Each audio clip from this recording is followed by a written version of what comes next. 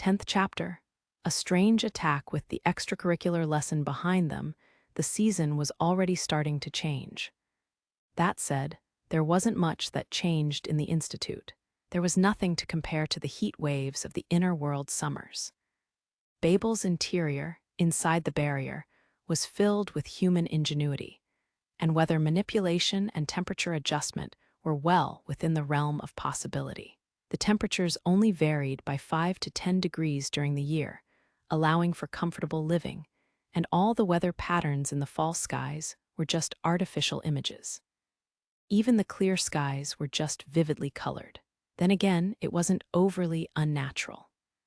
Those who lived before the disaster had almost forgotten what the real skies looked like and had gotten used to their artificial environment. And those who only knew of the inside saw the fake as real. Ironically enough, this technology provided humanity with the means to sustain itself semi-permanently, if not for the external threats. At the same time, it meant that interest in the outer world was extremely weak. If the threat of fiends was eliminated, this small world might be enough to satisfy the people forever. Summer vacation had just begun for the second magical institute that Alus attended. Though it was vacation time, the students looking to become Magicmasters were exceedingly ambitious when it came to improving themselves. And the students were everywhere, still wearing their uniforms and studying on their own as if the meaning of vacation was lost on them.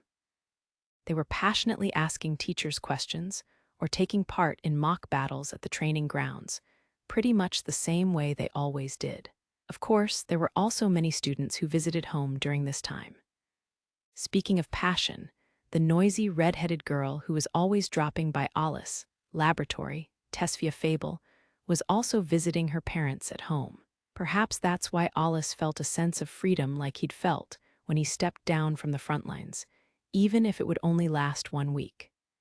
Incidentally, there was yet another girl as passionate as Tesfia. Though as this one wasn't as noisy, she was much easier to deal with.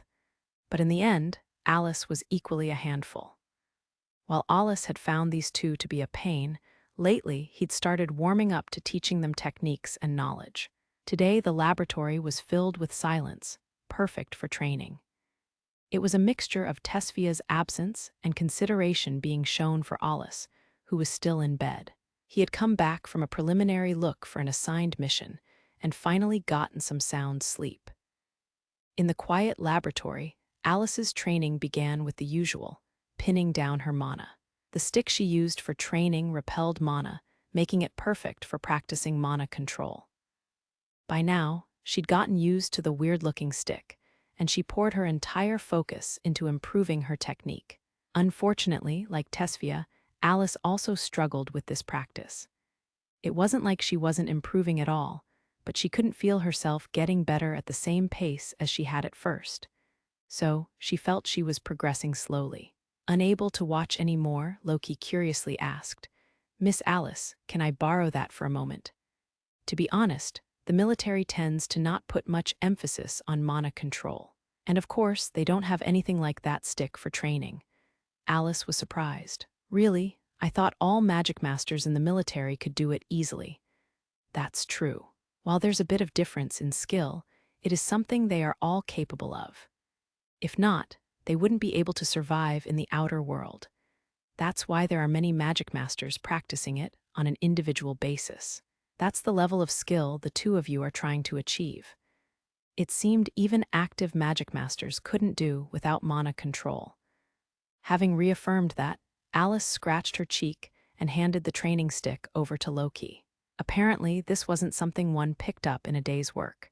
She was ashamed she'd thought so highly of herself, believing she would be able to do it quickly.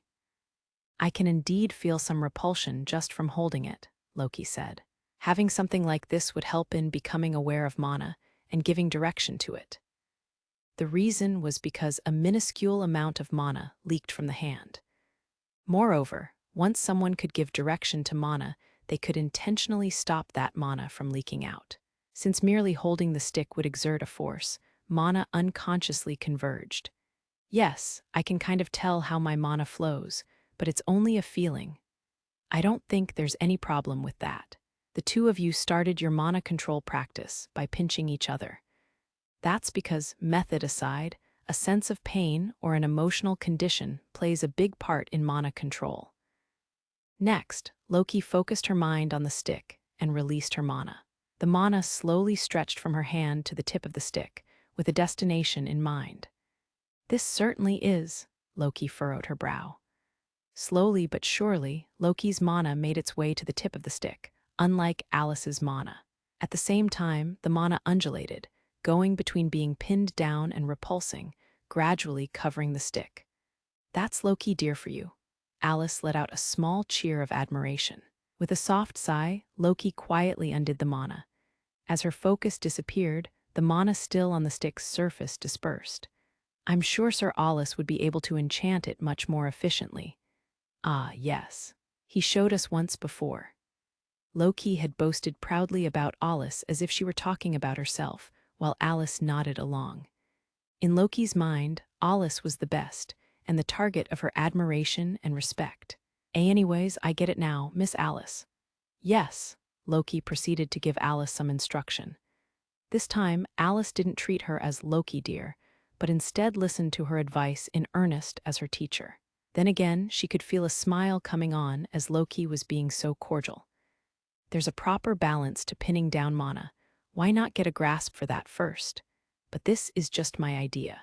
My suggestion isn't as appropriate as Sir Alus would be. You still make sure to give Al respect, huh? But yes, in the end, my mana always runs out of strength and gets repelled, even when I'm giving it my everything. That's not bad either, but the point of this training is to control mana. In other words, to learn how to efficiently handle your mana. So you have nothing to lose from grasping the directionality needed to pin down the mana.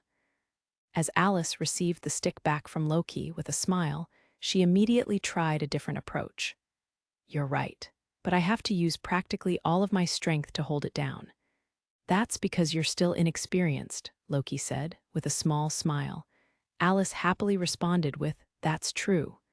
A somewhat frank mood filled the laboratory. Even in that atmosphere, Loki didn't forget to watch the time. It was almost time to wake Alice up. She wasn't looking forward to it because she was uncomfortable being with Alice. If anything, she felt it would be even more enjoyable if Alice were here too. However, there was no need for that. That was a terrible way to wake up. Alice peeked out from the now open door, brushing his hair aside. His mood could easily be discerned from the bags under his eyes. It took Loki a moment to realize what Alice meant by terrible. Sheesh, what kind of idiots are these? Alice tiredly leaned over at the window and stared outside. Behind him, Loki accurately reported the results of her detection magic. There are 5 intruders. Huh, intruders? Alice reacted to the word. She was confused and didn't understand what they meant right away, repeating the word to herself. So these must be humans. Currently, fiends were humanity's common enemy. And in that situation, there was nothing as pointless as fighting amongst themselves. The military always manipulated information to keep the existence of atrocious criminals hidden. By directing all hatred towards the fiends, humanity's solidarity was strengthened. Everything the military did was for that cause. Moreover, from a practical standpoint, there were major issues with deploying competent Magicmasters inside the nations as well. In that moment, several explosions rang out. The building rumbled. Did they think the Institute would be short of hands because it was vacation time? Talk about a stupid bunch. While it may have been a while ago, the principal was once a single-digit Magicmaster who alone could easily wipe out a mere 5 assailants. There were also several other formerly high-ranking Magicmasters on the school faculty. However, the intruders' goal was unclear. Were they after someone, looking to destroy the facility, or was it something else? A few seconds later, a shrill alarm rang out alerting the Institute that intruders had entered the grounds. The announcement told the students not to leave their dorms until the threat was eliminated. But Alice felt it was issued a bit too late. No, perhaps the intruder's skills should be lauded for that. He saw a single intruder approach the research building at a breakneck speed. The worn-out black robe concealed his or her physique. With a hood covering the head, The intruder looked rough despite the brilliant display.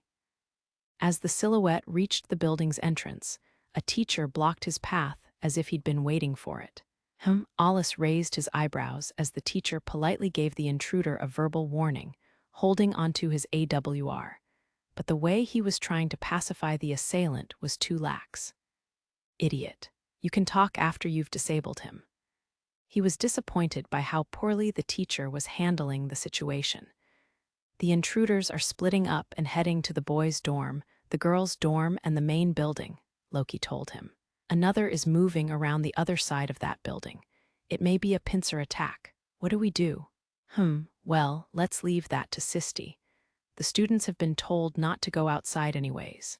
Besides, before Alus could finish his sentence, the intruder facing off against the teacher below pulled a short sword AWR out from beneath his robe and unleashed a spell without hesitation. The ball of light instantly created from the weapon's blade flew straight toward the teacher. Oh. His initiative taken away, the teacher responded, after a slight delay, by raising the ground to create a barrier. The protective wall of dirt, most likely created by earth magic, rose up just in time. When the ball of light touched the wall, it swelled up in size and burst. A considerable amount of mana must have burst, as the earth wall was blown away by the blast. The teacher was slammed into the research building by the impact and fell motionless. That was the light attribute. Having thrown the teacher aside, the intruder felt Alus' sharp glance and looked up. They exchanged glances. The intruder then marched inside the building. What a pain. He's coming. Loki, you deal with it, but incapacitate him without killing him. There's something on my mind. I understand. Alus gave the instruction while leaning against the wall. He was also using this opportunity to confirm Loki's resolve for the upcoming mission. Perhaps Loki sensed this, as she immediately got ready to fight. That said, she still looked the same as always, remaining calm and dignified, like a long-time maid preparing to welcome a guest. Suddenly, a worry popped up in Alus' head. The intruder's outfit reminded him of the bunch he'd encountered in the middle-class neighborhood last night. Then again, he could just confirm that later. As for Alus, you can come over here for now. Alus invited Alus to stand by him, and she obediently came, her gaze on the door all the while. She looked worried that the intruder would come bursting through the door at any moment. Will Loki be okay on her own? Should I help too? No, you just watch. This is something she has to do. Alus found that questionable, but chose not to say anything about it. And since Alus needed to keep the circumstances hidden due to the secret mission, he'd explained himself in a roundabout fashion. Alus, though, seemed to be feeling some fear. She anxiously nodded. Well, if something happens, I'll intervene, so don't worry. I don't want him smashing through the door, so lure him in and intercept him. The last part was addressed to Loki. Yes. Alus had the door unlocked to let the intruder enter. Loki then pulled out her knife hours. And while it was a trivial thing, this also meant they wouldn't go against the order given in the alarm. They wouldn't be going outside. He's coming. As Alus gulped, Alus and Loki spotted the intruder. The intruder didn't seem fazed by the unlocked door, as he or she sent a killing intent towards Alus. As if to intercept it, Loki stepped in between the intruder and Alus. You need to know your place if you're trying to go after Sir Alus. Kai, kill, rank 1, found you, Sazy wire body. 2. The intruder tilted his head and inhumanely and creepily spoke these grating words. The next moment, he held his short sword and moved on Loki as if she was in the way. His movements were strangely mechanic and difficult to fathom. I see, you're crazy. That explains it. Loki fought back with 4 knives between her fingers in each hand. She used a method she hadn't shown during practice, because this was a real fight. The knives were enchanted with electricity that would cause great damage if they made contact. However, the intruder showed no hesitation and swung down his short sword. A loud metallic clash rang out between Loki and the intruder. Electricity surged from the knives. The electricity ran through the intruder's short sword and into his body. But there was no pain in the intruder's expression. Loki wondered if he even had any nerves from how little his expression changed, as he put even more strength behind his blade. Eventually, Loki was slowly pushed back by that insane force. Erg. Surprisingly, the intruder broke the stalemate first. He let up on his pushing just a little, which ever so slightly threw Loki off balance as she was desperately pushing back. The blades separated. The intruder's blade swept back towards Loki. Seeing that, Loki quickly pulled her upper body back. Of course, it wasn't just to avoid the attack, but to counterattack. Something like this wasn't enough to create a big opening. Loki scraped her leg across the floor. Spinning around, she used her momentum to unleash a roundhouse kick that struck the intruder in the upper arm that held the short sword. While Loki's body was small, that was taken into account as she kicked. With the power behind the kick, it wouldn't be unexpected if it broke the arm. Despite that, the intruder didn't let go of the short sword. His arm and Loki's leg clashed, resulting in a back and forth pushing. The intruder's expression under the hood remained unchanged as he finally repelled Loki's kick with just his arm. What ridiculous strength. At a closer look, the intruder's physique was surprisingly slim. Just where did that slender arm hide such power? Loki jumped high up to dodge an attack and threw her knives from midair. Her aim was true. The knives ran through the intruder's feet, pinning them to the floor. After Loki landed and backflipped, she couldn't believe her eyes. The knives had gone straight through the intruder's feet and blood stained the floor red, but the intruder showed no signs of anguish. If anything, he forcibly pulled his feet out, worsening the injury when he could have just pulled the knives out with his hands. That abnormal behavior didn't just send chills down Loki's spine, but Alice's as well. Then again, that wouldn't stop Loki. Before the knives were completely out, she jumped up again. Seeing Loki's movements, the intruder brandished his short sword and constructed his spell like he had against the teacher. Loki lightly shook her knife. A thin lightning bolt ran from the tip of the knife toward the ones in the intruder's feet. The bolt ran through the intruder's entire body, the shock canceling out his spell. Picking up even more speed, Loki drove her knee into the intruder's chest. She could feel the bones crack. After confirming this, she quickly backed off to observe the results. The force caused the knives to fall out of the intruder's feet. He fell backwards towards the wall next to the door. The air exited his lungs with a sound, and he collapsed on the floor, falling silent. Loki watched suspiciously, waiting. She'd felt her attack work, but it also felt strange, like she was dealing with someone who was already dead. Then again, after falling to the floor, the intruder remained unmoving. Seeing that, Loki understood the fight was over. She glanced at Alus, but in that instant, "Kill, die," the intruder said in a hoarse voice.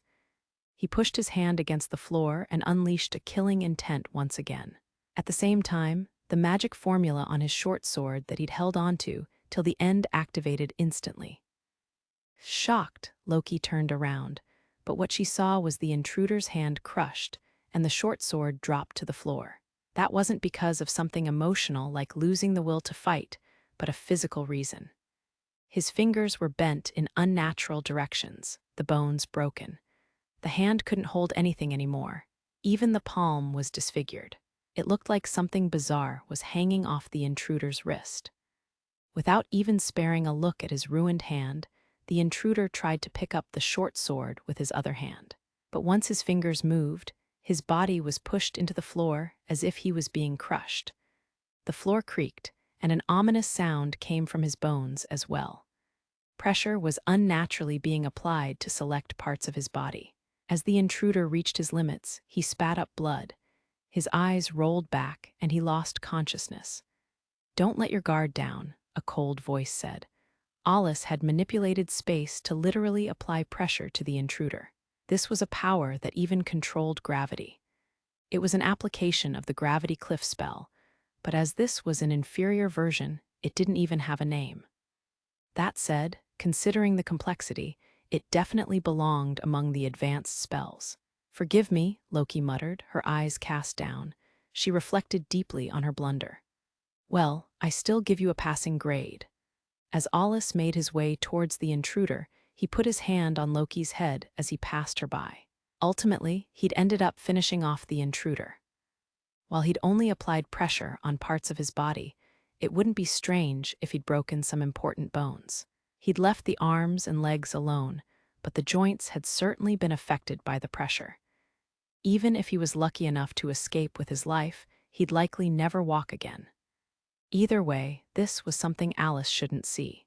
But due to her military experience, Loki was quick to change gears. She knew what needed to be prioritized.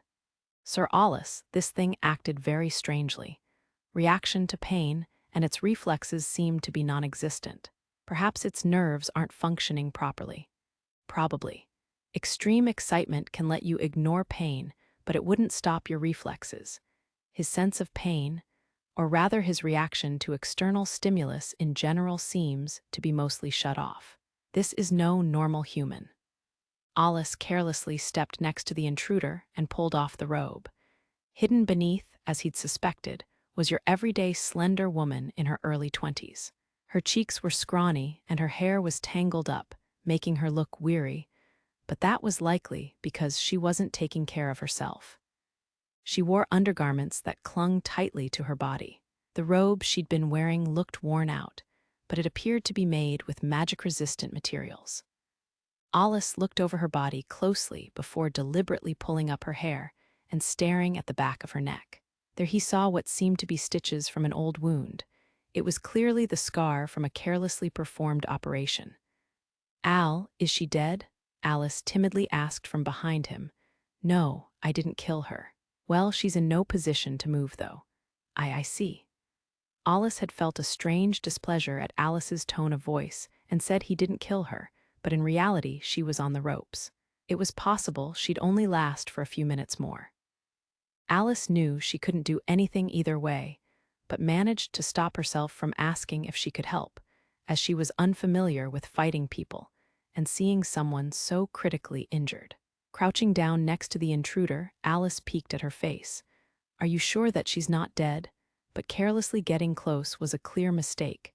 "You're better off not looking." "Huh." Suddenly, Alus let out a short scream. The reason was that the intruder's rolled-back eyes rolled forward again, the pupils staring at her. After glancing at Alus, the eyes looked around in search of something else. Alus clicked his tongue, forcibly pulling Alice's arm. As he held Alus in his embrace, the intruder moved in a bizarre fashion, raising her upper body using all 4 limbs. Using that momentum and posture, the intruder attacked a cabinet. The shelves with a glass door fell over, throwing the equipment that was inside out and across the laboratory. Documents and glass shards flew in the air, and using that moment when everyone was distracted, she charged toward the smallest of them all, Loki. "Loki, move!" Loki was already jumping aside by the time she heard Alus. Behind her was a window that led outside. The intruder broke through the window with her head and fell out. After stopping Loki from giving chase, Alus looked down through the broken window. It wasn't suicide. Mustering up strength from somewhere, the intruder had scraped down the wall to slow her descent before landing lightly on the ground. She took off at an incredible speed, heading away from the Institute in the same 4-legged posture.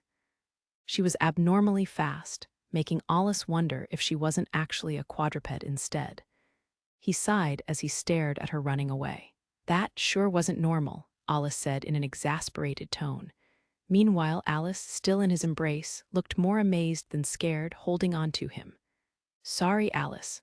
"Ah, no, it's fine. I was just a little surprised," Alus said, almost to herself in an effort to calm herself down. She joined Loki at the window, and the two of them scanned the surroundings. After all, there was more than one intruder. While Alus had her back to him, Alus picked up a test tube and collected some of the intruder's blood. "Sir Alus, there are still 2 intruders on Institute grounds. What should we do?" "I underestimated them. If they have to go up against those things, the teachers alone won't be enough. Sorry, but can you back them up, Loki?" "Understood, if that is your order." He had indeed let his guard down. Looking at just their skill with magic from when they'd broken into the Institute, they weren't very impressive as Magicmasters. The only unexpected thing was that abnormal tenacity. In person-to-person combat, even the veteran teachers might find the tables turned on them. If those things put their incredible stamina to work, even the most experienced Magicmaster could wind up on the receiving end of an attack from an enemy they thought they'd defeated. As Loki stepped onto the window frame, Alus gave her words of advice. Make sure to properly finish them this time. Loki, go for the heart or head. They won't go down otherwise. The trick is to not consider them human. There was a bit of sadness mixed in as he said this. He'd worried that this was something Loki would have to confront ever since she became his partner. Normally, this was something Alus should be doing on his own, but if Loki was going to stand by his side and fight humans, this was a necessary experience. It would likely decide whether she lived or died, and Loki would likely overcome it. She had the talent for it. Being able to make calculated decisions after encountering something only once before meant she had the ability to separate emotion from logic. Loki realized what Alus was thinking. I will take that to heart, she resolutely said. Completely disabling an opponent was far harder than simply killing them. She might have the rug pulled out from under her the way she was right now. That's why he'd said that. His advice was intended to make sure Loki protected herself. Yet, while she understood Alus' hesitation, she was ready to push her will through. She had no problems dirtying her hands. That's why she was sure she wouldn't create a situation that would worry him. She kicked off the window frame. Obeying Alus' order, Loki headed out to aid the teachers, her figure disappearing into the distance. Having seen Loki off, Alus expelled his worries with a sigh. For now, at least, Alice, go check the lock on the door. I'm sure you can do it. I left it open before, but it'll be needed for next time. Alice looked anxious and uncertain, but she wordlessly nodded and headed to the door to check the console that controlled the lock. While she did that, Alus shifted his attention to the test tube from before. The intruder's blood he'd collected would provide a clue. He already had what he wanted. The intruder's actions had come as a surprise, but he'd decided to let her go. It was clear she'd undergone some kind of body modification from the scar on the back of her neck. He'd considered fully incapacitating her, but considering how bizarre she was, he'd thought better of it. In the worst-case scenario, she might even do something as dangerous as self-destructing. Alus felt something was seriously off based on the abnormal atmosphere around her and her flow of mana. Moreover, her goal was unclear. Looking at her crazy movements, it wasn't unreasonable to assume her objective was something insane like indiscriminately killing everyone. But ultimately, her true motives remained obscure, considering she made a beeline toward us and the direction the other intruders went in.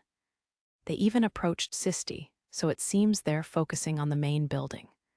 Looking at it from another point of view, it was possible they were targeting the stronger people at the Institute. But even then, their behavior didn't fully make sense. Even if they used their overwhelming stamina to launch surprise attacks, anyone capable wouldn't fall victim to something like that. In other words, it seemed like the intruders were attacking just to be defeated, meaning it could be reconnaissance enforced to gather information. Considering that possibility, Alus letting her escape might not have been that bad after all. With the intruder's body modifications, he wanted to avoid showing all of his cards. As there was no guarantee the intruders didn't have cameras or other information-gathering devices or spells, he didn't want to give too much away before he began his mission. Most of all, that worn-looking robe and those bizarre movements reminded him of the strange group he'd encountered the night before. So they're making their move. Alus was all but convinced of his hunch as he told himself this in his mind. It didn't take long to figure out the situation as to the rest of the attacking intruders. Loki returned with the information. By the time she'd arrived, the intruders had all escaped. The reason they didn't catch anyone was because of their stamina and movements, and because Sisti had shown earlier than expected. Sisti, having realized how absurd the intruder making his way toward her was, had immediately decided to deal with him herself. The only damages suffered were minor injuries to 2 teachers and 10 of the students. The teachers that had been unable to stop the students from getting hurt made one question their abilities. But the real reason was that the students had ignored instructions and gone outside to fight. In other words, they'd gotten there just deserts, so the teachers really couldn't be blamed for that. Fortunately, that youthful recklessness didn't end up harming the institute. Moreover, the students ended up with minor injuries because the intruders didn't take them seriously, as they weren't interested in them. The reason was probably because the intruders were targeting the strongest, on top of some other objective. Looking at the results, the 5 intruders all managed to escape. Of course, Magicmasters had been sent out to pursue them, but the Institute already had strict security to ensure things like this wouldn't happen in the first place. As the intruders slipped through that check, it was clear who should be held responsible. Shortly after Loki returned, it was announced by the principal herself that the situation was resolved and the threat was over. Alus, Loki, and Alice heard the broadcast from the laboratory. Details were omitted from the announcement. Instead, Sisti directly appealed to Alus to appear. Since he'd confronted one of the intruders, Alus had expected this, so he wasn't surprised, but it was still a pain. Besides, he had other things to concern himself with, so he simply put the call in a corner of his mind. He gazed at the laboratory and said, "I have to clean this mess up first, huh?" As he checked out the room, there were papers scattered about everywhere, along with glass shards from flasks and test tubes. Fortunately, none of the important machinery had been destroyed. Alus' honest impression of the intruder was that she'd rampaged through his laboratory before running away. He was likely going to be questioned for another reason, but if things were going to end up like this, he regretted his choice of not fighting them before. Of course, there was still something gained. He stroked the test tube in his pocket and let out yet another sigh. "Please leave this to me, Sir Alus." "Yes, will be done in no time." Sensing Alus' feelings, Loki readily offered to clean up while Alice rolled up her sleeves. Loki in particular got to work immediately, perhaps regretting her inability to stop the intruder. Then again, Alus had been the one to pick the laboratory as the battlefield, so he wasn't innocent either. He joined in with a "let's clean this up." Loki was in charge of putting the documents back in place, as she knew where they were usually stored, while Alice was in charge of cleaning up the floor. Alus already had anything he didn't want anyone else to see locked up elsewhere, so he had no problems with this. The only problem was the skills of these 2 girls who would put veteran housewives to shame. With them around, Alus, despite being the lord of the room, felt like he was only getting in the way of the cleaning. He already knew that, of course, since without Loki, there probably wouldn't be anywhere to stand with equipment and papers strewn across the floor at all times. The laboratory was being cleaned up in the blink of an eye, like magic. In fact, it was even cleaner now than before the fighting broke out. That was something to rejoice over, as long as you didn't look at how useless Alus felt. "Sorry for making you do this." At best, he could only thank the girls. He was half impressed by their cleaning skills and half guilty over barely doing anything himself. In the end, he only put a plank over the broken window to seal it up. After that hard work, though that might just have been how Alus felt, the 3 enjoyed some tea as if nothing had happened in the first place. "Sir Alus, don't you have to go to the principal's office? It's been about an hour since the broadcast." "Well, I don't think Sisti will mind. She should have some paperwork to do because of this incident, and we've been cleaning up over here. She probably won't complain," Alus said in an attempt to avoid the whole thing. But it wouldn't go the way he wanted. A bell rang out, the signal that another announcement was starting. "Alus Rygen, come to the principal's office right this instant. If you don't, your credits will breathe their last." Sisti was making the announcement herself in a clearly irritated tone, and for some reason, there was a sound of tearing paper mixed in as well. "Hey, what the hell?" Alus let out a shout by reflex, but now was not the time to make a fuss over abuse of authority. Which Sisti could make all of his credits disappear from his report card with a snap of her fingers. Can you really say "breathe their last" when talking about taking credits back? Of course not. Letting out the heaviest sigh of the day, Alus grimaced as he sipped his tea. His inability to calm down after finishing his tea wasn't just because his credits were at risk. Two stares focused on him, and he could more or less guess what they wanted to say. Sir Alus, Al, fine, I get it, I'm going. Alus put down his cup and stood up from his chair. This is depressing. Well, I don't know when I'll get back, so can you escort Alice back to her dorm when she's done training? Understood. I'll look forward to it, Loki dear. Loki splendidly ignored Alice as she nodded to only Alus. Or perhaps their answers just happened to overlap by accident. It wasn't like this was the first time he found something to be a pain. But this time, he wanted to get to analyzing the blood sample he got from the intruder. The elements. They're supposed to be scarce. Alus' mind was on the magic the intruder used. Dark and light magic were special attributes referred to as the elements. Unlike the other attributes learned after birth, an affinity for the elements was something you were born with. Yet the intruder had used it. An intruder that had undergone body modifications, at that. He couldn't conclude that this was related to his current mission. But there was something that kept him from discarding it as unrelated. On his way to the principal's office, Alus ran through a number of ideas.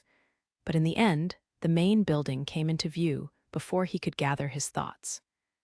Damage from the attack could be seen in the form of crumbled parts in the building's walls. Standing before the familiar office, Alus hesitated for a moment. What fate awaited him? He didn't understand the mind of someone who willingly jumped into the danger. But in reality, he had no way to escape. It wasn't until now that he understood how a student could feel nervous before facing the principal. Anyways, he had a lot of bad memories of this place, especially with misbehaving students. At least Sisti shouldn't have any prior engagements this time around. Alus finally steeled himself. I'm coming in. Inside, the elegant desk was piled with papers, and a fed-up face peeked out from that mountain. Principal Sisti's furrowed brows showed how bad of a mood she was in. You're late. I had something to do. Also, institute-wide announcements draw unnecessary attention, so I'd prefer it if you didn't do that again. A principal's orders should be prioritized above all else. And if you start showing up quickly after I call for you, I'll think about changing my ways. Besides, you're pouting like a teenager. Sisti began issuing a string of complaints to Alus.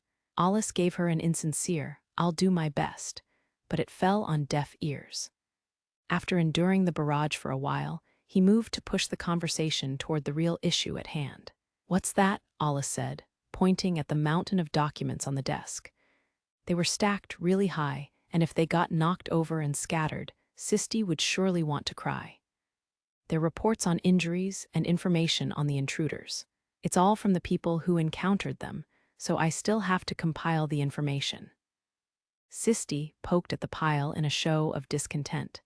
She was expressing her wish to push the problem away, but she still needed to report this to her superiors. It was boring but necessary work. And what do you want with me? I'm not going to help you with the reports, just so you know. Is that so? Sisti said, in a disappointed-sounding voice. Did she really call him out to help with the reports? Then again, her expression looked a bit too put on to be real. If that's really what you wanted, then I'm leaving. Well now, have a seat. They were talking past each other, but Sisti was trying to drag Alus into her way of doing things. She'd learned that getting irritated at everything wouldn't solve anything. As if to escape her pile of work, Sisti got up from her chair and moved to the sofa, facing Alus. Her expression turned serious as she got to the main question. So, who were they? What are you asking me for? Weren't they intruders? The principal's eyebrows furrowed slightly at Alus, purposefully dodging the question. Of course, if he didn't, she'd drag him into her pace. She continued without changing her cheerful expression. Though she was smiling, Sisti's pressure on him was palpable. Are you messing with me? I'm saying they were no normal intruders. So you noticed? Sisti glared after hearing Alus' bare-faced reply. Because she was the principal, she wasn't going to let any more jokes slide. I honestly don't know either. Did the one you dealt with use any magic? Yes, he used the light attribute. So did the one at my laboratory. It seemed all the intruders had used the light attribute. Alus was deep in thought. No secrets now. Sisti looked at Alus with a smile that left no room for negotiation. They're probably some kind of experiment. Looking at the scar on the back of her neck, she probably received some body modifications. Their minds have been messed with as well. And of course, they weren't just your ordinary intruders, were they? I think they had some kind of goal. From what I could tell, their routes of attack were more or less predetermined, Alus said. The Institute had disclosed general information about itself to the public. It couldn't maintain itself without the support of the citizenry, so basic facts like information on the teachers and other things were readily available to anyone. In other words, it was relatively easy to find the relevant information in order to prepare an attack. But the Institute had security. And moreover, there couldn't be that many reckless fools that would attack a place where Magicmasters trained daily to defeat fiends. And what goal would that be? I have no idea. I haven't been able to tell that much. But this was an attack from 5 rare light magic users. It's very possible that some organization is behind it. Who knows? If we knew that much, we would have done something before they attacked. It wasn't as though there was no one hostile to the Institute. There were organizations and religious groups who tried to ostracize magic masters. There were also cults that declared fiends to be messengers from God, sent upon them for humanity's arrogance, believing that because fiends were born with the ability to use magic, they were more closely tied to it than humans. There were plenty of examples of anti-magic master organizations, heretics, and fiend worshippers carrying out terrorist activities. Sisti was likely suspecting something like this as well, but Alus still felt they were unrelated to the attack, in part because he saw a connection between this attack and the group from yesterday. This is just my assumption, but I don't think it's related to one of those groups. What makes you say that? Sisti prodded him for more information. Alus put his hand up to stop her. You'll have to turn to the Governor General for any more than this. This is all I can say. This suggested that Alus' reticence was due to a military secret mission. Knowing the military was involved helped explain things to Sisti. So that's how it is, got it. Then I'll be taking my leave. Yes, good work today. Good luck on dealing with the aftermath. It's clear now that there's a hole in security, so I understand how you feel. If you do, then help me out. Unfortunately, I have work to do. Going any further than this would be asking for trouble. Who knew what kinds of problems Alus would be roped into if he agreed to help? With that, Alus decided to leave and went to the door. As he exited the main building, students who had taken shelter indoors and in the dorms came out as well. They made a stir as they saw the traces of battle with the intruders. Alus could also hear them whispering about several teachers who'd been taken to the infirmary. Having not gone up against the intruders themselves, they felt less fear and more curiosity. Some students with big egos bragged that they could have handled the intruders themselves. In fact, several rash students had gotten injured by ideas like this. Alus brushed off these empty discussions and set out for the laboratory. That's when Mr. Alus, a female student with long black hair, waved to him as she made her way through the crowd of students to his side. The one politely bowing and gracefully smiling at him was second-year student Felinella. Alus hadn't done anything to deserve this, but Felinella was well-bred enough that it could be passed off as a normal greeting. At this overly formal greeting, Alus reluctantly stopped. "Feli," he said quietly, mindful of the eyes of others. "It's been a while." It had indeed been a while, but that was because she'd said she would show her face at the laboratory, yet never stopped by. Actually, Felinella had attempted to do it several times, but always lost her nerve, using any excuse she could to call it off. Not only was she the dorm supervisor, but she also helped out with her father's business, so she hadn't had much time either up to now. Felinella wasn't officially in the military yet, but she was always called upon when something happened. But since that was also what she wanted, she couldn't lay all the blame on her father. Lately, however, the frequency and importance of the assignments went beyond the level of just helping out. Of course, She knew her place as a noble and didn't question it. In order to maintain her rank, she needed to contribute to the military and to the nation as an excellent magic master. Are you all right? What do you mean? Well, you were called to the principal's office. Ah, well, it was just some light interrogation. Wah!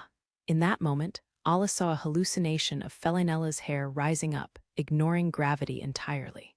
At the same time, her smile twitched a little. A mere former single-digit interrogating you? That's concerning. Just who does she think she is? Alice didn't overlook the corners of Felinella's eyes lifting up as she said these thorny words. Sensing this uneasy atmosphere, he felt like grumbling while also regretting his exaggeration of what had happened. With a wry smile, he tried to stop Felinella. She only asked me some questions. That should safely put out the small flames that might lead to disaster. I see, but wasn't that stepping out of line for someone as old as her, Mr. Alice? It seemed the flames were still smoldering. Well, while I'm at the Institute, I have no choice but to obey the principal. Even if you say that, more importantly, what were you doing, Feli? Alice tried to put a stop to the discussion and clumsily changed the topic. Actually, I fought one of the intruders, too. And then the other students caught you and barraged you with questions, I take it. Yes, Felinella answered, with an exhausted voice and bitter smile. She'd grown weary of being stuck in the circle of classmates as well. Alice figured that's when she saw him pass by and decided to kill two birds with one stone by calling out to him. In reality, Felinella just wanted to talk to him, but he had no way of knowing that. Eventually, Alice realized that he and Felinella standing around and talking was attracting stares from those around them. Wary of starting any more fires, he decided to start walking. Felinella caught on and walked next to him. You don't look to be hurt either, that's good. That's right. After a short pause, a happy smile appeared on Felinella's face.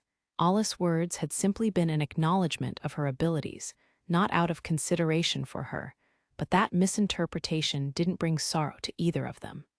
Did they use magic? Yes. I never expected them to make a move like this. They must be getting desperate. So you know about them. Alice gave Felinella a sharp glance. Seeing his look, Felinella's eyes opened wide in surprise for a moment. Then she understood why Alice was astonished. Alice, at her change in expression, used magic to expand his perception into their surroundings. There didn't seem to be any third party listening in. Picking up on that, Felinella paused for a second, then brought herself closer to Alice, their shoulders touching as she whispered into his ear. You mean the Governor General didn't tell you? What? Felinella was dumbfounded. She smiled wryly to hide her bewilderment. Well, you see, I'm actually involved in this case. I'm mostly in charge of information gathering. I see. Alice showed surprise for an instant, but he honestly thought it was brave of her. If she was involved in information-gathering missions, then there was only one person Alice could think of who was in charge of that in Alpha. Indeed, Felinella was almost certainly under the command of her father, Lord Vizziest. That was also the only route she could take to be involved in military missions. Did Lord Vizziest tell you to? No, I was the one who begged him. Vizziest was at one time Alice's direct superior. Back then, he was part of the temporary special forces. Now, Vizziest was head of the intelligence department, which was the department that provided the information for Alice's secret missions. Just how soft can you be on your daughter? Alice called out his former superior in his mind. Felinella's sharp eyes picked up on Alice's cheek twitching. Was there something wrong with the information you received? And no, the information itself was well researched. He wanted to continue with a but. Yet when he saw that bright smile pointed at him, he had no choice but to swallow the word. And you said you never expected them to do something like this? Yes, these intruders were without a doubt a part of Godma's experiments. It seems they have a way of escaping from our surveillance. Alternatively, they've spread them out all over the place to be able to adapt to whatever happens.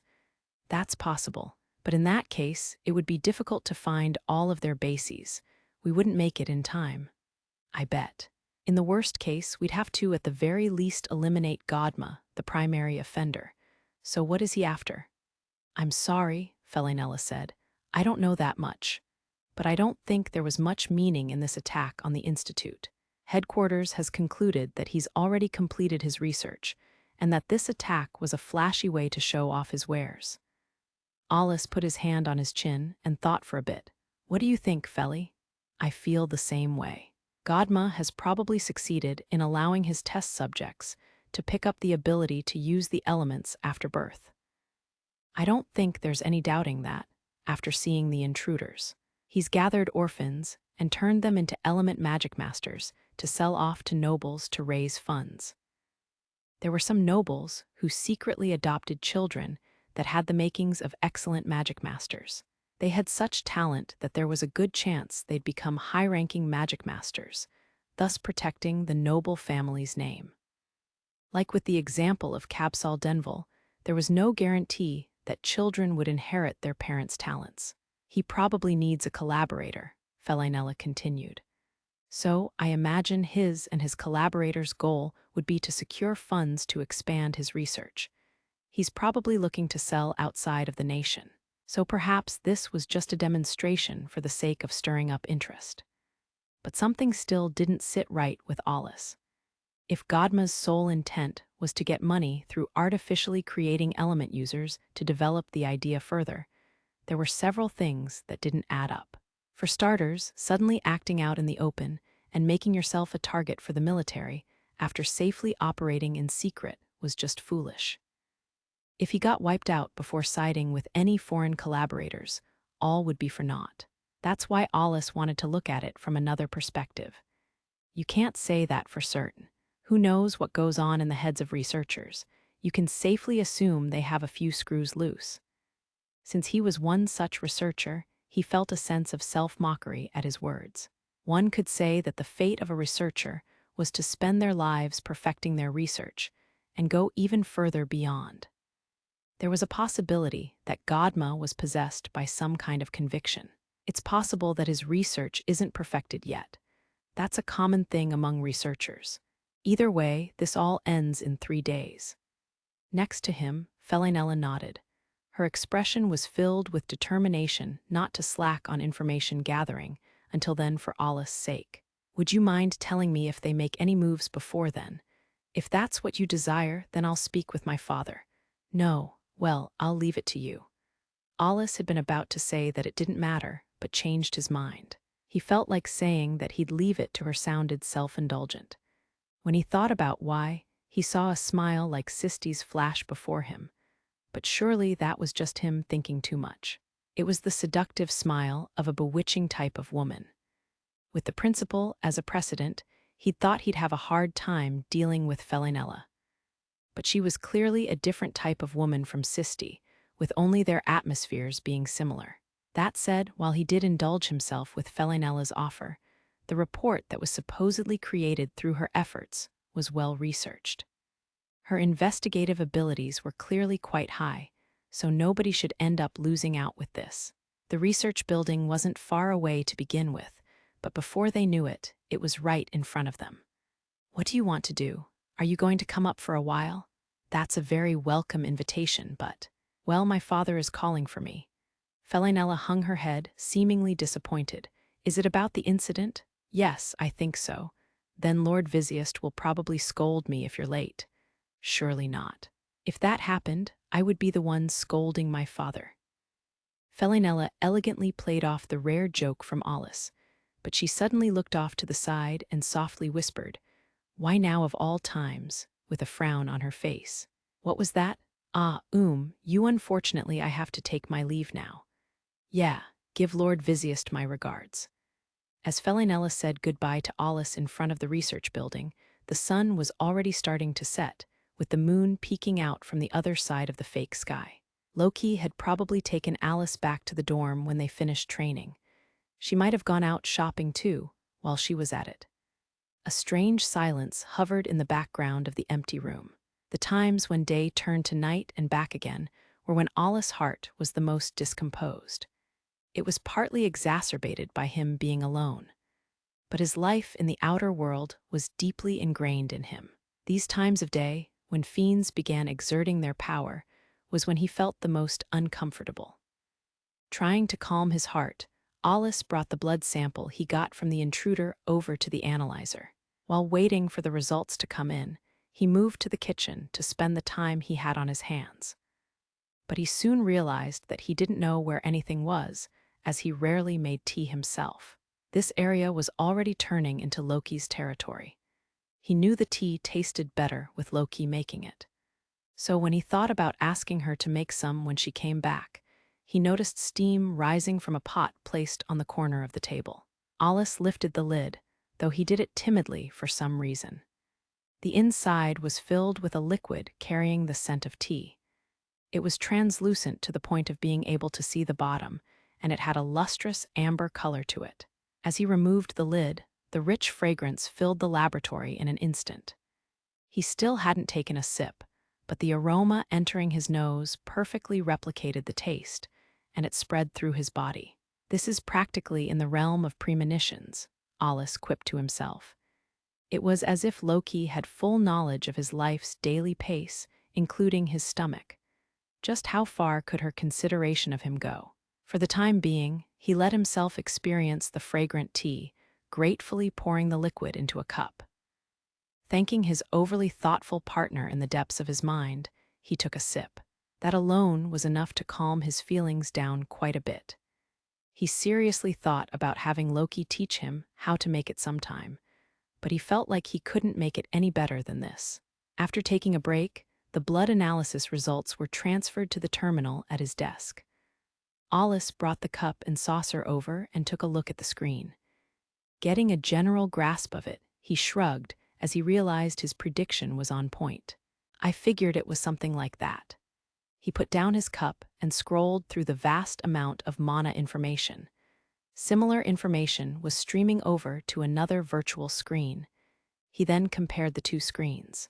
Incidentally, the second screen displayed the results of Alus's analysis. Alus read both screens, stopping when he reached the portion about their defects. As expected, it seemed the intruder gained her affinity for light magic after birth. Her information showed signs of the original mana factor being erased. The mana information had been overwritten with the information required to obtain the ability to use the elements. Alus questioned if doing something this violent would really allow one to handle the light attribute. This couldn't even be called a positive achievement. Wouldn't this just keep someone from using the elements or magic altogether? But in reality, the intruder had used light magic. Well, the data gathered from the intruder's blood was only usable as a reference. Next, Alus began looking for the part that weighed on his mind the most. Mana contained very basic information as well. The technical term for that was fundamental words. Mana information gradually grew more dense as the user gained more experience and memories, so it was constantly changing. The combinations reached an absolutely astronomical figure. However, a person's fundamental words would never change, which served as a definitive characteristic. As such, it was used in systems of identifying individuals, such as door locks. Exact copies didn't exist, but some portions of mana information were still inherited. The reason why a parent's affinity so easily influenced the child's was because a portion of the DNA didn't change. A child's affinity for the basic 6 attributes had already been influenced by the parent's affinities by the time they were given life. There was still room after birth for that to change, but it was usually established by the time the autonomic nervous system had developed. The opinion that it was very likely the elements were acquired before birth was because there were many cases where the acquisition of light magic was recognized before the aforementioned establishment. Moreover, the relationship between fundamental words and the elements was still unexplained. It was impossible to decipher every single combination of symbols making up the thousands of characters known as lost spells. Not a single person had found a principle or combination for the formation of elements. This was considered one of the biggest questions in the field of magic. For starters, where the fundamental words were located differed from person to person. That's why even Alus had no choice but to scroll on forever to find them. He was of course being helped by the advanced deciphering program he'd made himself, but even that had its limits. So in the end it was a battle of stamina and willpower. Eventually, he stopped scrolling as his eyes scanned the character strings on the screen. No, he'd instantly read all of it and grasped it, and what it meant. Before he knew it, Alus unconsciously clicked his tongue. This was the result and effects of Godma's research. He felt a sickening feeling as if his emotions had been thrown into a mixer. But he was sure that the starting point of this research had had a point to it. If it was possible to create excellent magic masters after birth, they could be expected to be a sufficient force to repel the fiends. The focus fell on the light attribute because it could be used to inhibit regeneration. In a sense, Godma's research had the same purpose and goal as Alus' research, but reality wasn't that simple. Godma's research far overstepped the ethical code set by the 7 nations. Moreover, it was impeding the progress of Alus' student, something he devoted his precious time to. Because of those 2 points, Alus couldn't accept Godma's research. He wasn't going to be influenced by his emotions. There wouldn't be any hindrances to the mission. It was just that he saw Godma's existence and research results as harmful. Some simple addition showed that Godma's research could be beneficial to humanity. It might even be far more effective than spending the time to train people like Tesfia and Alus to be competent magic masters. However, there were clear problems with the means and the process. That's what disgusted Alus. Alus had the pride of being the greatest magic master. He was also confident that this revolting research that violated the code of ethics wasn't superior to the wisdom he imparted or the time he spent training the 2 girls. Either way, Alus wasn't going to back away from this, which was why he was going to watch over them until the end. "I'm sorry for being late." Quietly opening the door and entering, Loki confirmed Alus was home and apologized for her tardiness. Alus had no way of knowing if she was late or not, since he didn't know when she'd left. But he was sure she was only saying it because he'd made it home before she did. "Welcome back." Loki, her eyes cast down, headed to the kitchen to make dinner. It seemed preparations were already made as she brought out a plate of carefully cooked food. Normally they ate dinner together, but she must have sensed the atmosphere around Alus as she rushed out a plate. Seeing her consideration, Alus unfamiliarly struck up a conversation to change gears. He felt like he'd go insane if he didn't talk about something. How was Alice's training? She seems to have picked up on the trick for it. "I see, you might be good at teaching people." "I see, that's good." There was no vigor in his voice as he spoke mechanically. "Is something the matter?" Loki asked, suspecting something as she continued to cook. A question born from a trivial conversation. Her casual way of asking was another sign of her consideration. Alus smiled dryly at his partner, who was so well versed in the subtleties of men. While thinking how he was no match for her, his lips eventually curled up in a small smile. "No, it's nothing." Even if the nuance of his words gave away that something had indeed happened, he didn't mind if he gave that away. "I see." So even if Alus denied it, the sorrow in Loki's heart didn't disappear. But she still believed that this was fine and focused on her cooking, and before long a smile appeared on her face as well. Loki piled the newly made food onto a plate. That's when the terminal on Alus' desk let out an unfamiliar alarm. It was the alert for a received message, and the focus suddenly switched away from their everyday life. "No change, huh?" Alus muttered, having stopped eating to take a look. It was a periodic report from the Governor General's Intelligence Department containing information Felinella had gathered. This happened every time, as such information greatly influenced missions, with detailed reports being delivered to him. The mission was set to start in 3 days. At the moment, it was expected to begin in the early morning, but if the target made any suspicious moves, it wouldn't be strange to receive an order to begin the mission right away. As such, Alus always looked at the periodic reports immediately. He had the report displayed on the large screen by the table so he could share it with Loki. "Does this mean that Godma's backer, his patron, hasn't been identified?" Most likely. The report was created from the information gathered by Lord Vizayast's elite forces, and if there were no new developments, this might be a pretty big hurdle, but there's still a time limit. We might have to make a move even if all the information isn't there yet. It's better than letting him get away. Knowing Vizayast's skills, Alus figured that any backer, even if they were a big shot, would be discovered rather easily.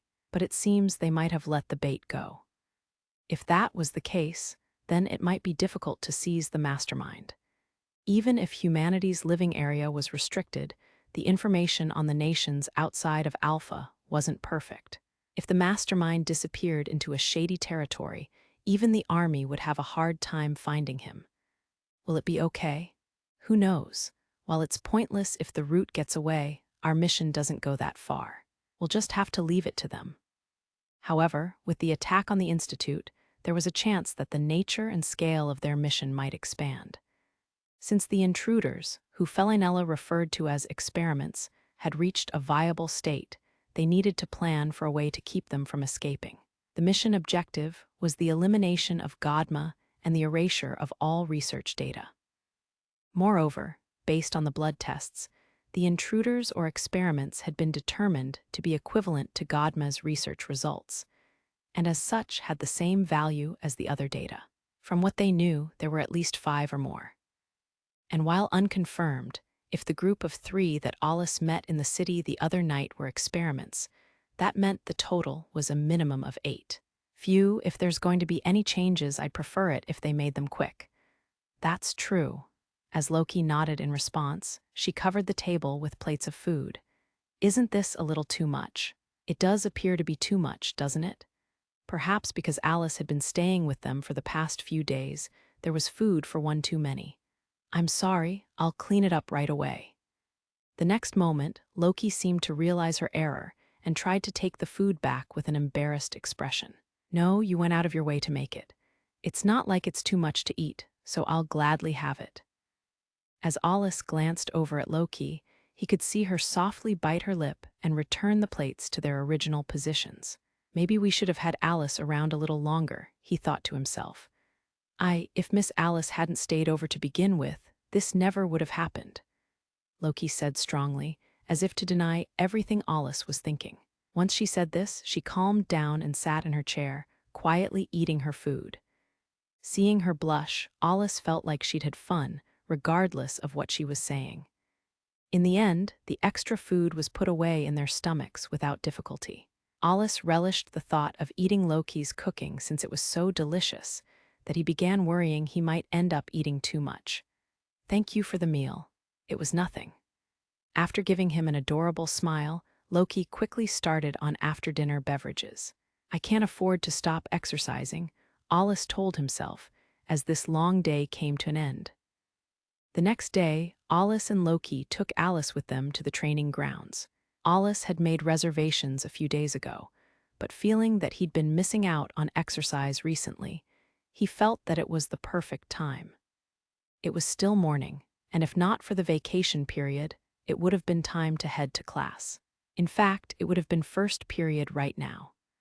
Their goal was to try out the new spell Alus had developed for Alus. Alus was astonished and exhilarated to hear it was already completed when he went over their schedule at the training grounds. That said, it was a bit of an exaggeration to call it a new spell. In reality, all Alus had done was taken some elements of another attribute and adapted them to the light attribute. The base spell was the intermediate wind spell, Kametachi. Alus added his own touches to the magic formula, removing the attribute portions and adjusting it to work for Alice's light attribute. Alus worried that it would actually work for her, as the barrier activated and partitioned off the training area. Having changed into their training uniforms in the locker room, Alus and Loki were walking together. Alus was one-sidedly chatting away in a light-hearted fashion with Loki, who remained emotionless.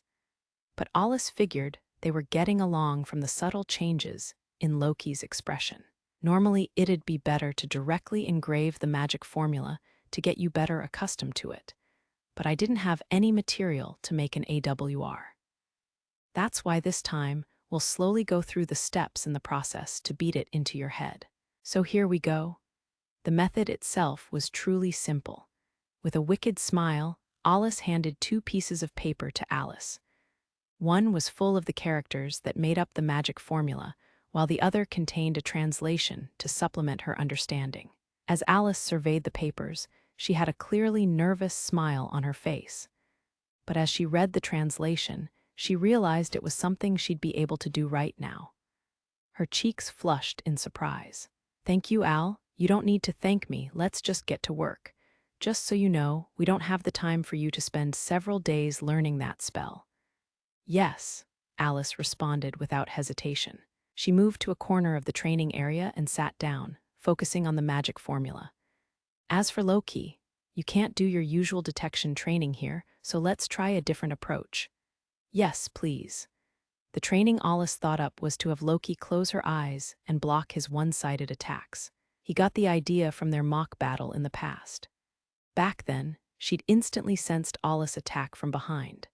The reason for that was her use of detection magic.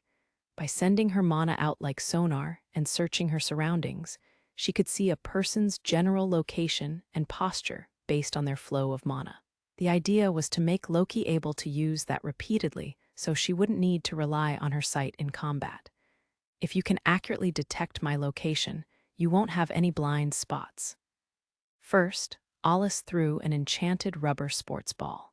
The goal was for her to be able to dodge or block it with her eyes closed.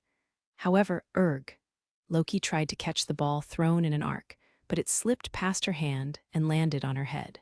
Incidentally, while it was enchanted, Alice hadn't imbued it with destructive energy or hardened it, so getting hit by it wasn't much different from getting hit by a normal ball. The space between the mana sonar pulses is too long.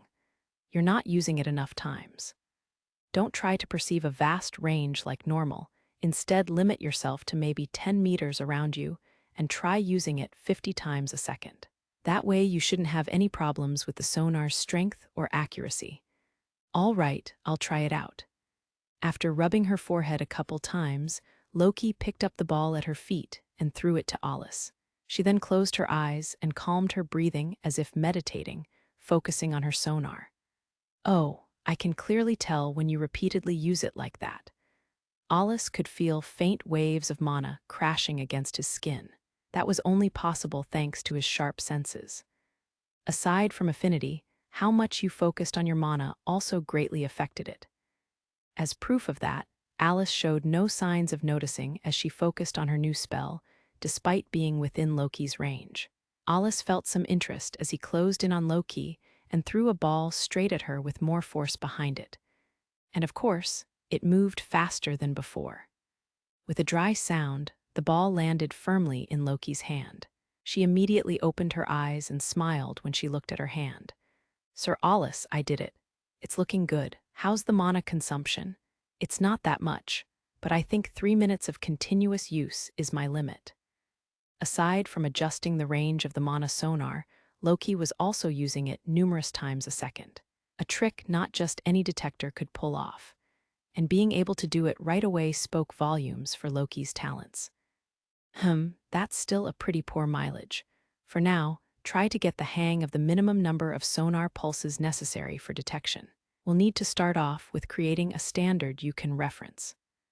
Loki nodded firmly at Alice as he walked over to Alice, who seemed to be struggling, the ball still in his hand. "How's it going?" "I don't know what I'm doing wrong. It's not activating at all."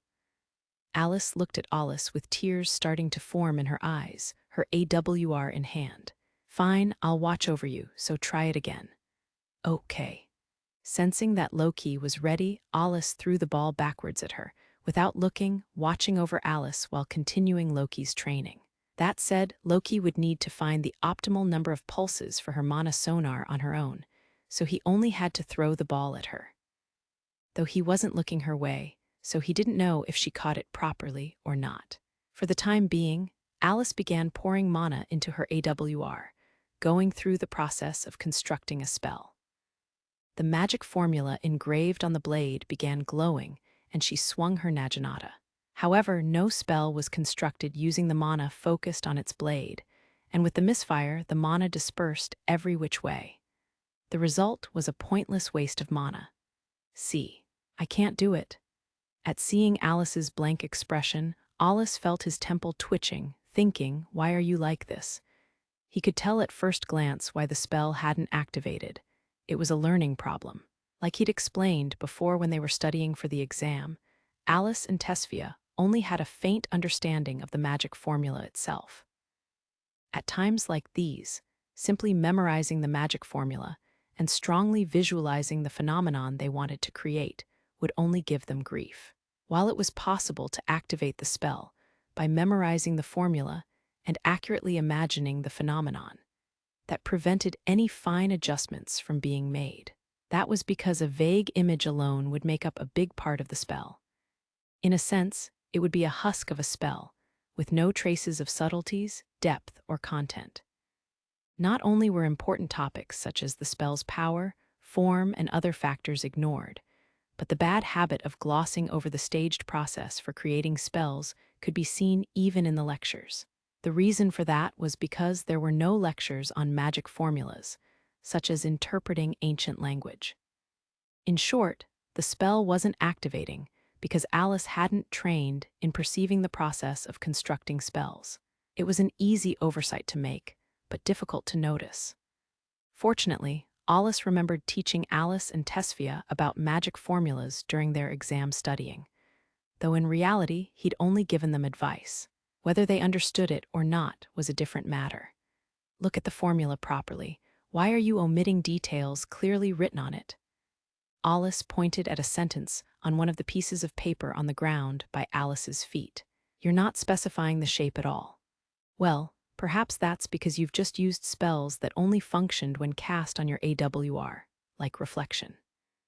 Since even the novice-level spell arrow required the user to form the mana into the shape of an arrow, the vast majority of Magicmasters, even the beginners, could specify shapes in their head.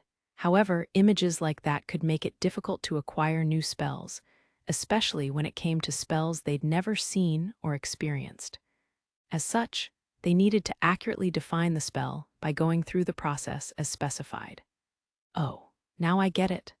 Alice stuck out her tongue in a cutesy way, as if to say, whoops.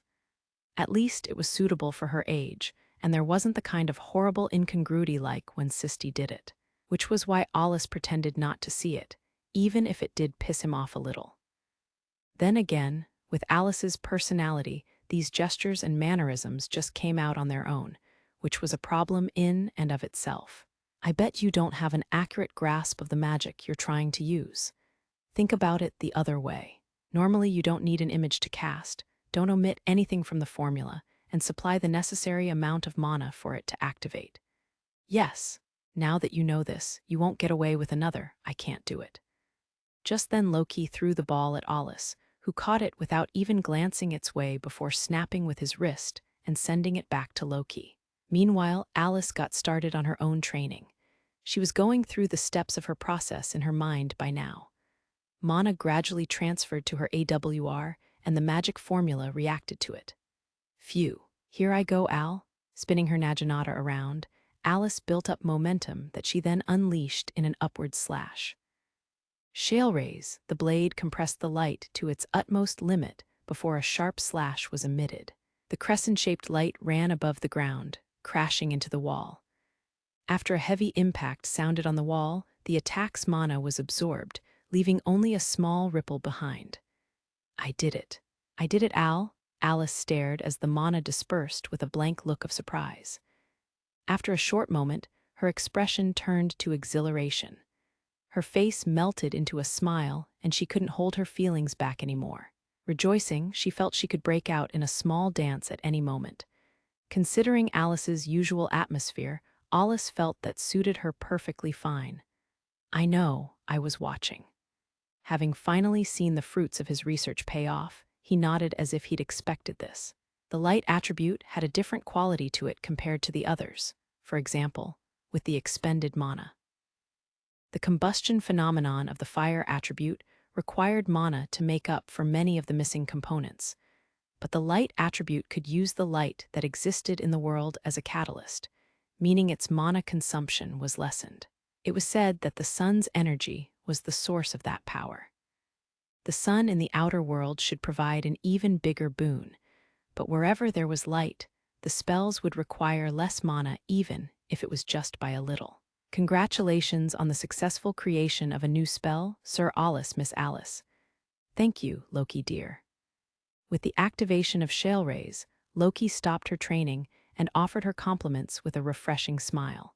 But what she was really doing was showing appreciation for Alus' hard work. Well, it's not like you have to be me to do something like this. You're being too humble. Yeah, this is amazing, you know. It might offend other magic masters, but Alus had only taken a spell from a different attribute and applied it to the light attribute, and it ended up working out. As anyone who'd developed a spell knew, as long as the proper theory and time was put into the work, the spells would take shape. That said, to these two who didn't know the details of how to make spells, it seemed like a great achievement. Alice was excited to be able to put a third spell of her attribute into her repertoire. If anything, she was only getting happier. For now, Alice, keep practicing that spell to make sure you can use it. Just so you know, once you can make all kinds of minute adjustments, there's finally a point to the repetition, right?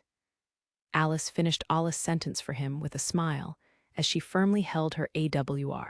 It seemed she understood the essential meaning of the mana control training. It'd be even better if she could use it right away, but she knew that without Alice having to say it.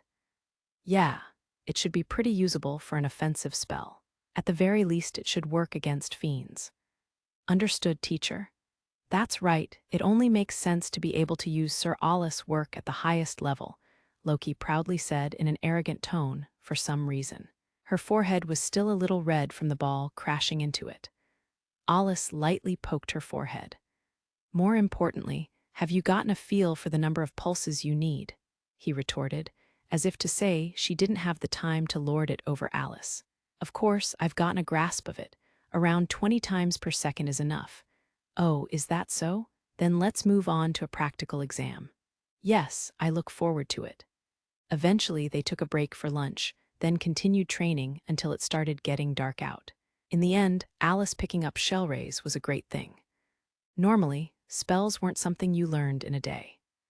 Shell Rays had the power of an intermediate or advanced spell, but the density of mana information and difficulty in activating the spell were on the low end.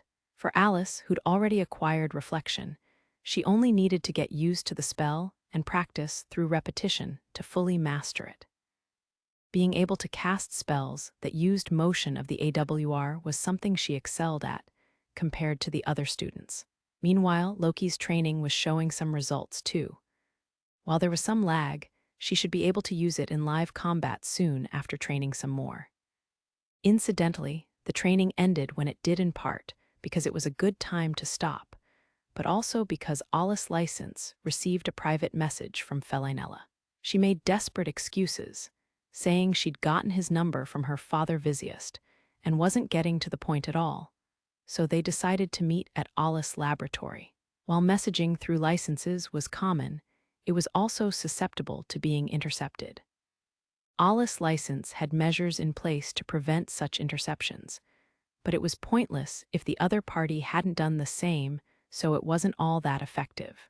That was also why they'd decided to keep quiet about the details until they were in private. As such, Alice headed back to the research building alongside Loki and Alice. They parted ways with Alice, and when Alice and Loki arrived at the door to the laboratory, they found Felinella already waiting there, despite the girls' dorm being farther away.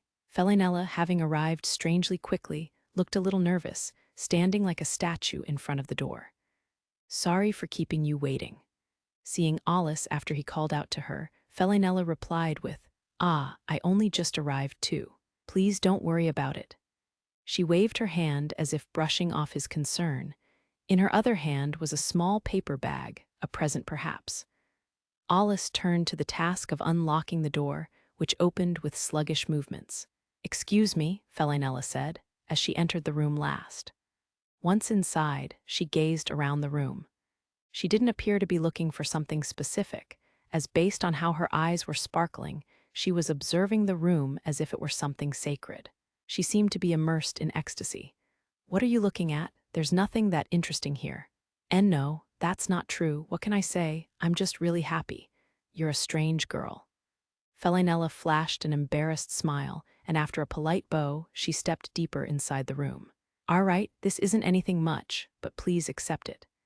Inside the paper bag were high-quality snacks neatly bundled together. "What did you even come here for?" Alus was sure this was about the mission, so he felt the wind go out of his sails. "However, for the mission, of course," Felinella answered, with a blank look of surprise. So this really was about the mission, Alus thought, and passed the tea snacks over to Loki. It seemed they weren't quite seeing eye to eye. Felinella was nobility. She didn't bypass courtesy. She was constantly polite and even roundabout at times. Alus, on the other hand, was strictly logical and wanted to finish up important matters immediately. Moreover, Felinella was being strangely meek today, throwing Alus off his pace. Eventually, Loki came out with tea for 3, along with the snacks Felinella brought, and the group sat down at the table. Alus had thought this before, but just the motions Felinella went through when she sat down made her look more like nobility than any other noble lady. "All right, let's get down to business." Felinella's expression turned sharp as Alus spoke. Yes, the other day, the top brass concluded that the group that attacked the Institute was indeed part of Godma's experiments. As a matter of convenience, the group of experiments have been named the Dolls. The Supreme Commander, Governor General Barrick, has settled on a change in policy. From now on, the mission is no longer merely the elimination of Godma. The mission is now to annihilate Godma and his dolls. I guess they don't have a choice. It seemed there was no doubt the attackers were moving under Godma's orders, and there was a good chance Alus knew what they were up to. Doing something as extreme as attacking the Institute made it clear Godma had no intention of hiding anymore.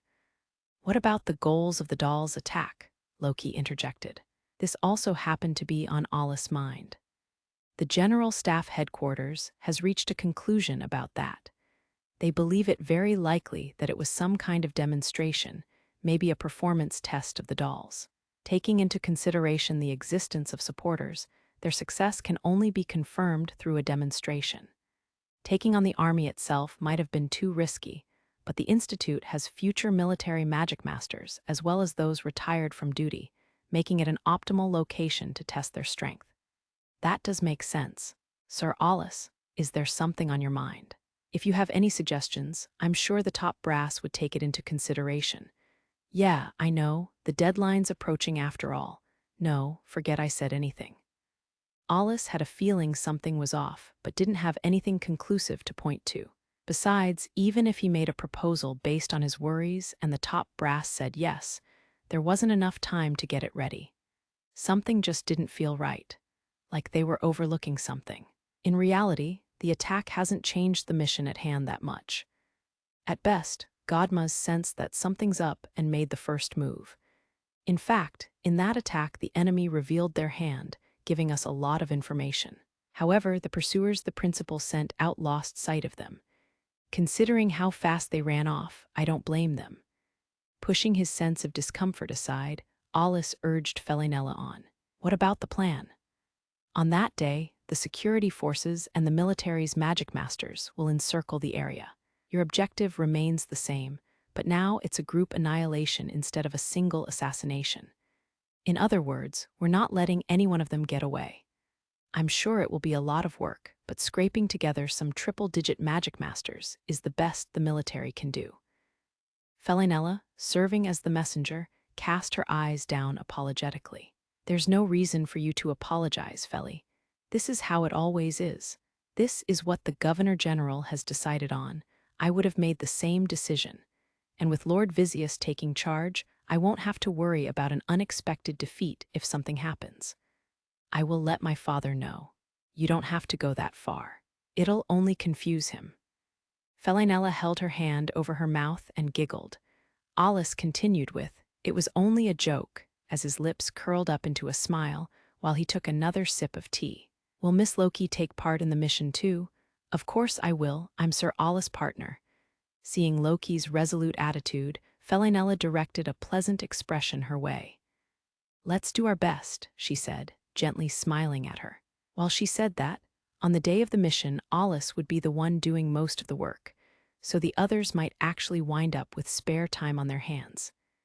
After that, Felinella and Alus went over the details. The more he heard, the more Alus realized how capable Felinella was at gathering information. Almost all of his questions were answered. She was very well prepared. Eventually, they lapsed into small talk. "I recall Lord Vizziest having an affinity to wind. Is it the same for you, Feli?" "Yes, he's beaten wind spells that would be useful for intelligence gathering into me." "I see," Alus nodded to himself. The wind attribute had a lot of spells for searching an area or gathering information. That said, it didn't mean they got lumped in with the same category as Loki as a detector. They did, however, provide a wide selection to choose from, be it for serving at the front lines or as auxiliary personnel. It was more apt to describe them as all-purpose. "Are you aiming to be at the top of the intelligence department, Feli?" "That's the plan. So I hope to be of some use to you someday, Mr. Alus." Loki reacted to Felinella's cheeks turning red. "Sir Alus already has me as his partner, so you can focus on your information gathering, Miss Felinella." "Oh my, Miss Loki, you can't get overconfident," Felinella replied in a slightly condescending tone, trying to pacify Loki like a graceful older sister. After smiling softly, she elegantly brought her tea to her lips. "It's not overconfidence, it's necessity." Alus didn't really get the underlying conflict, but he could tell the atmosphere was turning threatening as he shifted his eyes between the two. With nowhere to run, he simply took one sip of tea after another. Finally, his cup was empty, and he unfortunately had to put it down on the table, letting out a sigh. "That doesn't matter.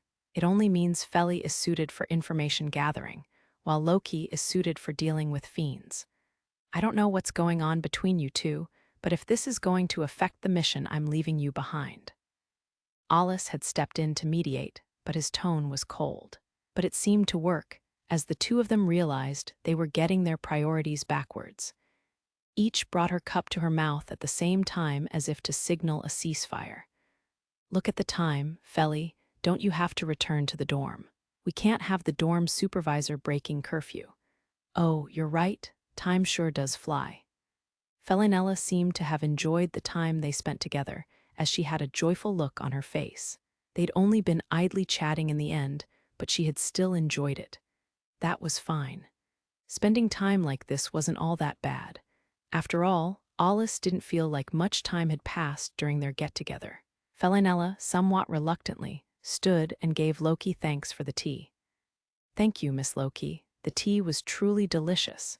Why don't we have a tea party in my room so I can pay you back?" On her face was a carefree smile. Loki seemed to have her guard up, but as she hesitated to answer, Alus gave her back a push. First things first, they needed to form a friendly relationship, Alus thought.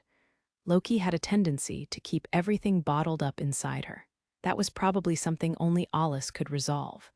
With no more time to hesitate, Loki spoke out after being urged on by Alus. "If Sir Alus comes with me, then I would certainly participate. Come on, this is a personal invitation for you." Alus was dumbfounded, as Loki continued to drag her feet. He felt like he was watching his past self. Governor General Barrick might have felt the same way he did. "Loki, this is one of our bad habits. Why not take her up on her good intentions?" "Okay, then I will accept, Miss Felinella." Loki exaggeratedly bowed deeply, but Felinella maintained her bright smile. "Then, leave it to me. Mr. Alus, you can join us too if you like." "I'm fine. Some other time, maybe." "Yes, I'll look forward to it. Then I'll take my leave here, Mr. Alus, Miss Loki." "Yeah, thanks. I can prepare tea for you anytime." "Ah, please wait a little." Having remembered something, Loki went to the depths of the room before returning with a paper bag containing an expensive-looking present for Felinella. With a rare blush, Felinella graciously accepted it. Alus gazed at the two, seeing their height difference and feeling they looked a bit like siblings, and smiled a little. But if he said that, he imagined Loki would grumble. By the entrance, Felinella gave the two a very noble and polite bow. The sight of her glossy black hair sliding off her shoulders was dazzling, fixating the eyes of everyone present. She didn't have the same kind of otherworldly beauty Loki had, nor the teenage girl cuteness of Alus. As for a certain red-headed noble, they couldn't even be compared. She had practically none of that elegant and perfect feminine beauty, and the difference between her exterior and interior was quite extreme. Of course, that was part of Tesfia's charm. If anything else happens, let me know. Please leave it to me. Alus offered to escort her back, which she politely declined. It still wasn't that late, and she felt bad about making him walk all that way and back again. With that, Felinella left with a strangely happy smile on her face. 2 days remained until the mission. A very in-depth investigation had been carried out for this one. The military was being exceptionally careful. But in the end, the fact that anything could happen was the same as in the outer world. The biggest causes for worry were Godma's eerie movements and the lack of high-ranking Magicmasters. Estimates for the experiments put them on the same level as triple-digit Magicmasters in terms of physical capabilities. If Alus were to go up against a lot of them, there was a good chance some might get away. Since the number of experiments was unknown, they were an uncertain factor. In the worst-case scenario, Alus and Loki might not be enough to deal with them all. That's why there would be an encirclement. Alus wanted 2 double-digit Magicmasters, just to be sure, but with preparations and missions going on in the outer world, it'd be difficult to get hold of any. Like Felinella said, this was realistically the best they could do. While this was an annihilation mission, they couldn't make such big moves that the citizens would notice. After all, Alus' secret missions couldn't really be made public. The next day, before noon, the weather inside the human domain was artificial, and it was generally excellent. Neither too hot nor too cold, making it comfortable, but it was set that way by human hands. The temperature was average, with gentle breezes. The sky was almost disgustingly clear. But in Alus' laboratory, a girl stood wordlessly with a clouded expression. "And why are you here?" Alus asked bluntly, but the girl had heard about the attack on the Institute and rushed back a few days ahead of schedule, out of worry for her best friend. That said, to Alus her return was poorly timed. Having enjoyed her vacation, Tesfia was currently wearing a cool tunic and lace-decorated shorts. Despite her short stature, her long legs were put on display. She had her AWR inside a bag with her. Her ponytail was tied higher than usual, but was sagging, making her look like a dejected puppy. Her face looked exhausted, in contrast with her outfit. Alus's name being missing from the injured list should have eased her worries, but Tesfia's worries seemed to have another source. "Welcome back, Fia." "Alus, thank God." A big smile bloomed on Tesfia's face when she heard Alus's voice. "I went through some things too, but don't ask anything right now and let me hug you." Her bag looked much lighter than when she left the Institute, and she embraced Alus with a crying face. The fact that she said not to ask, yet looked ready to tell Alus everything, was quite amusing. Alus patted Tesfia on the head like she was a discouraged pet. That she was strangely good at doing this spoke volumes for how long they'd been together. "That doesn't matter, just make sure you take that luggage home." "Of course I will.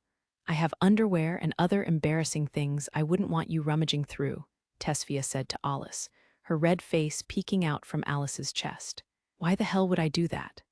"Well, Al's a teenage boy after all," Alus said mischievously, her finger on her chin. "Besides, that's all the more reason not to." "Yes, I'd throw it away," Loki declared, interrupting Alus. But it's mine, though. I'd throw it away. But I might just accidentally forget it." "Yes, and I might just accidentally throw it away," Loki continued without hesitating, a smug smile on her face. It appeared Tesfia's luggage wasn't making it past her harsh inspection. "That's not accidental. You're actually declaring that you'd throw it away. The trashy items inside are the last things Sir Alus needs to see. You're taking it away, right?" "Why, yes." Thus the attempt at lumping together the greatest Magicmaster with your run-of-the-mill boy in puberty was tragically cut short. That said, Alus already lived with Loki and was skirting the line of ethics. Picking up the bag she'd put down, Tesfia made sure to put it where she could see it. "Now I get how you see me," Alus said. "But fine, it would get thrown away anyways all the same." "You can't. I finally found some cute clothes. I also have a present for Alice." "Oh, Fia, you only went home for a bit. You didn't have to do that." "It's fine. I bought it because I wanted to." "Ah, I got something for you too, Loki. I'm positive you'll look good in it, so look forward to it."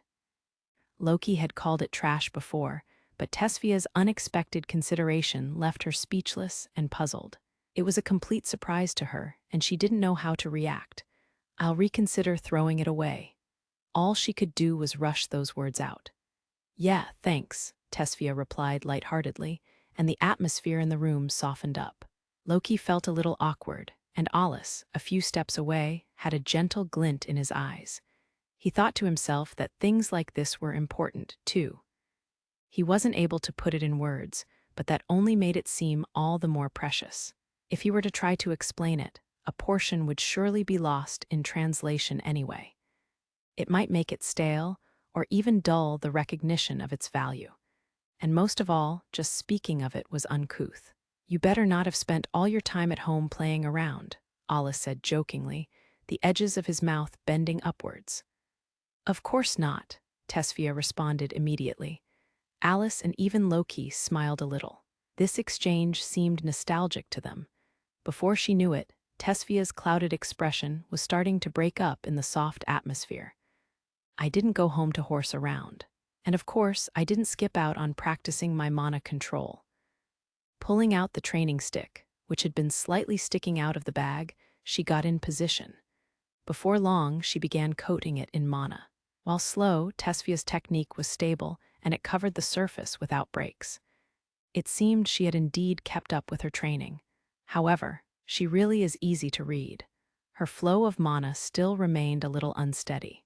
Looking on, Alus realized it wasn't a problem with technique, but was rather due to hesitation, unease, or concern. It was a problem in her mind. Mana definitely had a connection to the mind and emotions, but it was rare for it to be this obvious. In a way, it was a very honest manifestation of her mana, just like her.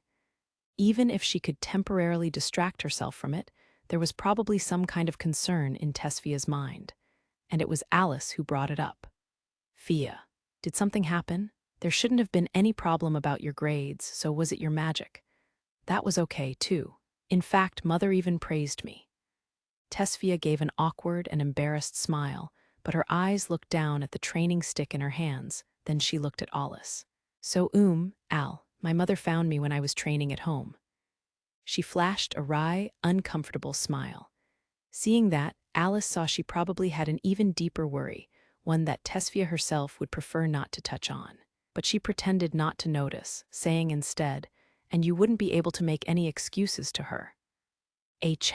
Was there a problem with that?" Alus asked. There shouldn't have been any problems with her family seeing her training. But there was something Alus had completely forgotten. Alus was the first to say it. "You said so yourself, Al. That stick is made of a precious material, and only two exist in the entire world." "Right. If I recall, your mother was a capable Magicmaster. She was in the military and went to the outer world a lot, so she's interested in magic and knows a lot about it." Of course she would. A first-rate Magicmaster would be able to tell what kind of thing the training stick was just by touching it. Conversely, its appearance was only that of a creepy-looking piece of wood. And then your mother said something. "Why, yeah, she asked me who I'm getting guidance from, and just who that person is." I bet she would. I honestly would have felt the same way. Tesfia looked away, embarrassedly scratching her cheek. Seeing her best friend like that, Alus could imagine Tesfia's mother barraging her with questions, and a bitter smile appeared on her lips. I bet that was tough. Fia's no match for her mother, after all. Geez, you only bring problems with you, don't you?" As if embracing Alus' exasperated words, Tesfia hung her head down. But she'd still done her best to protect the secret. "I thought you would find that bothersome. That's why I never told Mother who was teaching me, no matter how much she asked." "Well, it is a bother, but it's also a blunder on my part." Tesfia meekly raised her head to look at Alus, who realized it was partly his mistake. He was aware that considerations like this needed to be taken into account when teaching the two. "Good luck, Fia," Alus said, pampering Tesfia, as if to say that her mother would come around eventually. She succeeded in further taming the red-headed girl, who was now as meek as a critter. Next, Tesfia looked at Alus with a guilty expression. "Al, I didn't say your name or rank, but I think Mother suspects something." "I couldn't. What does it matter? If she's a former soldier, then there's a chance she'll figure it out sooner or later, especially when it concerns her own daughter. Isn't that all right?" Alus had the preconception that that was just how parents were, and he wasn't all that wrong. That said, since he didn't know Tesfia's parents, it was just a presumption on his part. If biological parents and foster parents acted the same, then Barrick or Viziest would be useful as examples of how Alus would be treated. But even if he thought about that, the situation wasn't going to improve, so he changed gears to something more realistic. "Right, now that the noisy one is back, the two of you should get back to training. I'm going back to my own research." Tesfia slowly raised her hand, for some reason not reacting to being called noisy. Should I help too as an apology?" "Oh, are you trying to cause me even more problems? In fact, how do you think you're going to help me with my research?" "That's right." Loki didn't miss her chance to throw in a sharp retort of her own. She didn't need to wait for Alus to say something to know his research was exceptionally advanced. If not, Loki would have long since been his research assistant as well as his partner. But this time, she relented on stepping in any further and left the explanation to Alus. "Tell her, Miss Alus." Okay." Alus was taken aback by having the topic suddenly thrown in her lap, but did as Loki asked and explained it to Tesfia. "Fia, thanks to Al's research, I'm able to use another spell now. That's the kind of level it's on, so I don't think you'd be very useful. Aren't good intentions enough? I think you'd only get in the way." Unlike before, Alus had had several opportunities to look at Alus' research process. When she saw the complex character strings and books on advanced magic theory that were lying about, she just felt overwhelmed. "That's too bad. Let me know if I can do anything. If you have the time for that, get to work on improving your own skills." "Geez, I get it. I'm going to get much stronger before you know it." Tesfia reflected on her remark before saying it out loud. Her tone of voice made it sound like she was trying to convince herself, and behind that was yet more anxiety. As if to shake free from those feelings, Tesfia forcibly changed the subject.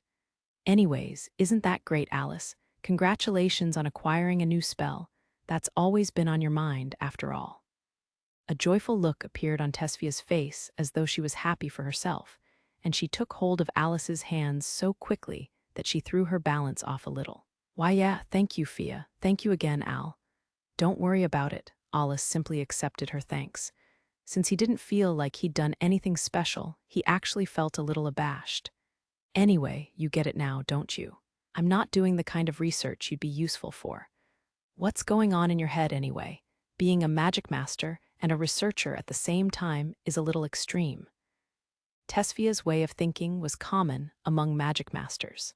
To her, Magicmasters were purely people who put theories into practice, leaving research of magic to the specialist scholars. Behind the explosive development of magic was an orderly division of labor and a pursuit of logic, which was perhaps also why the system was so rigid and unchanging. This is the problem with people who don't think things through. Why don't you study up on the magic you use a little more? HRK. Having had a sound argument thrown her way, Tesfia stumbled for words. But she quickly got herself together and said, "Your sublime research has left a deep impression on me.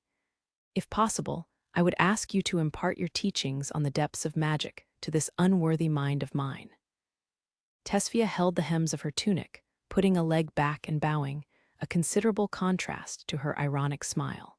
A backhanded compliment, it seemed. Her intentions aside, Alus felt like this was the first time he'd ever seen her behave like a noble. But since he knew what she was normally like, it felt horribly wrong, too. Normally, one might be captivated by her appearance, but Alus couldn't imagine it. "That's what I'm calling shallow. Talk about shrewd." That's right. I have a present for you too, Al. I'll give it to you later. She can be clever in the strangest ways, but she's shrewd either way, Alice thought. The ice attribute has a wide variety of spells. Once you're able to put those to use, we can move on to the real thing. Got it. Tesfia's mischievous smile was replaced with an innocent one. Also, if you're going back to the dorm, make sure you eat there. I don't want you mooching off of us. Who's mooching here? You don't even prepare the food yourself. Tesfia childishly stuck out her tongue in a meager show of revenge. After that, Tesfia and Alice returned to the girls' dorm to change and eat. The training grounds had been reserved, so Alice could more quickly make minute adjustments to her new spell. However, they had a brief period of free time before then, due to the time of their reservation. Additionally, Tesfia had shown up with so little luggage because she'd had most of it shipped back, and it was just about time for her to pick it up. Finally, Alus and Loki were left alone, and silence filled the laboratory after the selfish storm had passed. Alus sighed, muttering, "Geez, talk about noisy." But for some reason it didn't feel as unpleasant as he thought it would. Then again, if it would continue on forever, that would be a problem in itself. His mind would break down from the mental fatigue. Either way, now was a good time for a break. Just as he was about to ask Loki for some tea, he noticed that something strange was still here. Is she really an idiot? Tesfia had gone and left her luggage behind, just after all they had discussed. Maybe it really was intentional. At the very least, that present of hers should be inside, which was why, don't throw it away, Loki. I know, that was a joke. Loki frowned and muttered, what a hopeless person, as she glanced at the bag that contained a present not just for Alice, but for her as well. 11th chapter Garden of Madness in Alpha. When one said the word nature, the first thing that came to mind was the huge forest situated between the middle-class and upper-class districts. But at the same time, its grand appearance was also being used as a cover, concealing the ruins of unspeakable deeds. After humanity had its living space taken away, there was a time when it deeply invested in magic research, and the militaries of all the nations spearheaded inhumane and unethical research projects. Alpha was no exception. The remains of that stain on its past still lay abandoned in that forest. While it wasn't true of all the research, there were still a lot of research, projects the nation would have to take responsibility for if they ever came to light. Because of that, entry into the forest was strictly forbidden. Right now, that black mark on the nation's past was being managed strictly through the law. The forest was green during the day, but as the sun set, the shades of red dyeing the leaves gradually turned darker. Eventually, the forest became dark as night, making the shadows cast by the grove of trees even blacker. In the depths of the forest, the faint silhouette of something artificial could be seen. Hidden by the dense canopy of trees were the remains of a secretly constructed research facility. It had probably been a 4-story building, but had deteriorated with the passage of time. The top floor had completely collapsed, leaving the remaining 3 floors barely standing. Its insides could be peered into, thanks to all the holes in the walls. The only reason the building still stood was because of the now exposed steel beams. The desolate atmosphere gave it that characteristic abandoned building feeling. Only the most eccentric explorer of ruins would want to approach this eerie building draped in darkness. In a room deep below the building, staring into several screens, a man pushed his grimy glasses up with the tip of a finger.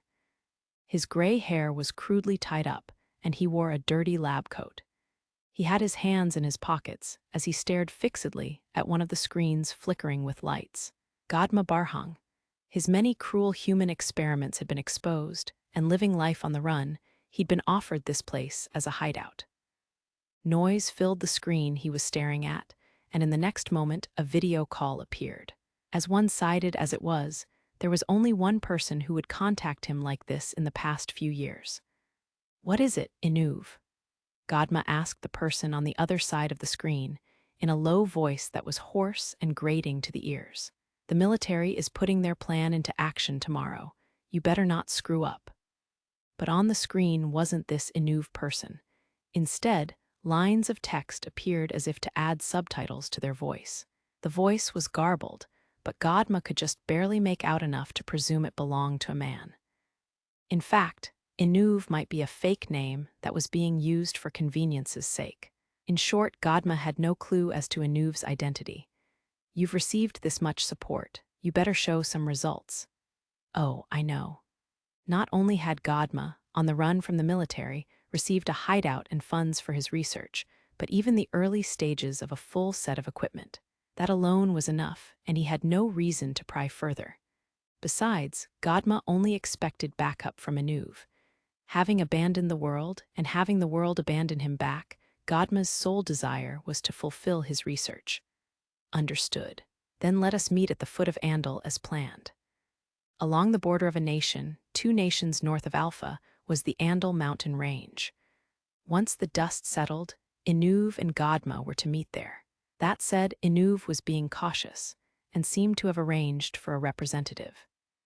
In exchange for providing Godma with a place of rest and supporting his element factor separation research, Inuv wanted more from Godma, his additional research on the ability to acquire the elements after birth, as well as the mental manipulation that created living combat dolls. Inuv also wanted an explanation for the elements and how they occurred. To Godma, who'd been out of options, this secret meeting and the accompanying proposal had been a shining beacon of hope. However, after several years, the deadline was almost here, and at the same time his research was finally reaching the practical stage. At the very least, he'd reached the standard Inuv was asking for. But that wasn't enough for Godma. In order to use the light attribute, mana information needed to be overwritten with an excellent element factor. That much was fine. But the experiments created that way weren't actually able to use light magic. The reason for that was to be found in the self. The mana information that constantly changed with accumulated experience was rejecting the element nature that had been transplanted as a shallow layer. Godma dealt with that by filling the mana information, including the fundamental words, with the element factor. The result of that was the collapse of the self, but to him that was within expectations, and he actually preferred it that way. After all, he was able to make puppets that obeyed orders by taking control of their brain waves. The biggest flaw was in the details of the element factor used to overwrite the mana information. It was overwhelmingly lacking. The replication of the factor itself only resulted in an inferior version that didn't have the same strength of the original. When he made his escape, he'd only managed to get away with some documents and the small number of blood samples that had been drained and put in test tubes. The experiments with the replicated factor written into their mana information were only able to use around 1 light attribute spell. But seeing the enormous amount of data that was written in as knowledge inside the brain, Inuv pushed the project on to a practical stage, namely remaking the minds and bodies of people to create augmented humans. That was a little different from the goal of Godma's research, but it was an accomplishment in its own right. Godma had no problem with operating on young boys and girls that were either orphans with nowhere to go or had been kidnapped from somewhere. In fact, he felt something akin to pleasure in creating Magicmasters that rivaled triple digits with his own 2 hands. And now he could see the further heights of his research. He carefully held up an old, crumbling book like it was a treasure for Inuv to see. Even I was surprised by this. An original first part of the 4 books of Fegel. It's completely different from the copied versions. I can see why Alpha didn't even want to let the copies out into the world. If this is just the first part, what is in the rest? Don't bother thinking of anything unnecessary. All you have to do is bring results. If you can do that, we will be generous. Eventually, we might even consider meeting in person, rather than through a representative, and even allow you to touch the other books. Now, that is a very enticing offer. Don't worry, no matter who you might be, you won't regret it. I'll shave away at Alpha's power. After all, they're even preparing a sacrifice for me. We're sure you're aware of this, but they have the current no. One on their side. Alus Rygen. I just confirmed it on my end as well. He might be number one, but he's only human. The power of an individual is no match for my works. Not even Godma had expected that a young man stood at the top of the hundreds of thousands of magic masters. Moreover, his being at an institute for novices was nothing short of a joke. At first he'd thought he was a fake, but according to Anuv's information, the young man was without a doubt the current number one. Backing up that information further was the encounter between him and Godma's experiments that he dispatched to the city as a test. It had only been a coincidence that they'd run into each other, but Godma's calculations told him that 30 or so experiments would be enough to deal with him. While he didn't go so far as to consider him a mere child, he was still more or less making light of him. That would be nice, but what we demand is results from your research. Whether they will be of use in combat or not is all that matters. If I follow the escape route, I should arrive in 4 days. This was the last stage of a carefully laid plan. According to the plan, Godma would be able to show off the results of his research, throwing Alpha into chaos while he made a leisurely escape. But Anuv's muffled voice coming from the screen replied without any intonation. Fine, as long as you bring results with you. But still, all you magic researchers being insane is a big help. I wish you the best of luck, Professor. Next time we meet will be at the foot of Andal, he concluded, and hung up. If you asked Godma, who was more erratic, though, he'd firmly declare Anuv to be far more insane than him.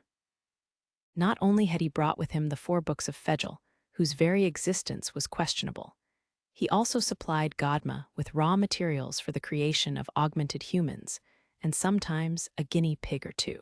Moreover, I even got a magic formula that was supposed to have been erased. I'd say you're just as insane as me. Anuv, however, was still cautious. He never gave Godma any critical information. Anuv alone could never have been responsible for the vast funds and more that Godma had received. Some sort of massive organization was behind him. It wasn't like Godma had never considered who it was, but whenever he did, it was just a passing thought. Something as trifling as that wasn't a problem to him, so long as he could continue down his path of lunacy. But while he wouldn't say it out loud, Godma, with his intelligence, already had a good idea of their identity. The experimentation on augmented humans, a black mark on the past, was one of the things the 7 nations had declared to be illegal. In the past, however, the 7 nations each had their characteristic research, and several nations had had a fixation with augmented humans. Then again, that was something Godma had only managed to learn after hacking into the military's database. Or perhaps it was a nation that had suffered at the hands of fiends, repeatedly breaking through Babel's barrier in the past. The nation of Balms, situated to the north on the opposite side of Alpha, was one such nation, as its single-digit magic masters were inferior to those of other nations. Perhaps they wanted something to bolster their forces as quickly as possible for the sake of survival, even if they were still just experiments. It was also possible that it was some kind of anti-magic master organization. It could also be an organization that worshipped fiends as being above humans. Dark cults existed even before human dominance of the world was overthrown. With the appearance of fiends, they were given a clear direction for their worship, making them more radicalized. It wouldn't be strange for a group such as them, constantly oppressed, to choose to fight fire with fire. Either way, all Godma had to do was to erase every trace of the research he'd done here and bring the data with him. While the owner of the room stared at the screen that had filled with static once the call was ended, the other screens still displayed the recordings the experiments had brought back. That's when a clear voice came from behind Godma. That's the last of them. This one took severe damage and died on the way back. The voice belonged to a girl wearing a robe with a hood covering her eyes. The chestnut-colored hair peeking out from the hood was clearly not being taken care of, as it hung over her face. At one point in time, she'd had pretty facial features, but now her complexion was awful and she looked haggard. She grimaced with chagrin and had a scar on her face. The flickering screens lit her up as she spoke. Her voice was robotic, but there was obvious pain in it. She'd set out to pick up the experiments Godma had sent out, collecting one of the experiments that had barely managed to escape, but didn't have the strength to make it all the way back. It must have been seriously injured during the attack on the Institute. She held it in both arms. It had passed away with its eyes slightly open, turning into a real puppet. Good work, Melissa. Too bad about that one, but let's dispose of it. I sent out 5 of them, and 3 have been completely put out of business, huh? Well, I suppose they tried their best. His words of appreciation were shallow, and his tone was cruel. He'd only bothered to glance in the experiment's direction, and having lost interest, his gaze drifted back to the recordings playing on the screens. Truth be told, he didn't care. He'd only lost a few pawns. The girl called Melissa easily held the female experiment in her arms, but when she heard his instructions, she began walking. Before long, she put the expired experiment down on what looked like a stretcher, alongside the others. An automated scan began running right away, sending the recorded data to one of the screens in front of Godma. Once he finished watching the recording, he finally turned back to the 3 experiments. Pushing the stretchers, he moved them to the corner of the facility, speaking out to the silent experiments. Unfortunately, I've decided to dispose of you. You can't keep failing like this. You're setting a bad example for the others. Nor is it fair. But don't worry, I still have plenty more to replace you. Having arrived at his destination, he used his wrinkled hand to operate a panel on the wall. As he did, the floor below the stretchers opened up, revealing a huge hole. Next, Godma pressed a glowing blue button on the sides of the stretchers. The stretchers began to slant down with a quiet humming noise. Eventually, the bodies of the 3 experiments fell down into the hole. Just like that, Godma finished disposing of the 3 like they were toys he'd gotten sick of playing with.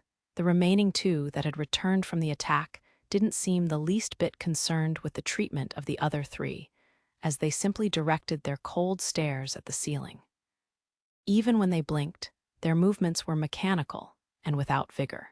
Incidentally, this made 6 experiments dumped into the disposal chute, including some lookouts around the base. Unlike Godma, who went through the process in a familiar fashion, Melissa behind him turned her eyes away, staring at a wall until the job was done.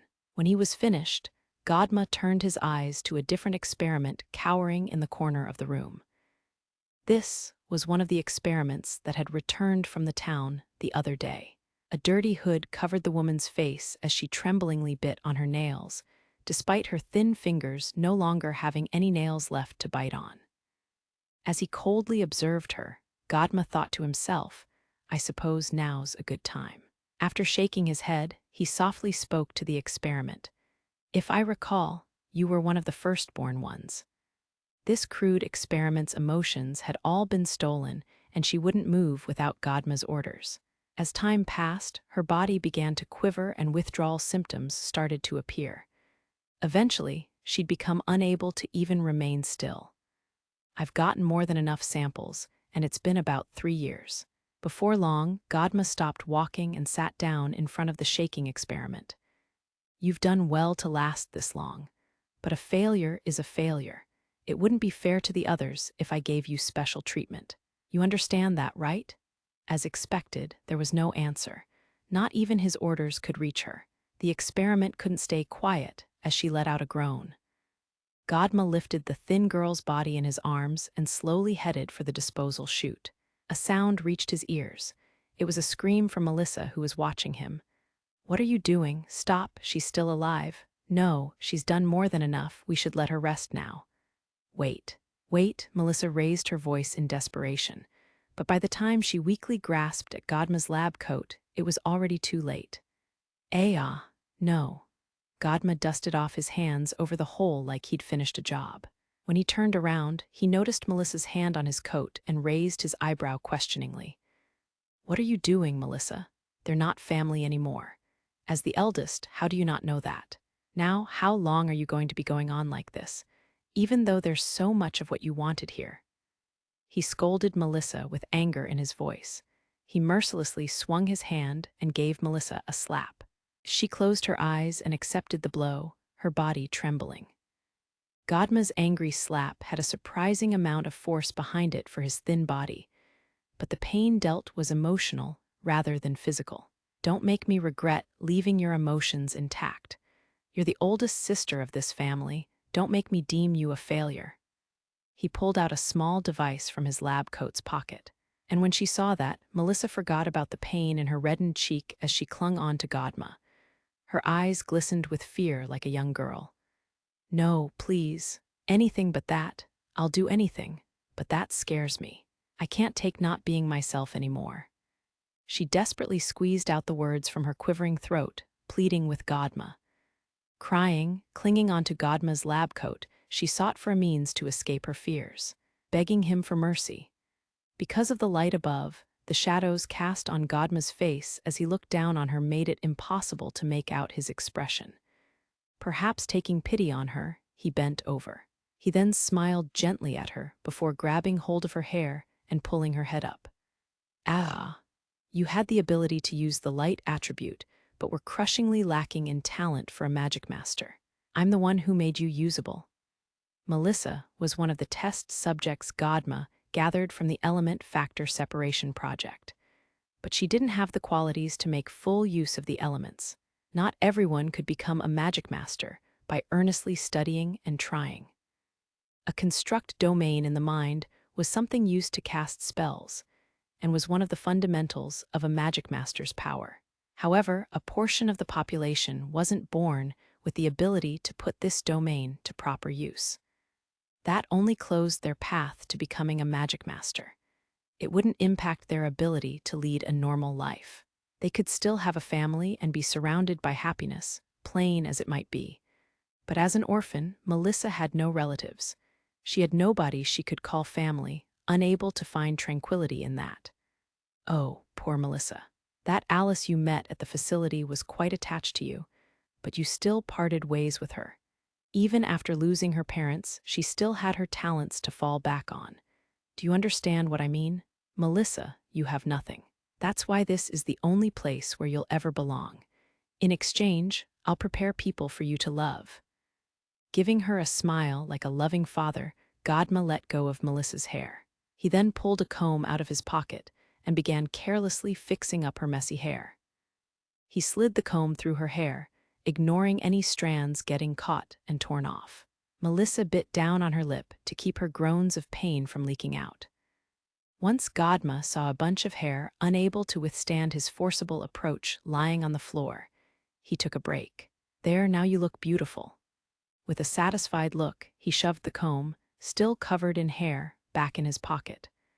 Godma had a gentle look on his face as he stared down at Melissa, but an insane, sadistic streak could be seen in him as well. He pushed his finger into her chest and instructed her. Don't worry, Melissa. Alice will always be at your side, quite literally inside of you. You may have treated her like a substitute for your family, but you have a bond that runs stronger than blood. How ironic that you would be a match for her factor. Stop. Don't say any more than that, Melissa pleaded in her head, proof of the guilt she felt. She'd parted ways with Alice of her own accord, yet even now she was looking for someone to fill the hole in her heart. It was because of that miserable side of hers that she distanced herself in the first place. Indeed, she hadn't changed at all since then. Suddenly, Melissa held her breath. Her eyes opened wide. Her stare was fixated on one of the many screens in front of Godma. On it was a girl with honey-colored hair. Alice, there was no doubt about it. She'd grown a lot since they last met, but Melissa would never forget her beautiful hair and hazel-colored eyes. Her innocent smile looked just like she remembered seeing once in a while at the facility. She really was the same as back then. Melissa was frozen on the spot, captivated by Alice. The only thing different was that there was no longer any sadness hidden in her expression. Melissa was shocked. To think she would ever see Alice Tillake again. She quietly held back the feelings welling up inside of her. She couldn't let Godma catch on. Not to this, and not to a certain plan she had. Melissa tore her eyes away from the screen with painful reluctance. That's when Godma walked up to her and softly whispered something into her ear. She silently listened without budging an inch. But if he paid close attention, he would be able to see her trembling fist. With a satisfied smile, Godma backed away from Melissa and pulled out that small device again. It was just big enough to fit in his palm and had several buttons on it. And I believe you've reflected on your actions enough as well. Now it's time for you to go to sleep. Please stop it. Ignoring Melissa's sharp scream, Godma smiled and pushed a button on the device. With a click, Melissa's consciousness sank. She felt like she was falling into darkness, at the same time as she felt something else floating to the top. Something that wasn't her was filling up her now empty shell. That's what she feared more than anything. The thought of asking herself who she was a scary prospect. She didn't even know if she'd ever be able to make it back to the surface again. And the fact that her body would move while she was unaware made her question her very reason for existing. Eventually, when all strength left her body and the light faded from her eyes, Godma quietly gave her instructions in a gentle voice. Having become an obedient puppet, Melissa's body moved mechanically, carrying out the order she'd been given. Her body left the room, returning to the house, where she'd be surrounded by her big family. Reaching her designated location, she stopped and remained motionless.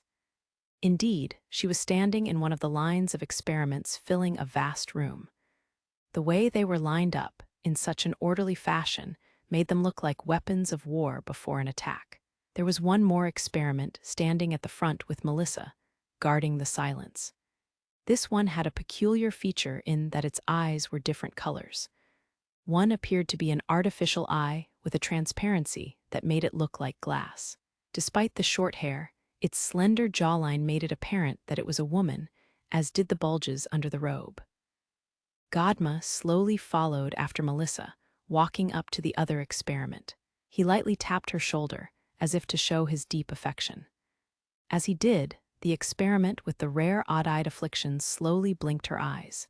You know your role, don't you? That's also why we attacked. The lips of the peculiar experiment, odd eyes, trembled for a moment before moving. Our run, deliver. Godma nodded at the satisfactory answer and returned to the other room to look over the screens again, his eyes fixed on one of the recordings that had played before. His thin lips twisted into a smile, and his dark eyes seemed to be enraptured. It's a near unscientific possibility, but this isn't bad for a coincidence, don't you think? Alice, the time was just past noon, shortly after Tesfia had taken Alice with her to the girls' dorm. A silence and slight melancholic feeling filled the room as if the party had just ended. Training was next on the schedule, but since the girls would eat before returning, Alus had some time on his hands. Yet when they left and Loki headed for the kitchen, she would end up having to prepare 4 cups of tea. The moment of quiet was soon broken by the appearance of a rude visitor. "Come in," Alus said in an exasperated tone, urging the person in, having picked up on a presence. Just then, the bell sound signaling the existence of a visitor rang out. The sturdy door slowly opened, and the person in question could be seen loitering with a dejected expression. "Principal, sorry for keeping you waiting." That was of course sarcastic, but the person in question didn't seem to mind. "Oh no, no need to worry. Actually, could you not call me in before I even ring the bell? You scared me. In fact, I feel stupid for even using magic to hurry over here." What was with that manner of speaking when she's the one who showed up unannounced? Alus felt a little fed up, but still answered apathetically. "So what would you prefer I had done?" Sisti cleared her throat and straightened her posture. She then pressed her finger on an imaginary doorbell and said, "Ding dong."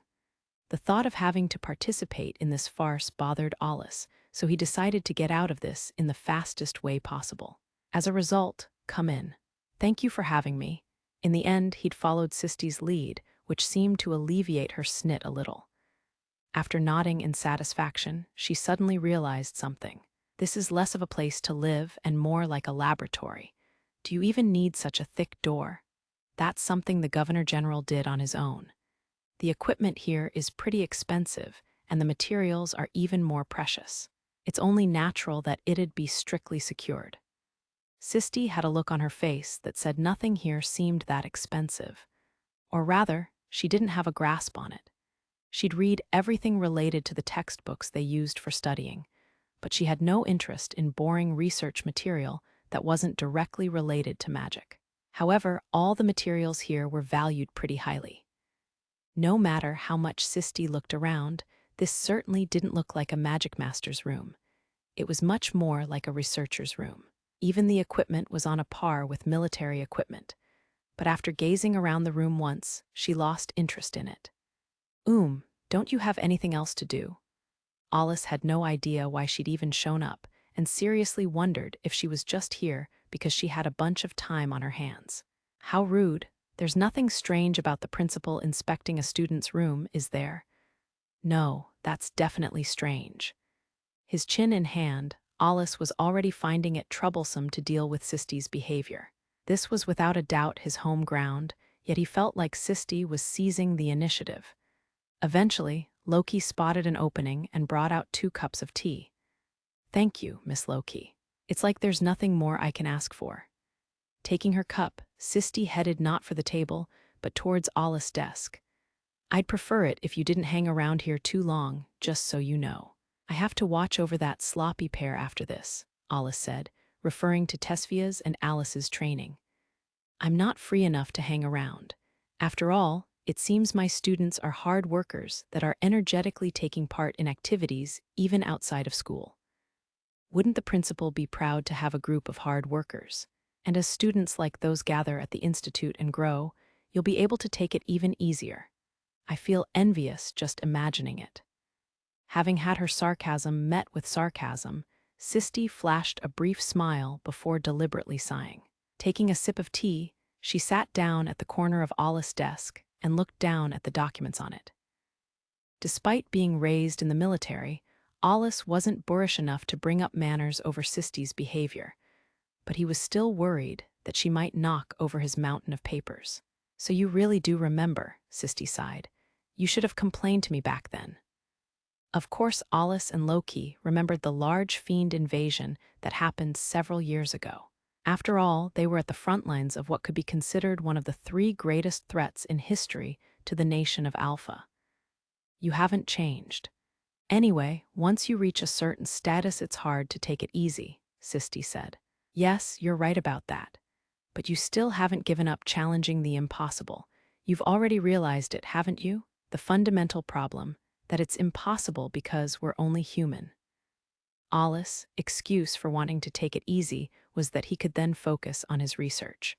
And that was indirectly caused by something unnecessary that Sisti had once brought up.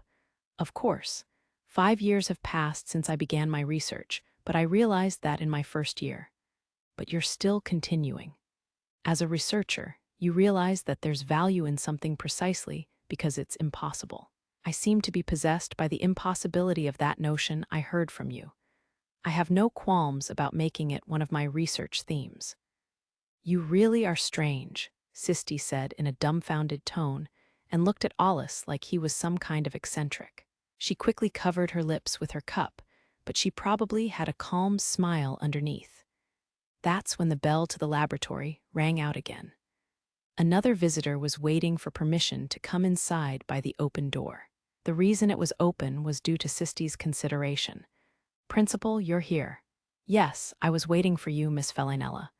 And with that, Loki's 4 cups each reached their destination.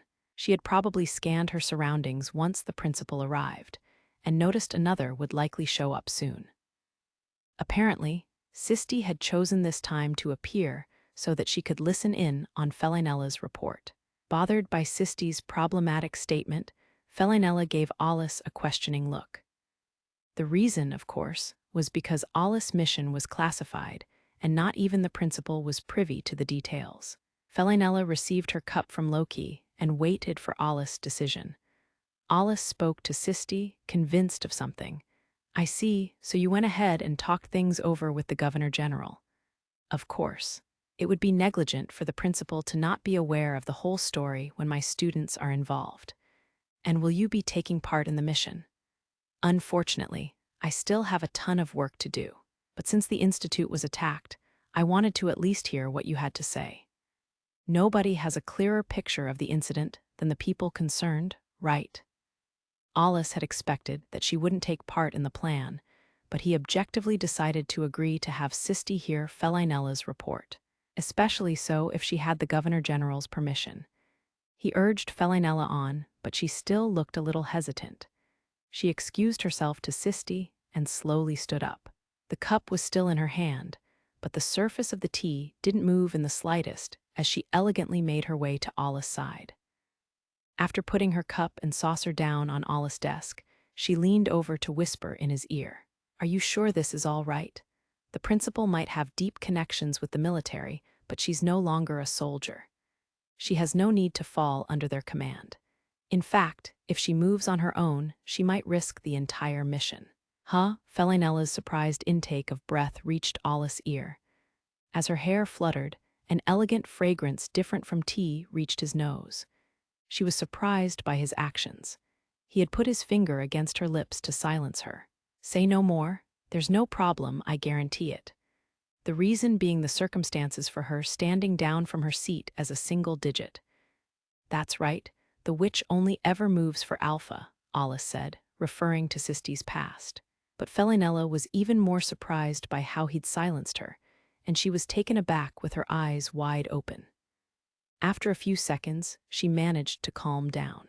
Felinella's lips curled into a smile under Alus' finger, and after pulling back a little, she spoke out again. I understand. I may have been overstepping my boundaries." A faint rosy color appeared on her cheeks. Ahem. "Excuse me," Loki blatantly cleared her throat and apologized for interrupting. Her brow furrowed, showing her displeasure. Next, she violently brought tea to her mouth and glanced over at Felinella to keep an eye on her under the guise of drinking. It was clear that this was just a demonstration, as in reality the tea only touched her lips, never passing down her throat. Enjoying this, a mean smile floated up on Sisti's face. "Heh, it's certainly not easy.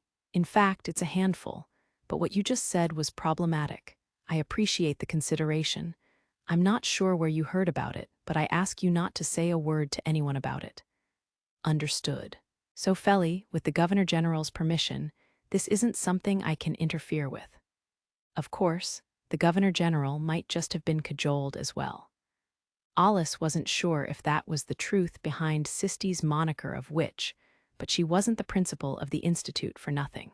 She was a former single digit, but she still had a political and diplomatic existence matching that rank. "Yes, I understand. Then I'll briefly summarize the current report." Felinella's expression suddenly turned into that of a dignified soldier's, and she moved in front of the desk. Sisti leaned against the wall, listening. As for Loki, she put her cup down on the edge of the desk and positioned herself next to Alus. After a short pause, Felinella began her report. During the previous report, a concern regarding the lack of Magicmasters in the encirclement had been brought up. At the moment, they had a big enough number for the encirclement, but there was a problem with the quality of them. There were few triple-digit Magicmasters or higher, meaning that it was an encirclement only in theory. If they came into combat with the dolls, it was very likely that the enemy could get the upper hand. As of now, the double-digit Magicmasters still hadn't returned from the missions in the outer world. Moreover, Magicmasters were being divided up for other purposes as well. With the Institute having been attacked, important facilities had been assigned Magicmaster guards. Incidentally, Godma's hideout had already been located thanks to Felinella purposefully letting the opponents she had fought escape, and tracking them with a mana needle. "Feli, how many dolls are there?" "I'm sorry. At the moment, we've only confirmed 17, but it will likely be difficult to get an accurate count before the day of the mission." Supposedly, there were too many uncertain factors to specify the enemy numbers. There was also the attack on the Institute, where the dolls could have just as easily been destroyed. If they were few in numbers, such a plan would have been nothing short of stupid. But the fact that they went through with it meant they had plenty to spare. "Well, since we know their hideout, we could use a powerful detection spell to get a grasp of their numbers," Sisti said. While that was a possibility, there were exceptions to everything. When it came to detection magic, it was possible to counteract it to a certain degree as long as you were aware of it. Something fiends might not do, but humans would. The target, Godma, wasn't a Magicmaster himself, but he had a mysterious backer that allowed him to complete the dolls. It wouldn't be strange to assume that they were prepared for something like detection magic. Lord Vizziest should be aware of the limits of detection magic. He's most likely concluded it would be difficult to fully grasp the situation after considering all possible methods, Alus said. Loki nodded. Something like an underground facility will make it difficult for a user of something like monosonar to pick up the reactions. It would be even more inaccurate from afar, and there may be countermeasures in place too, meaning that I wouldn't rely on the results too much. Having finished her tea, Sisti put her cup down next to her. I see. Then I have to ask, at what kind of numbers would they start posing a problem for the mission? Realizing what Alus was trying to figure out, Sisti was essentially asking him the upper limit of what he'd be able to deal with, in order to tell how big of a hurdle he could handle before the mission would be in jeopardy. Alus didn't hesitate to stick up the 5 fingers on his hand. Well, about 50. My, what a modest estimate. I'm sure you experienced it for yourself. They can take a lot of punishment and keep going.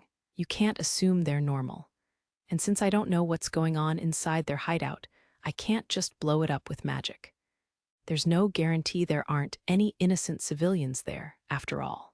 However, having said that, Alus proposed the quickest solution he could think of. If I take out Godma, who's likely at the top of their chain of command, their numbers won't matter. With the head gone, they'll just be fumbling around in the dark. The only problem is that I don't know how they'll act after that.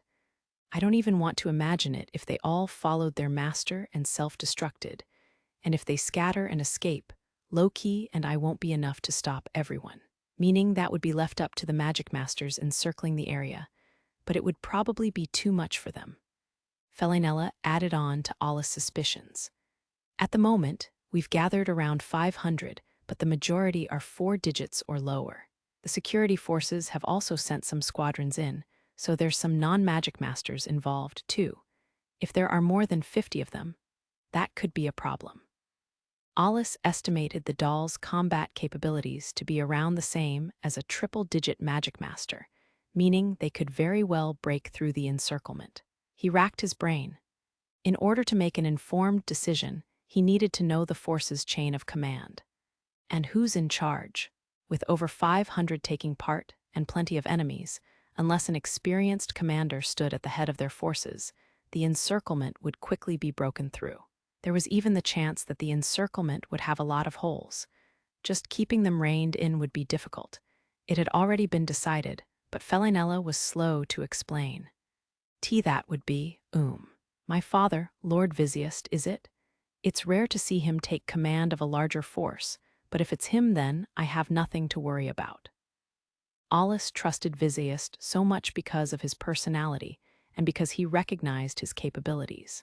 While he was now head of the intelligence department, Vizziest was once a renowned magic master active in the outer world. He was also Alus' former superior officer and had achievements as a commander. Meanwhile, Felinella let out a sigh of relief. She knew Vizziest's opinion of Alus, but not the opposite.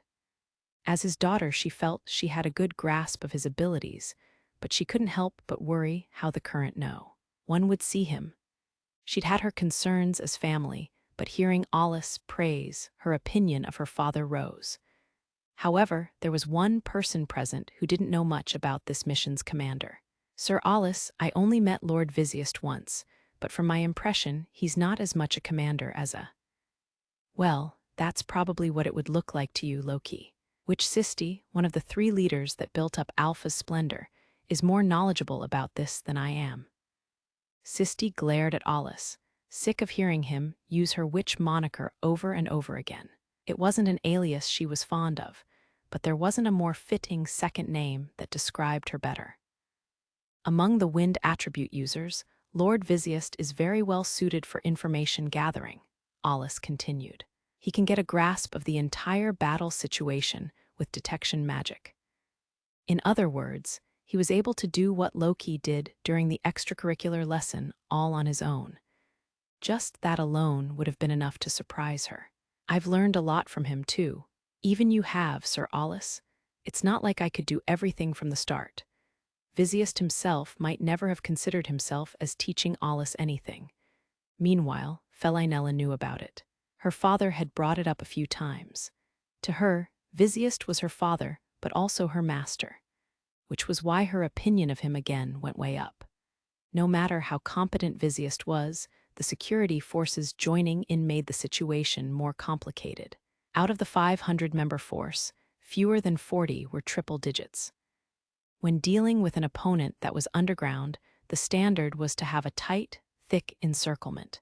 The forces would be deployed with the powerful individuals set up at certain intervals, and the situation would get stirred up with the triple digits acting as the main line.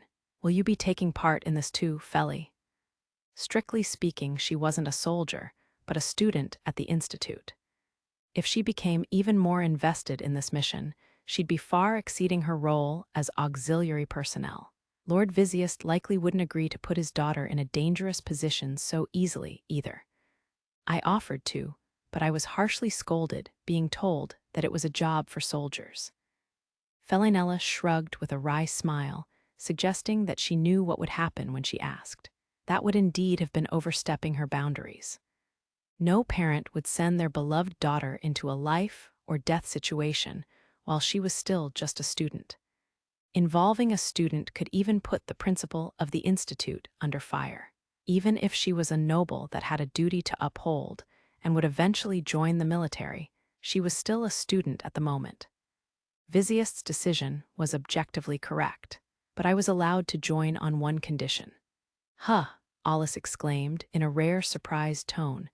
And what condition would that be? Loki asked in Alus' place. She must have been anticipating something, as her expression was stiff and more curt than usual. I was given permission as long as I help you, Mr. Alus, Felinella said in a carefree tone. She was wearing the brightest smile he'd seen today, as well as exuding an atmosphere that wouldn't accept any answer other than yes. Finding himself at a loss for words, Alus averted his eyes from her smile in an attempt to escape from reality. Meanwhile, Loki glanced at him, looking worried. Oh my, Sisti laughed. Thinking this was the perfect situation for alcohol, she headed for the kitchen while humming. After Loki called out to her to steer clear of the spirits, Sisti began preparing tea on her own. Alus ignored the older woman and scratched his head, trying to conjure up a solution for his biggest problem. What is Lord Visiest thinking? It'd be one thing if Felinella was in the rear providing support, but Alus was all but guaranteed to get caught up in the fiercest fighting. On the other hand, she dealt with one of the intruders during the attack on the Institute, and she led her team through the extracurricular lesson without letting them get hurt. And most of all, her soft yet firm willpower showing through her smile made Alus suspect he no longer had a say in the matter. Well, I suppose it's all right. That was the best he could muster. It wasn't like Felinella would be holding him back. And since they were already lacking numbers, having a triple digits help would be a big boon. The worst situation could be avoided as long as she was with him, but Alus dreaded the thought of what Visiest would say if she got hurt. Unaware of how Alus felt, Felinella bowed with a spring in her step and thanked him profoundly. It was rare for someone as reserved as Felinella to be so energetic, and at the same time, Loki looked like the world was ending. Her hands trembled, and her shoulders and head drooped. She was feeling so down that one could almost see the dark clouds gathering above her. After glancing Loki's way for a moment, Alus decided to lay down the law. But I'm not going to babysit you. If you look like you'll get in the way, I'll send you back. Of course. I have no objections to that, Felinella answered immediately without any hesitation. Her joyful expression had only lasted for a moment and was now replaced with intelligence and calm. She already knew that doing something unnecessary, or not doing anything at all, could bring trouble to everyone. Hearing Alus push Felinella away, Loki felt a little relieved. Serenity returned to her eyes as she stared at Felinella, and she started to focus on the mission again. With a sigh of relief, Alus thought of yet another concern. While their opponents might be experiments, they looked just like normal humans. So he worried over whether Loki and Felinella could be cold-hearted when dealing with them. Though he could give them some cover, this mission required that they have the resolve to do what was asked of them. Dealing with fiends was much simpler mentally. Vizziest probably gave his daughter permission to go in order to let her gain more experience. In any event, Alus wanted her to, at the very least, be able to protect herself. That said to Alus the condition that she only was coming along if she helped him. Sounded a lot like Vizziest was saying he would never forgive him if something happened. As Alus recalled that giant's hearty laughter, that man who doted so heavily on his daughter, his worries had no end in sight. Tesfia and Alus left the girls' dorm around the time that Felinella and Sisti left Alus' laboratory. That was because they'd taken a short break after retrieving Tesfia's luggage from home and had lunch at the cafeteria commons. They'd changed out of their uniforms for the training, but the conversation between them was more distant than normal.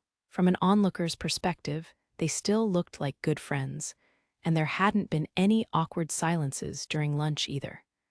But it was mostly Alus bringing up things to talk about. She was especially passionate about hearing what had happened when Tesfia went home.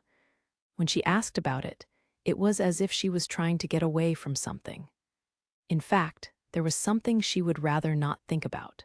Something felt off about her, something only her best friend Tesfia would notice. There had been times when Alus forced a laugh or had been strangely talkative. It seemed to happen whenever Alus's family or past was touched upon. When it happened, Alus would always try to change the topic to something lighter and act cheerful. But that only made it look more forced and her behavior more awkward. It was the flip side of her considerate nature and an attempt to distract herself from her loneliness. There were plenty of students that didn't go home during vacation, but that was ultimately because they'd chosen not to. Alus, on the other hand, didn't even have that choice. Without any relatives, and with the small amount of money her parents left behind, she literally had no place to go home to. During the summer season, she would always act cheerful in an almost manic fashion. At the same time, traces of loneliness would mix in with her expression. In the past, when she'd come to play at the Fable family home, she had a line she wouldn't cross. That happened so many times that Tesfia's mother eventually told Alus to think of it as her home. But that wasn't enough to overcome her feelings of loneliness. Right now, Tesfia was brightly joking about things that had happened at home. She actually had worries of her own to think about, but her best friend took priority now. Alus might still be trapped in her past. That's why Tesfia focused on being merry and optimistic. That was something she'd decided on in secret, as she and Alus lived together, so that she and her irreplaceable best friend could continue walking forward while they were at the institute, and beyond that time as well. But she was starting to doubt herself now. Despite her attempts at cheering Alus up, there were still traces of gloom in Alus's answers and expressions. This was the first time that had ever happened. After hesitating for quite a while, Tesfia stopped in her tracks. Alus had a puzzled look as she stopped and turned to face her. Tesfia gazed at Alus, took a deep breath, and began speaking. Being as awkward as she was, she told herself that this was the only option she had. "Alus, do you have something on your mind? It's okay if you don't want to talk about it. Please don't force yourself." "Yes, I'm fine. Thank you, Fia." Alus's eyes opened wide for a moment, realizing that she couldn't hide it. She acknowledged the conflict inside her, and at the same time she was grateful to her friend who had seen it.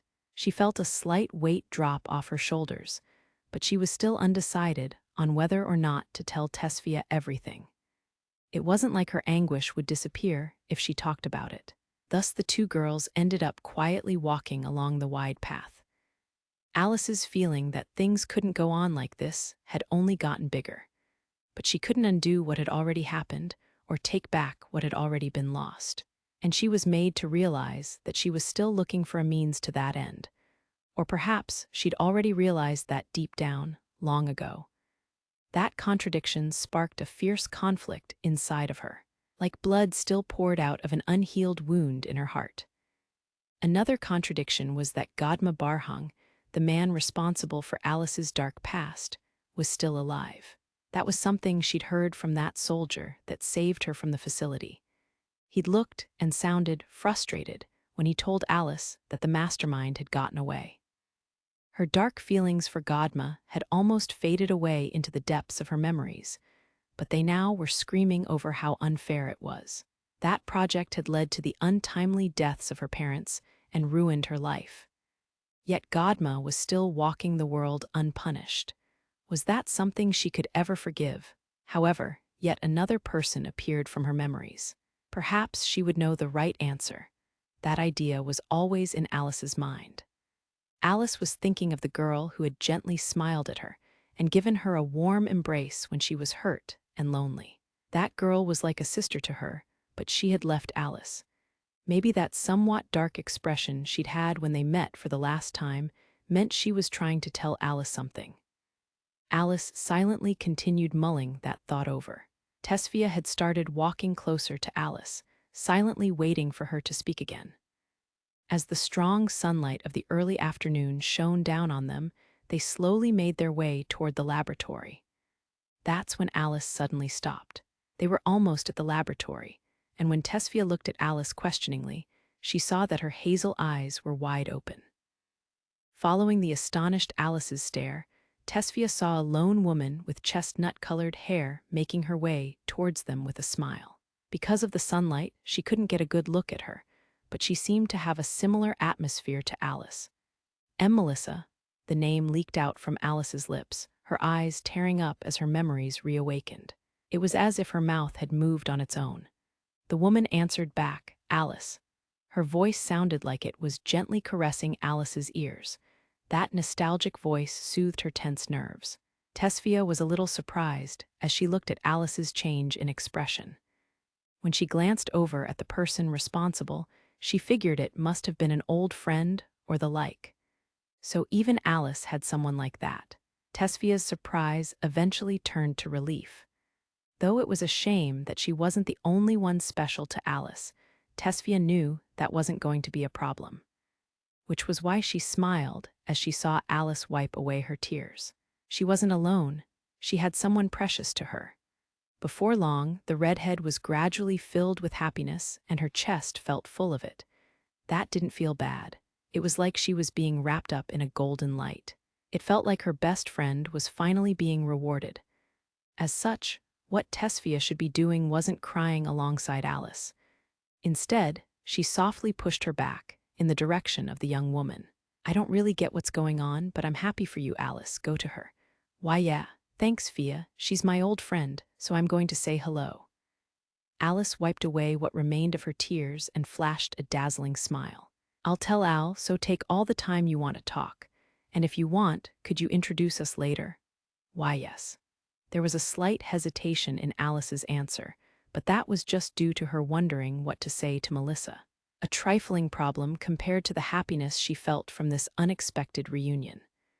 With a gleeful expression, Alice began running, as if to make up for the long, long time they'd been apart. Her anguish had completely disappeared, and she had a jump in her step. Tesfia gently watched as Alice's back receded into the distance, and the black-robed woman gave Alice a slight bow. What, it's just you? Tesfia had shown up at Alus Laboratory on her own. Yeah, Alice had some sudden business to attend to. Is my present in one piece? So it really was on purpose, Alus thought to himself, but he still thanked her and then asked what happened. After hesitating for a moment, Tesfia gave him a vague smile, as if to say that's a girl's secret. That woman showing up at the institute must have had something to do with Alice's past. Seeing Alice's reaction, there was no doubt about it, which was why Tesfia wanted to treasure her best friend's privacy. Well, it's probably a really good thing, and I think it's going to take some time until she's done, so why don't we do mana control today? If Alice isn't here, then what else can we do? Let's stick with that until she gets back. Tesfia nodded and picked up her training stick, pouring mana into it to show off the results of her training. It looks like you didn't skip out on your training while you were away. Of course not. I can't waste my time on this forever. While her attitude was admirable, this kind of training was something any active magic master looking to master mana control needed to perform regularly. The few years Tesfia would spend at the Institute wouldn't be enough to master the essence of it.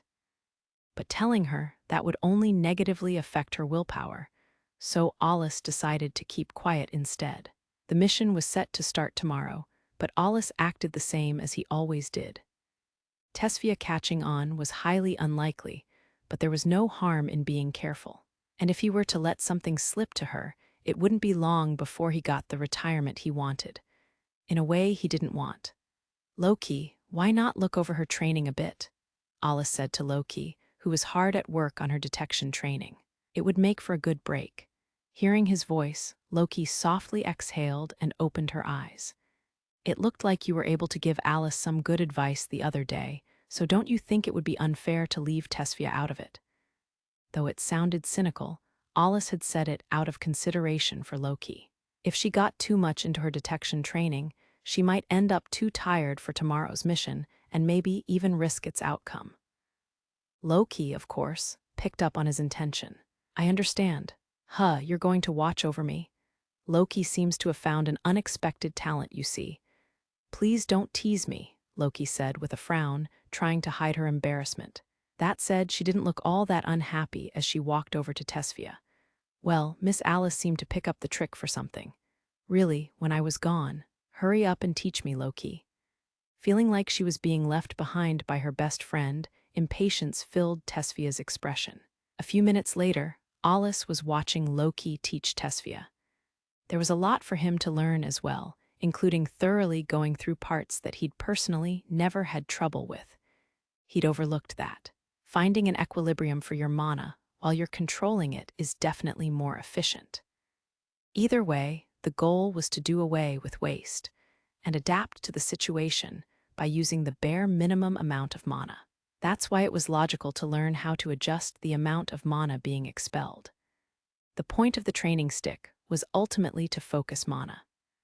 By smoothly enchanting the AWR with mana, its conductivity for magic increased, and when used as a weapon, its power was thereby increased.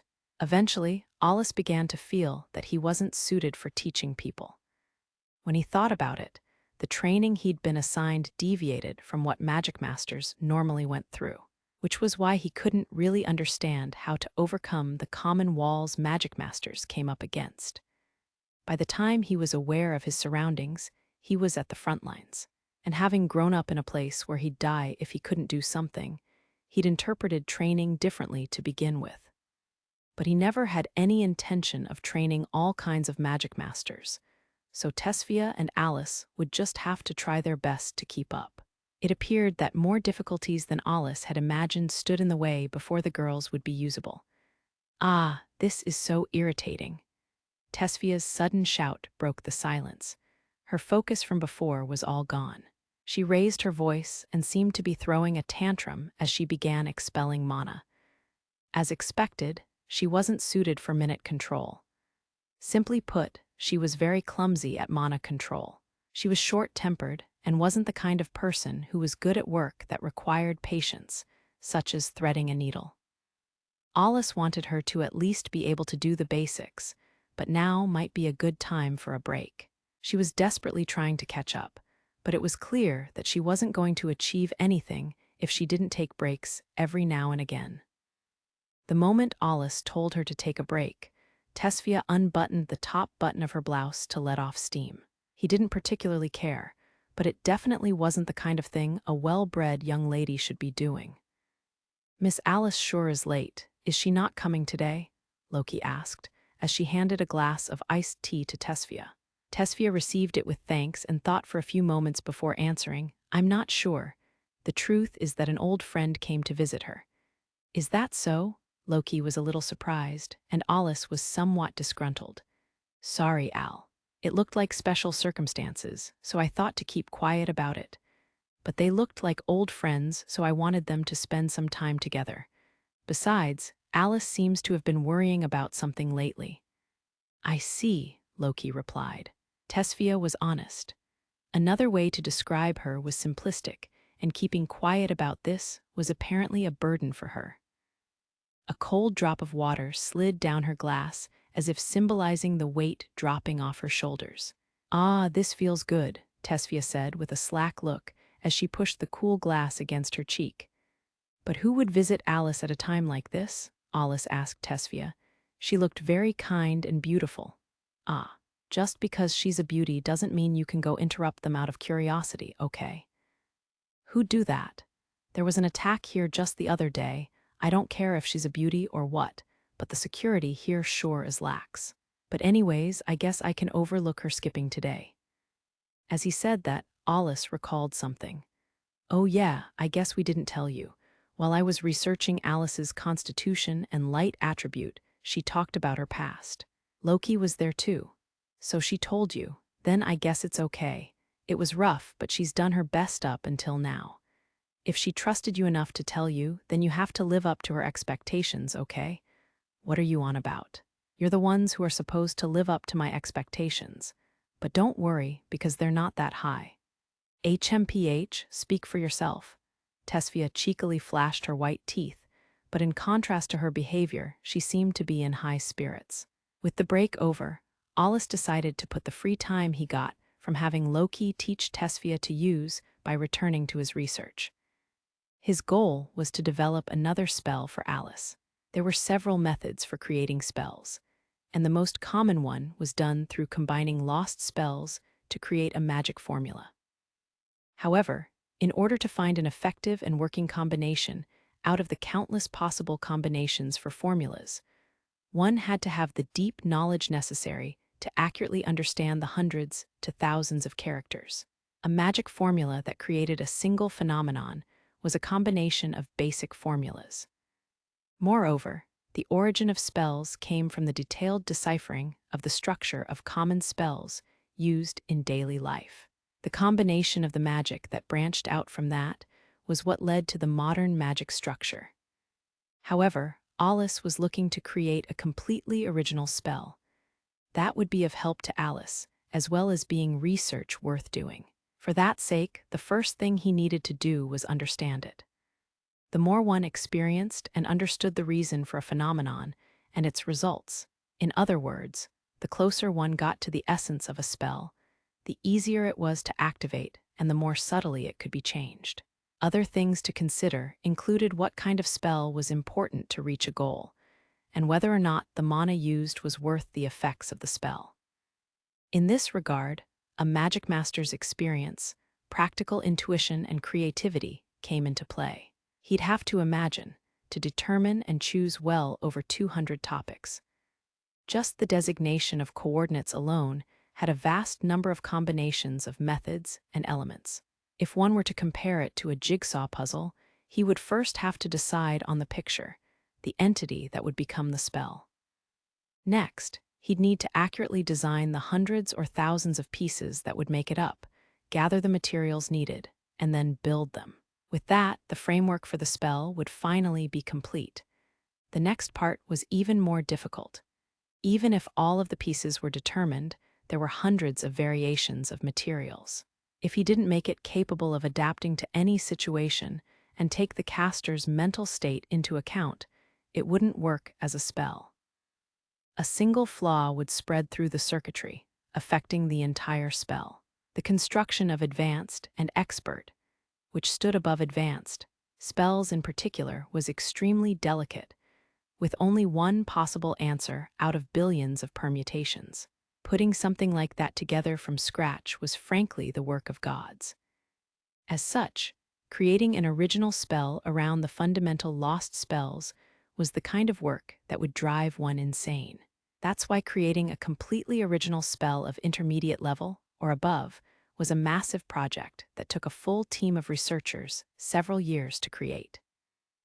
Incidentally, when using the more common combination method, a spell was determined to be original depending on the ratio of well-known combinations to the creator's own combinations.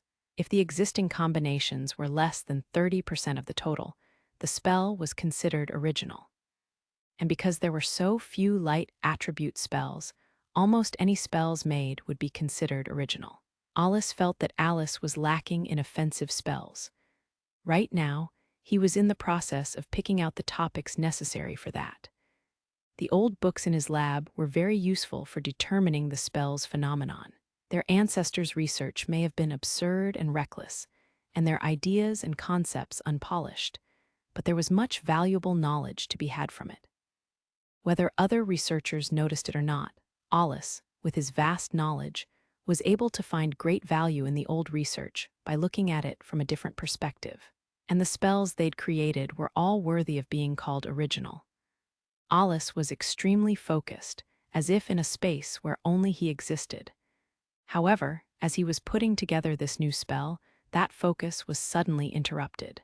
The reason for that was, "Sir Alus, I know, they should learn when to give up." Loki had shouted out to warn him. A few seconds after that, an alarm rang out across the Institute. The robotic voice exclaimed that this was a threat level V. The next thing the voice said was to go to the shelters that were on the Institute grounds. Tesfia exclaimed, Why? What's going on? You're so loud. You came back because you heard about the attack, didn't you? It's probably the intruders from then. They were easily repelled last time, but it seems they didn't learn. Revenge for that time, maybe. Either way, we don't know what they're after. Why would they be after revenge? Why would they come back to the same place they lost at? Do they have a grudge against the Institute or something? Leaving the confused Tesfia aside, Alus' eyes were fixed on the virtual screen. But next to him, Loki also had a confused expression. That was because she'd already sensed that. Sir Alus, get ready to intercept. This is. That had a presence so large Loki didn't even need to use detection magic. It was a vast amount of mana that gave even the flustered Tesfia goosebumps. As far as Loki knew, this wasn't the amount of mana a single Magicmaster could muster. Alus sent out his vision with magic to confirm something before reassuring the two. Loki, who do you think is at this institute? She might be modest and use the word former, but she's definitely still worthy of the title of single digit. I'm sure this institute has the greatest protection of them all. Loki's anxiety eased up a little at this strong statement from the top of all Magicmasters, but she still had her worries. Based on the mana she sensed of the spell being activated, it would be classified above expert level. It was practically on the level of myth. Magic was normally categorized as one of 4 levels: novice, intermediate, advanced, and expert. That was merely what was made public and used for the levels that humans dealt with, but magic that exceeded this definitely existed as well. In the world of Magicmasters, that kind of magic was referred to as apex magic. A single digit might be able to use 1 or 2 spells at that level. The spell Loki could feel aimed at the entirety of the Institute definitely had the presence of such a spell. Alus could also feel the abnormal presence of the mana rapidly gathering above the Institute. A taboo, He dug through his memories, and when he recalled a spell that matched the activation pattern, he unconsciously clicked his tongue. A taboo always came with a price. Just what had been sacrificed to cast a spell of this level, and it's a remote spell. So the last attack must have been for a preliminary investigation. Casting a spell like this remotely required extremely accurate coordinates for the origin of the spell, meaning that the previous attack was just for scouting, all in preparation for this moment. The principal's personality was one thing, but Alus did trust in her abilities. And if the Institute were to take this attack head-on, it would be destroyed, and she would lose her position. But even so, Alus slightly braced for impact and gently brought Tesfia and Loki closer. Just before the attack, the sun was finally starting to set, and the Second Magical Institute's principal Sisti Nexophia had finished dealing with the mountain of paperwork on her desk. It was mainly gathering reports to be sent to the top brass, but it also included damage reports. Sisti pulled the curtains back from the window. The warm afternoon sunlight streamed in, but the principal's office remained at a comfortable temperature. There was no air conditioning in sight. Based on the traces of mana in the room, she'd used a spell for it.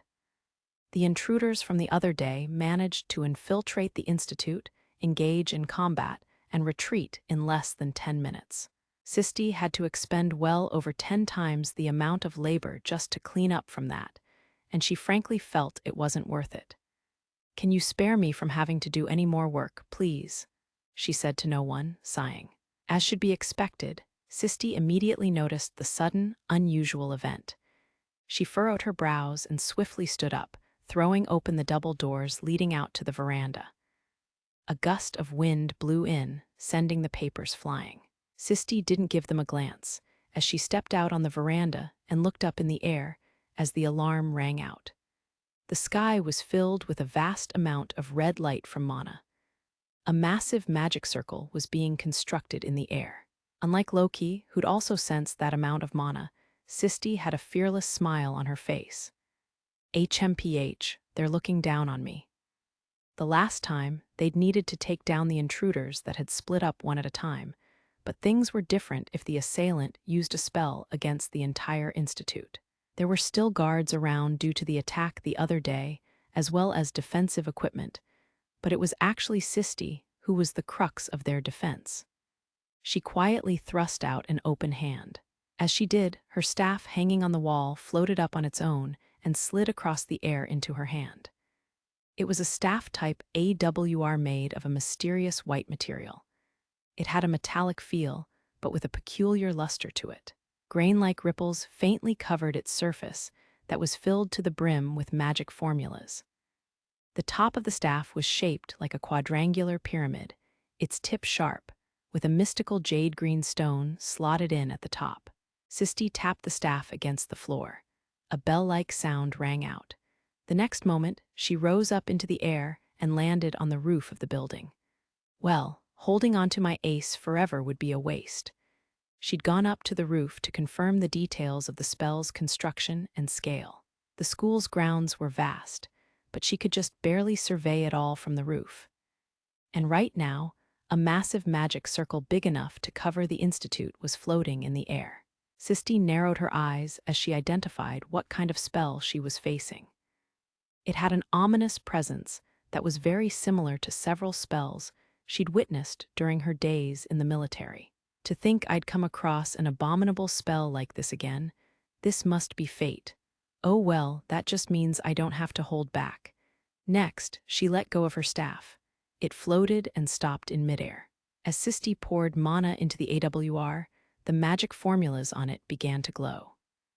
The jade-green stone at the top of the staff reacted, with what looked like clouds stirring inside of it. As she poured more mana into it, Sisti held her hand above the stone. Suddenly, the air trembled. The ground rumbled. She could see a huge cylindrical shadow stretch up into the air in front of her. A mana tower. It was a vast structure, similar to a water tower that supplied mana, but it wasn't just one. Upon closer inspection, the shadow consisted of several pillars linked together. The towers formed a ring surrounding the outer circumference of the Institute, each and every one of them exuding huge amounts of mana. They were the several hundred spires built underground to protect the Institute. Sisti was adding their mana onto her own, and now that they'd all been released, her mana filled the entirety of the Institute grounds. Meanwhile, the red magic circle in the air pulsated. In the next instant, it unleashed a light of destruction towards the Institute below it. The red pillar of light had so much energy it could have been a small vermilion star, and the heated air was enough to even cause a disturbance in the barrier that covered the human domain.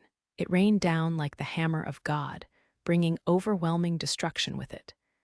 But without a moment's delay, translucent mana light filled the air surrounding the Institute's main building. Sisti softly spoke the name of that spell. Ligralitas, the power expanded in an explosive chain reaction. The slightly jade-colored golden winds spread out to cover the Institute.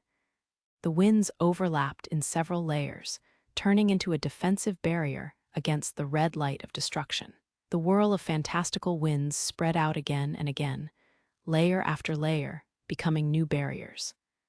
Those winds were so dense that they covered the entire Institute like a thick carpet without gaps. In the next moment, the red spell of destruction assaulted the Institute. However, the golden winds stood in its way. One spell destroyed all in its path, and the other protected all. They clashed and bit into each other, canceling each other out as they created a whirlwind. The fierce sounds of their clashing could be heard all across Alpha. That high-pitched shrill sounded like the skies themselves were screaming, or perhaps it was the painful screams of souls taken in sacrifice. The bizarre sound engraved itself in the ears of all who heard it. Light poured through gaps in a portion of the barrier that had begun to come apart, and every so often, blinding light filled the skies. Sisti was well aware of the taboo spell that had been unleashed upon the Institute. Out of the many taboo spells that had been birthed in the fierce fights against fiends, this one had been created as a last resort in order to stop a large-scale invasion, and was even referred to as a forced offering. The apex spell was a taboo that had no way of being used by a single Magicmaster, and as such required human life as a catalyst. And the spell being unleashed towards the Institute was made exactly for that forced offering, using the light attribute instead of its original attribute. They're even using Cena's Requiem. Just where did this leak from? But compared to back then, the non-taboo spells have evolved too. While stopping the fierce radiation of red heat up above, Sisti sighed inwardly. Even her defensive barrier wasn't going to last forever against a spell with this much output. The two forces appeared to be struggling for supremacy, but the outer layer of Sisti's Ligralitas was gradually being melted away. They looked to be balanced for now, but it was evident that a hole would eventually open up in the barrier. However, protecting the Institute is the principal's job. I still have lots of work left to do, so let's finish this. Sisti manipulated the glowing staff in the air and firmly grasped it in her hand. A magic circle had formed at her feet. She gave it a light tap with the end of the staff. The mana light enveloping the area turned golden and began to swirl. And as if to deliver relief, it began spiraling upwards toward the barrier in the skies that was starting to thin out. Sisti was going to mend the barrier until she ran out of mana. By thickening the weakened portions, the barrier would be able to last for several more hours. That was just how much mana was being injected into Ligralitas. The thunderous roars from before no longer reached Sisti's ears. All she heard was the comfortable sound of the golden winds blowing across her surroundings. Then, a change happened. The red pillar of light that had looked like it would go on forever weakened a little. Not missing the opening, Sisti reached her arms into the air and began another incantation. At the same time, she transformed all of the mana around her into power to support the barrier, and pushed it upwards. The golden winds around her turned into a maelstrom, heading up to the red light. And then the golden wind barrier grew thicker, pushing the red light of Cena's Requiem until it was eventually swallowed up in a golden light. Unable to maintain the amount of power necessary to resist it, a crack formed in Cena's Requiem's magic circle. Finally, the magic circle let out a last scream across the skies, as Ligralitas in its spiral form pierced and destroyed it. The spiral continued rising up until it collided with Babel's barrier, and the winds withered like a flower, dispersing into the air. With the red magic circle completely destroyed, the golden wind barrier draped over the Institute crumbled and disappeared. A few minutes later, the Institute was so quiet that it was hard to believe anything had happened at all. Babel's barrier still seemed affected, as a buzzing noise could be heard every now and again. But on the surface, the artificial sunlight shone down on the citizens as always. That was exhausting. Maybe I'll go have some more of Miss Loki's tea to relax. While Sisti put proper attention on taking care of her skin and figure, she still felt an age-appropriate fatigue. That said, she spoke the words in an innocent-sounding tone. While she might have overcome this difficult situation, Sisti's work was only going to increase. That's why she hoped some minor escape from reality would be forgiven. Especially so after that massive battle just now. Either way, as long as she was the principal, the Second Magical Institute would still be considered as having the strongest security. In reality, she'd stepped down from active service to make room for Alus. There was a limit to single-digit Magicmasters, and in order for the 7 nations to maintain a political balance, they had an unspoken rule that each nation would have 1 single digit. At the time, Alpha wasn't on top yet, but they had 2 single-digit Magicmasters with Alus and the other one being Sisti. Because Sisti was the oldest among them, she made the decision to leave the front lines. But she still had her power that rivaled other single digits. Before she knew it, the alarm across the institute had stopped sounding. And having confirmed that the situation had settled down, the teachers along with the military guards led the students out of the shelters. Sisti watched from the roof, but something felt off to her. They'd neutralized a dangerous situation, but ever since the attack the other day, she felt like they were falling behind their foe. It was like everything was proceeding according to plan, and even she was dancing in the palm of their enemy. It seemed to Sisti that Godma and his dolls were focusing their attacks on the Institute a little too much, even going so far as to use taboo magic. Godma likely knew about the extermination plan. But if he had spells like this at his disposal, then it would make more sense for him to target the military headquarters, or at least one of their facilities. And though Sisti didn't like to toot her own horn, everyone in Alpha knew that she was the Institute's principal. So Godma's actions didn't make any sense. The first reconnaissance in force was one thing, but why would he attack the Institute a second time in a contest of strength? Is the goal to make us wary of an attack on the Institute or other facilities to draw away the military's attention? But we've already taken plans like that into account.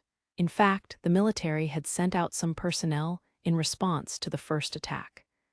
But even if that was Godma's intention, his next target should have been somewhere other than the Institute. Yet he had launched another attack at a place that had its guard up, even using a taboo that came at a great cost.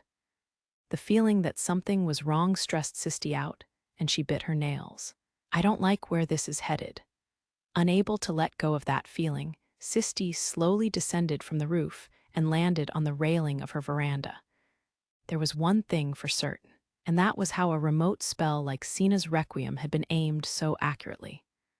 Such delicate coordinate designation required preparation in advance, and Sisti could faintly sense it. It was something she could grasp having been directly involved in the battle, probably some kind of mark that transferred specific coordinates to a location, and had been left behind by the dolls during the first attack. Those children sure are a handful, but I don't want them trying to play any more tricks on the Institute, so I should make sure to clean it thoroughly. After swinging her staff, Sisti could feel some faint noise in her mana filling the Institute. Perhaps the remnants of mana in the air were still unstable.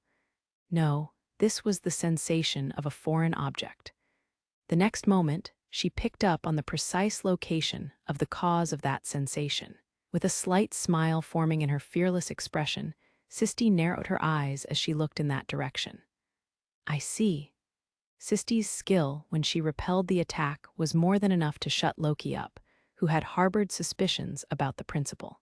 That barrier spell Sisti used wasn't even listed in the spell's encyclopedia, meaning it must have been a national secret. Storing vast amounts of your own mana in the Institute in preparation for an attack wasn't something your average Magicmaster could do. In order to ensure the Institute's safety, the witch had pretty much restrained her body to a single location. But not even Alus knew if that was something she'd wanted for herself, or if someone had told her to do it. All he could say for certain was that no matter how big the Institute might be, it was far too small to chain up a former single digit. Either way, order had now returned to the Institute, and the situation was back to normal. But in Alus, laboratory things got noisy again far too fast. Having calmed down and returned to her senses, Tesfia screamed, "Alice!" Alice should still have been outside. When she remembered that she couldn't stay still and began looking out the window, scanning for Alice. In the next moment, she raised her voice again as if she'd had a flash of brilliance. "Loki, can you detect her?" "Unfortunately, no," Loki said. "There's still too much remnant mana in the air. I'm sure she's fine. There was an alert to evacuate, and there wasn't any actual damage to the Institute either. Despite Alus' reassurances, Tesfia still looked uneasy. Her bonds with Alus must be far deeper than he could imagine. Because of the harshness of the outer world, Alus had learned to distance himself from others. That's why those two had something he didn't. Ah, you're so noisy. Just go out and find her on your own. Seeing how awkward Alus was, Loki couldn't help but smile wryly behind him. Then, as if remembering something, Loki ran into the kitchen and picked up a beverage container and some tea snacks and handed them to Tesfia. I know that the Institute was just attacked, but feel free to tell Miss Alice to enjoy this with her friend. It got pretty hot out there during that exchange, and anxiety eats away at your stamina. Alice couldn't tell from Loki's expression, but it was possible that Tesfia's presence was having a small effect on her. At the very least, she was showing some consideration. Of course, if he were to bring that up, she'd immediately deny it.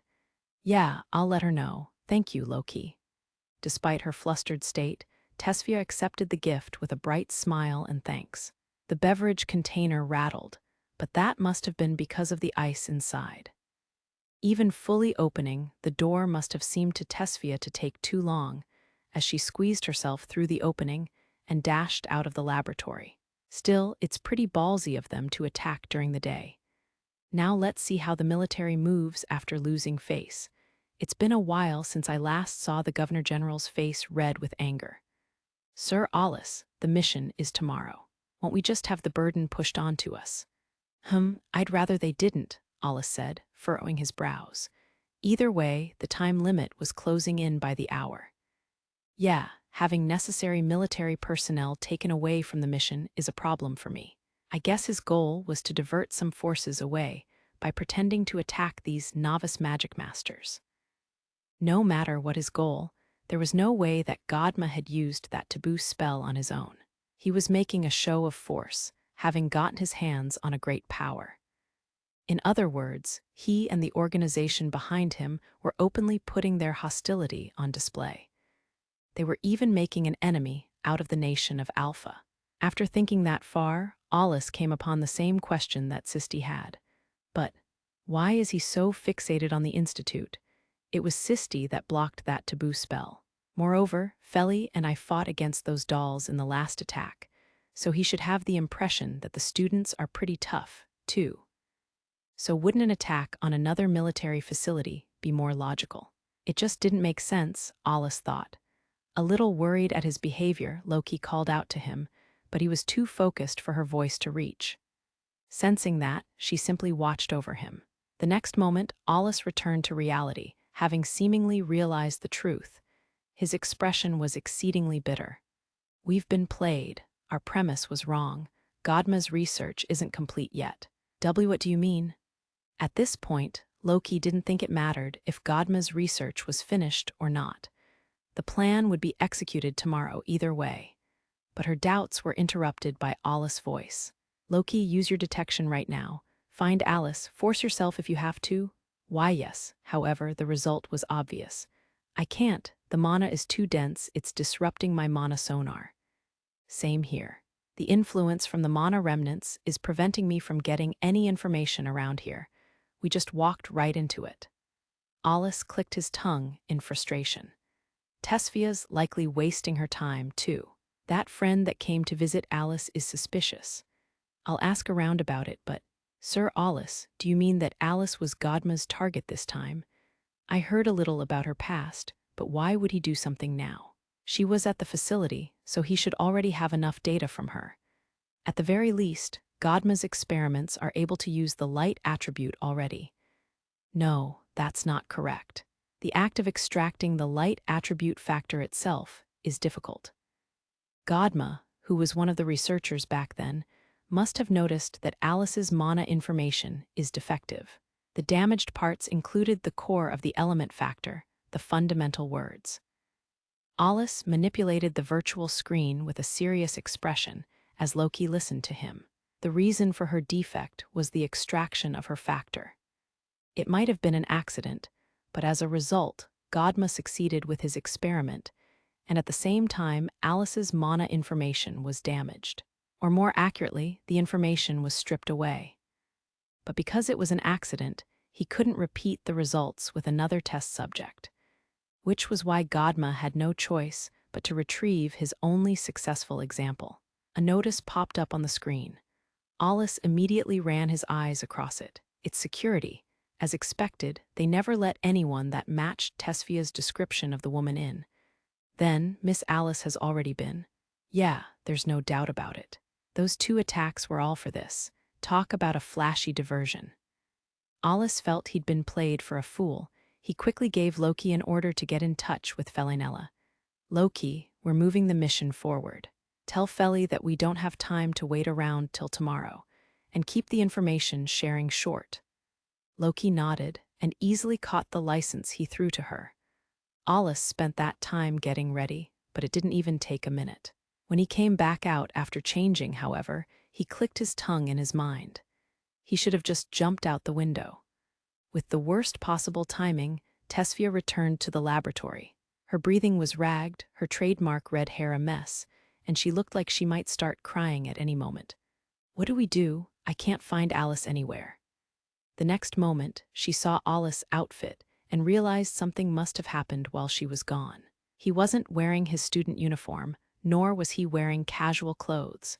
Instead, he was wearing his military uniform. The other side of him had surfaced. Where are you going? Did something really happen to Alice?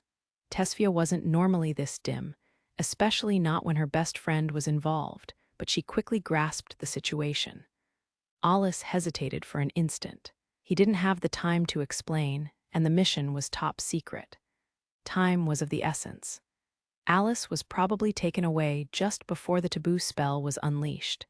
Since not even Loki could detect her, the pursuit would be difficult. That's why the only choice was to break into Godma's base and take Alice back. And it needed to be done as quickly as possible. Loki was in the middle of explaining the situation to Felinella through the license's communication feature. Clicking his tongue at the reality they faced, Alus gazed into the red-haired girl's eyes. That's right. Alice has most likely been taken away. I never expected they would use a taboo spell as a diversion. This is my mistake. So I'm going to bring her back. Tesfia responded by staring right back at him. She then reached out to grab his robe, putting everything into her fist to keep him from leaving. Tell me what's happening. Alus glanced across the room. Loki's call didn't seem to be over yet. Sorry, I can't tell you everything, but a man named Godma is the key to all this. He's also the one who took Alice. I'm headed over to where he is now. Wasn't Godma Alice's, so you know about him? Yeah, Alice told me about her past a long time ago. Then this will go faster. If you know that much, there's not much to keep secret. I never expected that he'd come after Alice after all this time. But why come after Alice again? Ah, then, maybe that other girl was also. Yeah, I'll bet it's true she's Alice's old friend, but she's probably connected to Godma. The army was keeping an eye on him, but he still outfoxed us. Tesfia's eyes opened wide from shock, but as she gathered her thoughts, determination filled her expression. The next words she would say were predictable. To Alus, that was a form of beautifully innocent foolhardiness. She had the eyes of someone prepared to walk down a stern path. Seeing that, Alus coolly opened his hand and gathered magic force in it, ready to knock her out if he had to. While it might be a secret mission, it was still an official military one. He couldn't bring Tesfia, a student, with him. This was Alus' job from here on. I'm going to save Alice too. I thought you would say that. What can I do with you? Alus thought to himself. At the same time, he resolved to put Tesfia to sleep. By the time she woke up, everything would be over, and he was prepared to have her abuse and criticize him once it was done. However, but I'm sure I'm not strong enough to save Alice on my own. That's why. Tesfia let go of Alus' robe, taking a step backwards. Her red ponytail bounced around. She then bowed deeply. That's why, please lend me your strength. The words leaving her mouth were more than just, take me with you. Taken aback by that, Alus eased up on the magic in his hand. As for the real intention in her words, you're requesting my cooperation. I know that the Governor General is normally the only one with the authority for that, but please, I'm begging you, despite knowing that I'm being unreasonable. Tesfia hadn't forgotten about the knowledge Alus had once used to show up a teacher. In fact, she'd asked him, knowing that it was against regulations. However, she'd thrown away her flippant behavior, her noble heart truly shining through. Alus could feel an incredible soul power, something indescribable from the girl in front of him. Either way, Alus was going to save Alice even if it meant going against the mission plan, so he didn't have the right to reproach her for her unreasonable request. Do you know what you're asking? Even the Governor General's requests come with recompense. That's what it means to move a single digit. The reward that the nation pays out to single digits is massive, Alus said heatedly, but that wasn't how he truly felt. As a single-digit Magicmaster, he wasn't short on money, but Tesfia took him seriously. She bit her lip. I can't promise you everything, but I swear I'll manage something. You're working to support yourself, you know. Alus recalled hearing from Tesfia that she was attending the institute without financial aid from her parents. At this point, Tesfia gave up on trying to reason with logic and simply spoke out her true feelings. I'm willing to give up my AWR if you would accept it as your reward. Please, I'll do anything that I can. She wasn't very persuasive, but she sounded serious about giving up her AWR. Would she have been able to be this bold in the past? The logic in the conversation had already broken down, but something in her words moved Alus' cold heart. Having noticed that, he wondered what it was as he stared at her desperate face. Besides, I've been together with Alice since forever.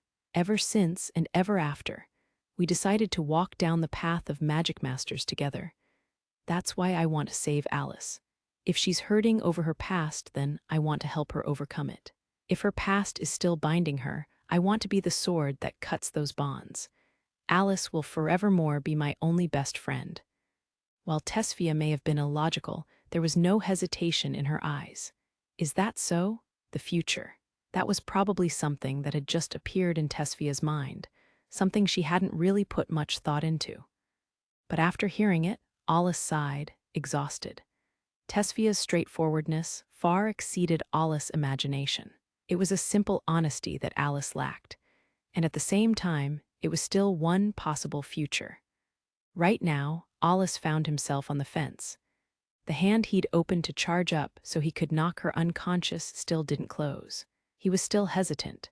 His mind was warning him that it was a reckless gamble. A possible future sounded nice, but it could also be written off as a mere hunch.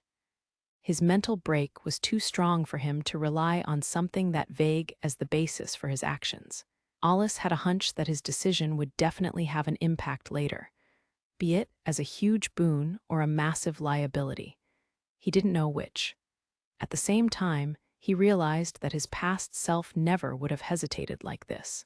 Alus felt like he was being tested. Could he fully entrust himself to this fundamental change? The recompense he'd asked Tesfia about before was just to test her determination. She'd passed on that end. But even then, it wasn't quite enough. It was overly foolish to decide on things based on temporary feelings. Alus' sharp senses developed in the outer world were ringing an alarm over the decision. There was doubt in his inner feelings, which came out as noise in his mind. Alus had seen how harsh and merciless the world was, to the point of getting sick of it, but his heart died by reality was starting to feel heavy. What else would be needed in order to come to an understanding with himself? Perhaps interpreting his silence differently, Tesfia hurriedly added, "That's right, about that reward, could I repay you later?" What the hell? A wry smile appeared on Alus' face. Tesfia had a panicked expression as she continued, "Oh, and one more thing. I don't know how helpful this is, but I know a little about the person who was with Alice." Even she thought this was a weak basis. Her voice dropped in volume as she timidly stared up at Alus' face like a scolded puppy. "You mean the experiment. Was it not an intruder?" I don't really know," but she called Alice out by name. She was smiling and looked a little sad. "That sounds different from the dolls I know. Was she Godma's ally?" Either way, if it's not Godma himself or one of the dolls, maybe she's related to the situation that's backing him. This might actually be a useful clue, Alus told himself, and he also let out another wry smile at what sounded like somewhat forced reasoning. That's because he realized in the end, the only thing that caught his interest was how this woman was an old acquaintance of Alice's. Regardless, there was no time for indecision. He considered the die thrown. Well, that's pretty good for you, but if you know how the person that took Alice away looks, then you might be useful. Either way, if you have that much determination, then you won't complain if you end up dying, will you? Tea then. Tesfia's face lit up with joy. Alice nodded before giving her a reminder. Yeah, I'll take you with us, so make sure you're useful at least. And I'll say it as many times as I have to, but you'll have to protect yourself. Thank you, Al, and Loki too. Once again, I'm very grateful.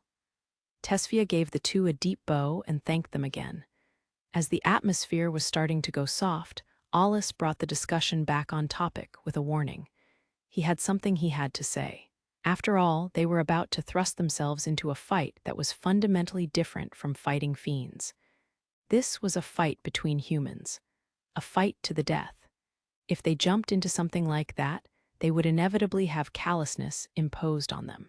You haven't seen them directly, but these experiments look like humans. Can you still swing that thing for Alice's sake? Can you kill the enemy? Tesfia's shoulders trembled for a moment at those words. By that thing, Alus was of course referring to the proof of a Magicmaster, and their pride, the AWR. Ironically, hers was a katana, a weapon originally made for the sake of killing, with the form of a tool for slaughter. As in Alpha, the other nations put a blackout on information on the criminals within their borders. Their battle against fiends was tough enough, and they needed to stand together to oppose them. As such, they needed to keep quiet about the criminals to prevent any needless chaos. Because Magicmasters were too precious, their attention needed to be put toward the outer world. Even in Alpha, Alus was often called upon whenever they were dealing with a criminal that was too much for the average soldier or Magicmaster to handle. All of them were dealt with secretly, the missions never reaching the public's eye.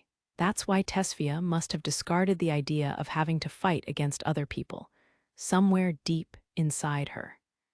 It was a fact that detestable criminals shared the world with decent citizens. Nothing bad would result from not having to step into the dark side, but looking away from it, this time would make rescuing Alice difficult. Moreover, a world under the threat of fiends helped form a stronger sense of kinship between humans. That's why Alus was concerned if Tesfia would be able to handle herself against the dolls. Or rather, Tesfia probably didn't understand the true terror of pointing a weapon against another human. So it was possible that she might fall behind in the middle of battle as her determination was put in question. But as long as Tesfia didn't hesitate to swing her blade to protect Alice and herself, I can do it, I think. Well, I can't say for certain, but I'm not going to hold back against the people that took Alice, and I won't hesitate if it's to save her. I see. Then make sure you remember one thing. You won't be able to protect anything as long as the enemy is still alive. Give up trying to protect those precious to you while keeping your hands clean. If you cling on to naive thoughts like that, that katana in your hands will one day be pointed towards your friends. Or yourself. I'm okay. I'm definitely going to save Alice. Until then, I won't let my guard down. Seeing Alice's dark, cold-hearted eyes, Tesfia gulped and gave him the best answer she could muster. She thought to herself that the cold face he'd show from time to time was also a mask for him, so he could devote himself to being merciless. Sometimes you have to kill someone to protect someone. In battles like those, you don't have to kill just the enemy, but yourself as well. Yeah, Alice's eyes returned to normal. At the same time, he looked to be carrying an unending sadness to Tesfia and Loki. Tesfia meekly nodded. Suddenly, she narrowed her eyes in surprise as Alus reached out with his hand to ruffle her red hair. He then turned around and called out to Loki. There you have it. You're involved in this too, Loki, so I won't listen to any complaints. We'll be moving on our own, and let Feli know that we'll cooperate with her mission. I understand. And that's what he said, Miss Fellinella. Loki returned to the call, and after some more discussion, she hung up. She couldn't just throw his license back at him, so she neatly held it in both hands and returned it to him. It seems the military is planning on pushing the mission forward because of this attack, too. That's convenient. Let's have them match our movements. If anything happens, my client, the Fable family, will take full responsibility. Wait a minute, you're wrong, it's my own personal request. My family has nothing to do with it, okay? Well, we don't have time for this. Let's get ready to move, Loki. Loki had already finished preparations when Alus rushed her. Of course, in her case, she only had to change into her military uniform. Tesfia adjusted her grip on her AWR and nodded as well. Alus already had the data on Godma's hideout in his head. He also felt something was wrong with his own actions from before. In the past, he would have knocked Tesfia out by force before even considering taking her with him. Making up for your lack of strength was just an excuse of the weak. A squad where everyone had an assigned role made sense, but the truth of the matter was that he still hadn't found a convincing reason to bring Tesfia with him. However, he felt like his reason wasn't just to save Alus, but for the sake of something further beyond. Tesfia had coincidentally used the word future, and as the strongest, Alus felt like it contained something he himself didn't possess yet. As he smiled to himself, Tesfia hesitatingly asked him something. Say, Al, if you decided I was just throwing a tantrum, what would you have done? She averted her eyes from him, perhaps finally realizing how conceited interfering with a military mission was. Alus expressionlessly answered her as he adjusted his robe. I would have knocked you out.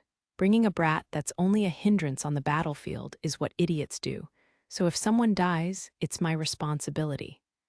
Tesfia nervously swallowed. Hearing his reply, she realized how thin the ice she'd treaded had been. But it was too late for that now. She'd made her request knowing the risks, and there was nothing that exceeded her desire to save Alus. So she reaffirmed her conviction to walk alongside that girl, regardless of what shame she had to endure or what dangers she'd have to undertake. That's when Alus knocked on the now serious-looking Tesfia's head with a fearless smile. So try to be useful. Also, it was you who overturned the decision I made. That's why I'm letting you onboard this small but valuable ship. If you hesitate for a moment, this ship will lose its chance and easily sink. This ship won't be carrying just me, but Loki and Alus as well. So don't let it sink, got it? Okay. Tesfia touched the katana at her hip and nodded, taking his words to heart. With his great power came a great responsibility. So far, Alus had held that responsibility by himself by doing missions on his own. No, maybe he'd abandoned it. He didn't think he could protect everyone. He'd learned that lesson repeatedly in the outer world. That kind of thinking was arrogant. Alus believed that there was a chance he wouldn't even be able to fully protect his allies around him. A single human was nothing before this cruel and merciless world. He was lauded and praised as the greatest Magicmaster, the current #1, but that result only came after slaughtering fiends. The mission this time had a fundamentally different meaning from that. He would be fighting only to protect. It wasn't a hunt, but a battle to protect those close. The goal was different, but the means were the same. But Alus felt like there was an absolute difference in that. I'll at least protect those of you within arm's reach. I might not have wanted it, but we're in this far. It doesn't matter what happens to anyone else. With a dry smile on his face, Alus imposed that single objective on himself. Well, I'll take care of the fighting. Fia, you just think about saving Alus. Loki, try to keep an eye on her. It wouldn't be funny if we stumbled over her corpse. Hey, understood, Loki calmly nodded. As expected, she was more reliable than Tesfia. When the battlefield turned chaotic, her detection would prove effective. Even if remnants of mana covered the area during the brawl, her detection should still work fine within a limited area. Sorry, can you wait a minute? I'm sure this will be necessary. Tesfia, having suddenly remembered something, told Alus that she wanted to stop by the training grounds. However, who's going to wait? Your legs are too slow. He'd already gone this far, so Alus swiftly lifted Tesfia up and decided that going out through the door would take too long and jumped out the window instead. Loki made sure to follow suit. With big leaps, they made their way to the training grounds where there was something Tesfia wanted to pick up. She hurried inside, while Alus and Loki waited for her. "Are you sure this is okay, Sir Alus?" "Yeah, it's fine. I'm the one who made the call," Alus immediately answered Loki's sudden question. His eyes looked off into the distance. "Of course, I'd never have brought her along if I was only thinking of the mission." "Then, why did you?" "I wonder why. Maybe I've just gotten sick of killing fiends and humans." As Alus muttered this, the fleeting and nihilistic glint in his eyes disappeared. His expression was sparse as always, but Loki could see a mysterious feeling she'd never seen before in his eyes. "Then that's good." Loki smiled and stared in the same direction as Alus. A sudden gust of wind blew away her words, keeping anyone from hearing them. But a joyful relief filled her chest as she felt a conflict inside of her ease up. "Did you say something?" "No. It was just the wind." Waiting for them was a harsh mission. Despite that, Loki had a sweet smile on her face as she answered Alus. The next moment, Tesfia returned with what appeared to be Alus's Naginata AWR. It had a new appearance as it was telescoped down to a fraction of its usual size. "So that's what you wanted. Now then, let's go get revenge on those fools that dared to kidnap Alus from under my nose. Loki, don't fall behind. As for you, you get the seat of honor." Alus received the shortened Naginata from Tesfia before turning around and crouching down. Tesfia was bewildered for a second, but that was it. Being pressed for time, she couldn't afford to hesitate. With a "please," she wrapped her arms around his neck and leaned against his back. 12th chapter visit from the past shortly before confusion beset the Institute. With afternoon training looming ahead of them, Alus was making her way back to the laboratory after lunch with Tesfia. The sun was right above them, and while the temperature was being artificially manipulated, it was likely going to get warmer today. Lately, Alus would repeatedly recall her past and lose spirit. Because of that, she didn't have much of an appetite either. When she saw Tesfia, who'd returned from her home, her heart was shaken. In the past, she'd have a warm home to return to and a welcoming family, and remembering that gave her a sense of grief she had no way to release. Physically, she was perfectly healthy, but mentally, she was in a horrible state. But there was a saving grace. Alus still had vague memories of that person, that girl who had been like a sister to her back then. However, she couldn't clearly recall those memories. That was especially tantalizing to Alus. Why couldn't she remember? And what did the girl say to her when they parted ways? She couldn't accurately recall what exactly had happened due to her chaotic memories. In her memories, the girl had always shown her such a warm smile.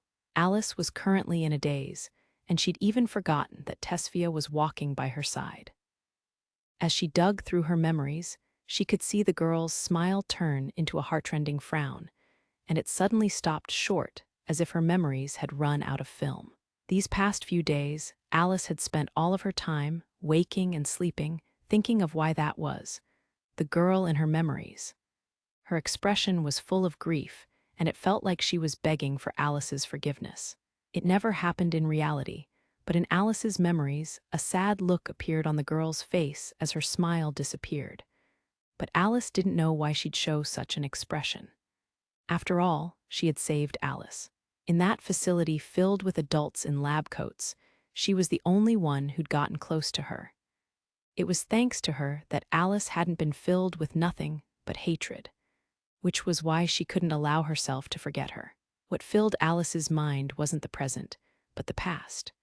Her feelings were running amok with nowhere to go, dragging her down into a bottomless swamp. In order to crawl out, Alus desperately tried to imagine that girl and the happiness she had felt to supplement her hazy memories. Even now, pain suddenly ran through her eyes, and she covered one of them with her hand. She'd had plenty of rest, but it appeared her mind was never at ease. Suddenly, she recalled Tesfia was by her side and removed her hand from her face in order to pretend like everything was normal. And that's when it happened. It was like she was dreaming, like she'd been granted a miracle. Because when Alice removed her hand, she saw a young woman. It can't be, she thought to herself, and held her breath. In front of her was exactly what she'd been looking for. The girl from her memories was standing there. She had a calm smile, just like in the past, as she gazed at Alice. There was no way Alice would mistake that chestnut-colored hair and curiously colored eyes. Her bangs were longer and covered half her face, and she looked a bit haggard. But Alice's intuition told her that this was without a doubt the same person. She wasn't an illusion. She was standing right in front of Alice now. As proof of that, she was taller than she was in Alice's memories, more adult, with a calm atmosphere to her. Melissa, Alice had struggled so much to recall how the girl looked. But when she saw her, she could easily remember her name and connect her current appearance with the past. Alice spoke her name with conviction, and the young woman in front of her moved her mouth, muttering her name, backing that intuition up. In that moment, Alice froze and her eyes opened wide. The fragmented memories that she'd been unable to differentiate quickly formed a vivid image, reviving her memories. All the suffering she'd been through and the small amounts of joy. Among the countless painful experiences, that small happiness had definitely existed. Her nostalgic memories took physical form as tears came to her eyes. She wanted to run to her right away, but she recalled the images of the girl looking sad. But most of all, it was just too sudden. She didn't know what she would say to her. That's when a hand gently pushed on her back. It took a second for Alice to realize that it was Tesfia. However, it gave her an opportunity, and she stumbled her way forward. Once she had momentum on her side, the rest was simple. Alice wiped the corners of her eyes, giving thanks to her best friend before taking off running. Her body was driven ahead by her heart, and her legs made a beeline for Melissa. After hesitating for a moment, Melissa gently held Alice's shoulders after she'd embraced her. "Sis." The word Alice unconsciously spoke made Melissa tense up for an instant. She suddenly poured strength into the hands that embraced Alice. Assuming Melissa's reaction was due to surprise, Alice blushed and corrected herself, calling her Melissa instead.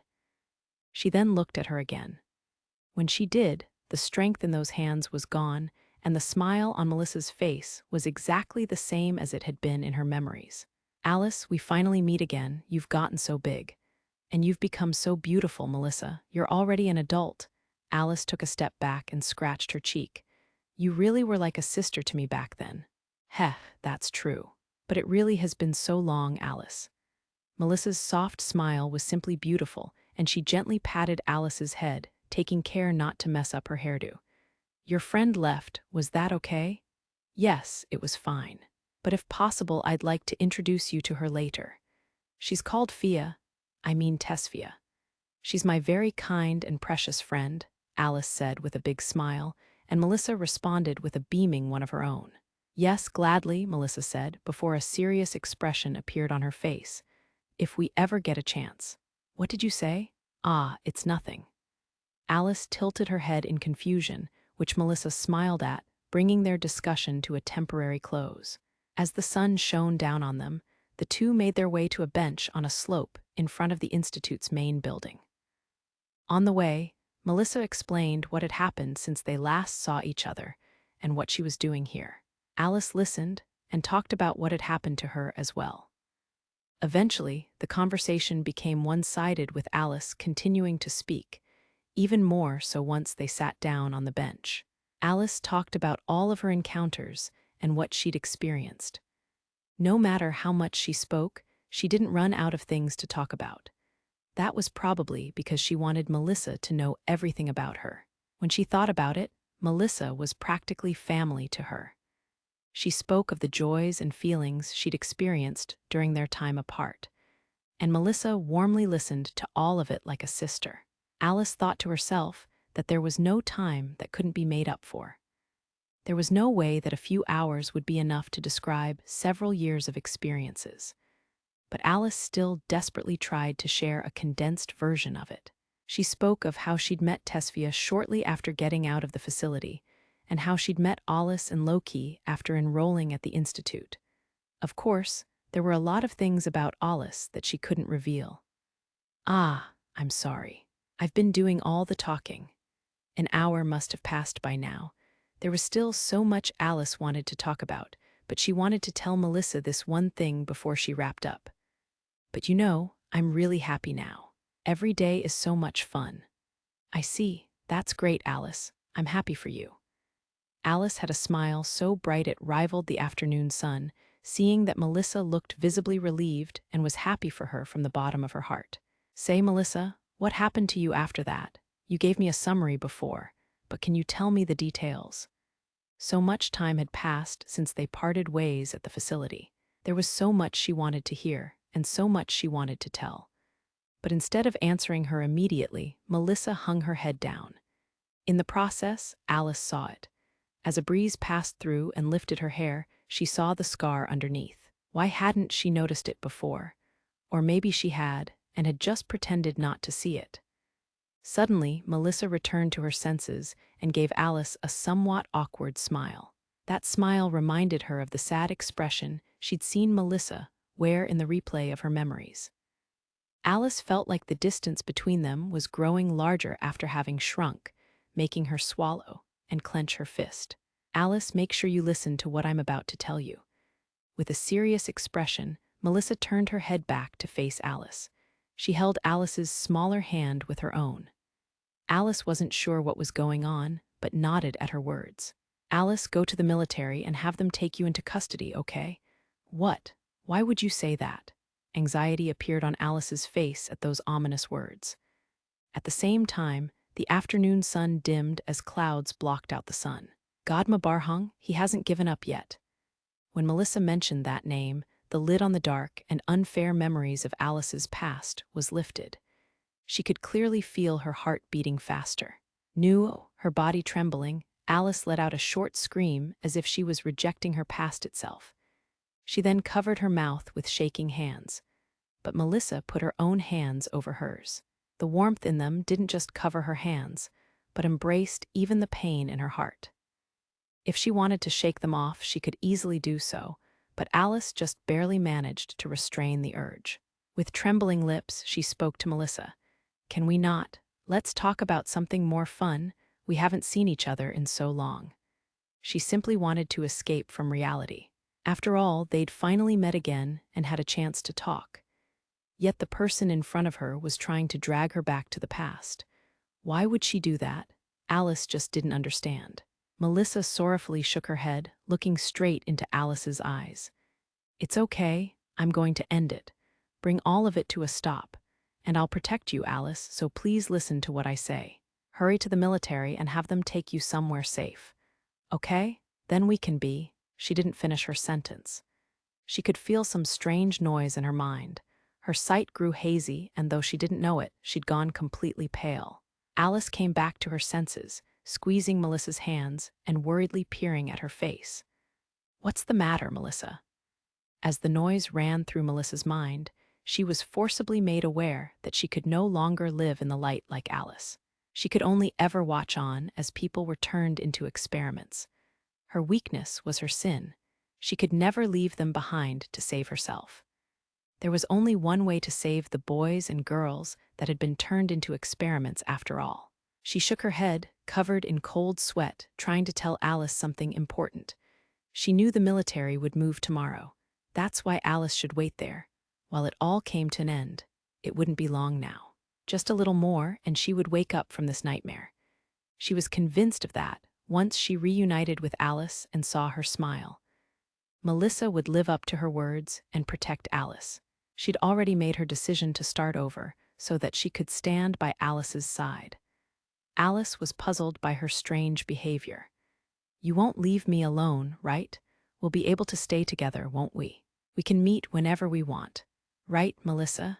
Melissa wanted to nod at Alice, but not yet. She desperately struggled to get her words out. It'll be fine. It won't be long before we can see each other whenever we want. That's why I want you to stay somewhere safe until then, and trust yourself to the military. I'm sure that man from the facility would take care of you. Do you still remember his name? Alice nodded.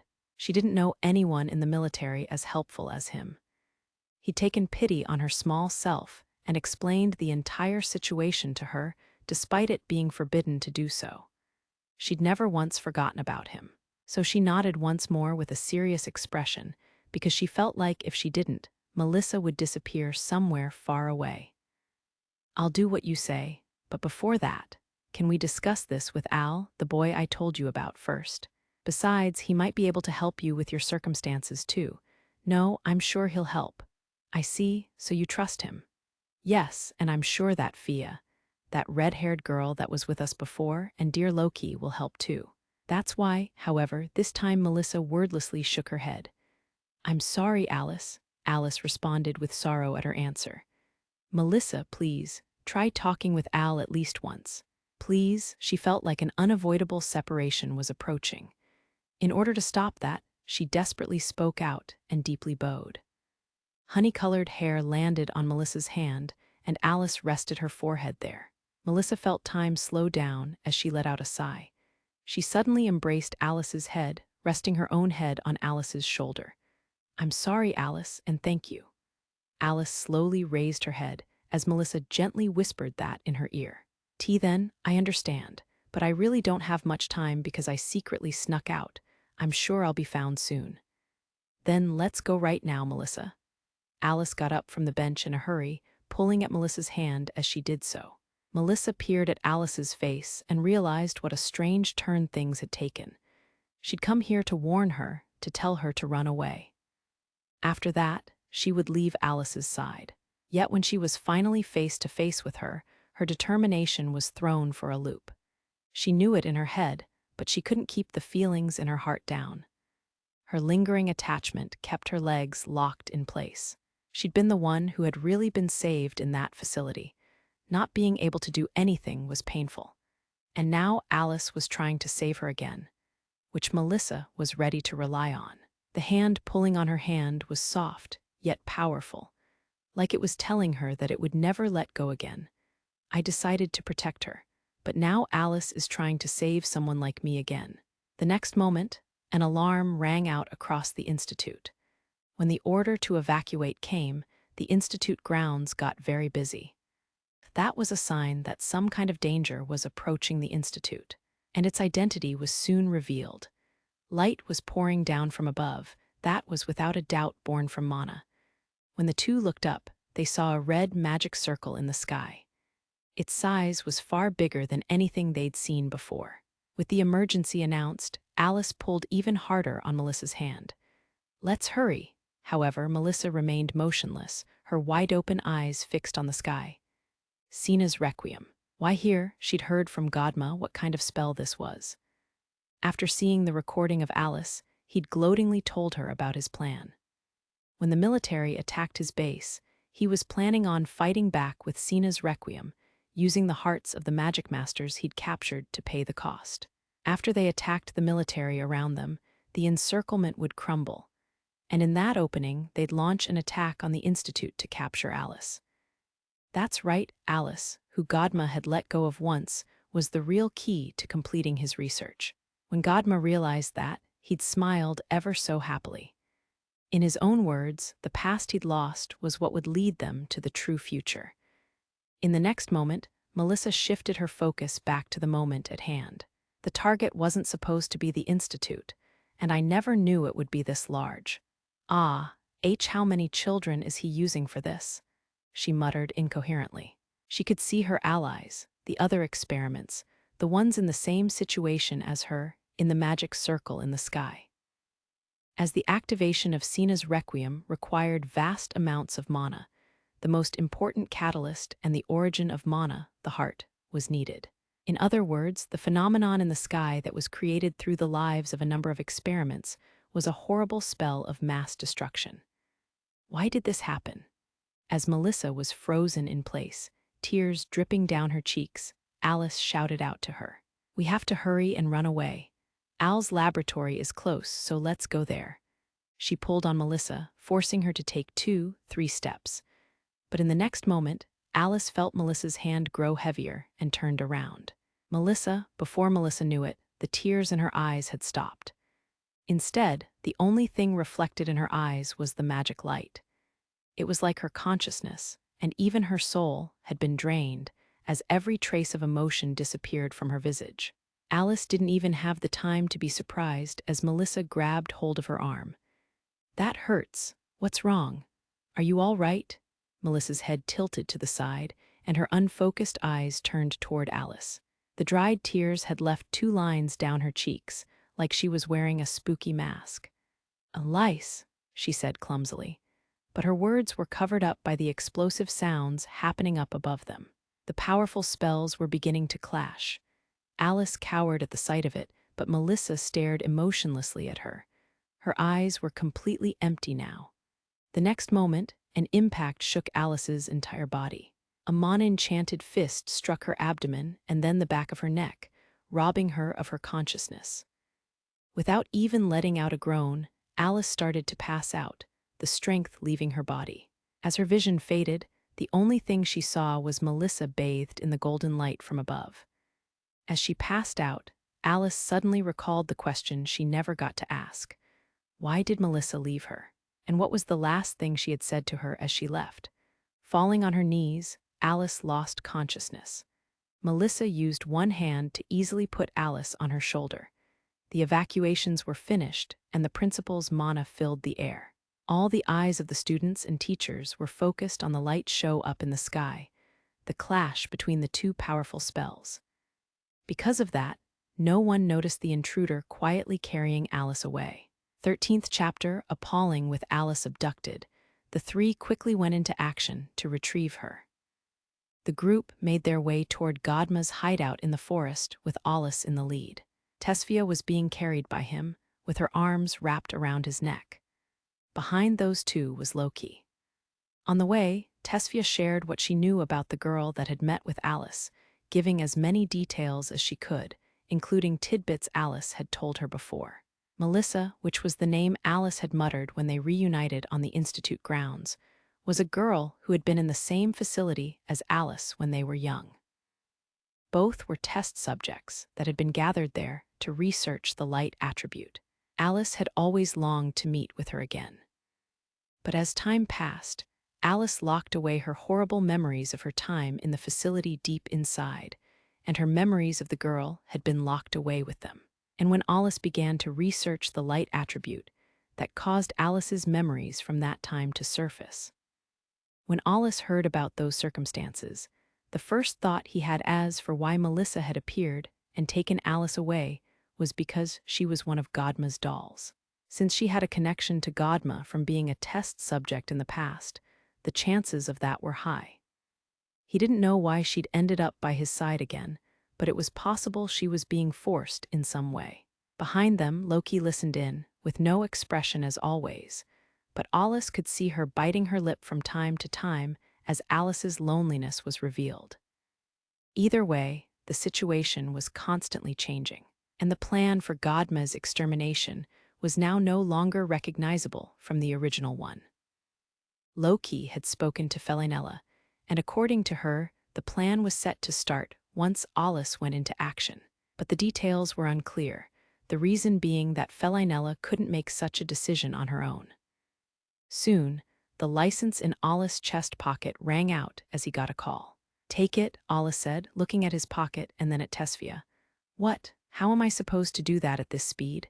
If you can't do it, I'll just throw you off and take it myself." "Fine, I'll get it." Alice jumped to avoid an obstacle, causing the bouncing from his running to momentarily abate. In that opening, Tesfia pulled out his license and used her thumb to make it project a translucent screen. She then set it to audio only, so the only thing on the screen was the symbol for a call. She held it against Alice's mouth. "Feli, how'd it go?" "That's awfully sudden, Alice. You really are lacking in manners and sociability. So it was you, Lord Visiest." Alice now slightly regretted not checking who the caller was first. The voice on the other end was deep and well-articulated. "Isn't this the first time you've screwed up? I'm sorry about that, but your investigation was lacking as well. A student at the Institute, Alice Tillake, was once one of Godma's test subjects. Now another test subject from back then has infiltrated the school and abducted her. On top of that, it seems neither the Institute nor the military's security noticed her infiltration, despite what happened just yesterday. Does the name Melissa sound familiar to you? She was one of the ones Godma performed human experiments on and was taken into custody. The details about her are unknown as she was supposedly an orphan, but her real name is Melissa Lannis. It appears she's still under Godma's control. Moreover, I believe Godma's research is still incomplete. I don't know why Alice would be necessary to him all of a sudden, but either he didn't know her whereabouts, or he missed her qualities and has since realized it through some means. At the very least, it's clear that Godma needs Alice for something. So the taboo spell unleashed on the Institute was a diversion. One of the Institute's students might have been abducted, but she's still a civilian, so she'll be a high priority for us. We might be a bit delayed, but preparations have been made ahead of time, so he won't be able to escape that easily. I appreciate it. There's also one more thing on my mind. I assume you want to know how that Melissa infiltrated the Institute. Yes, there's no sign of security granting her access.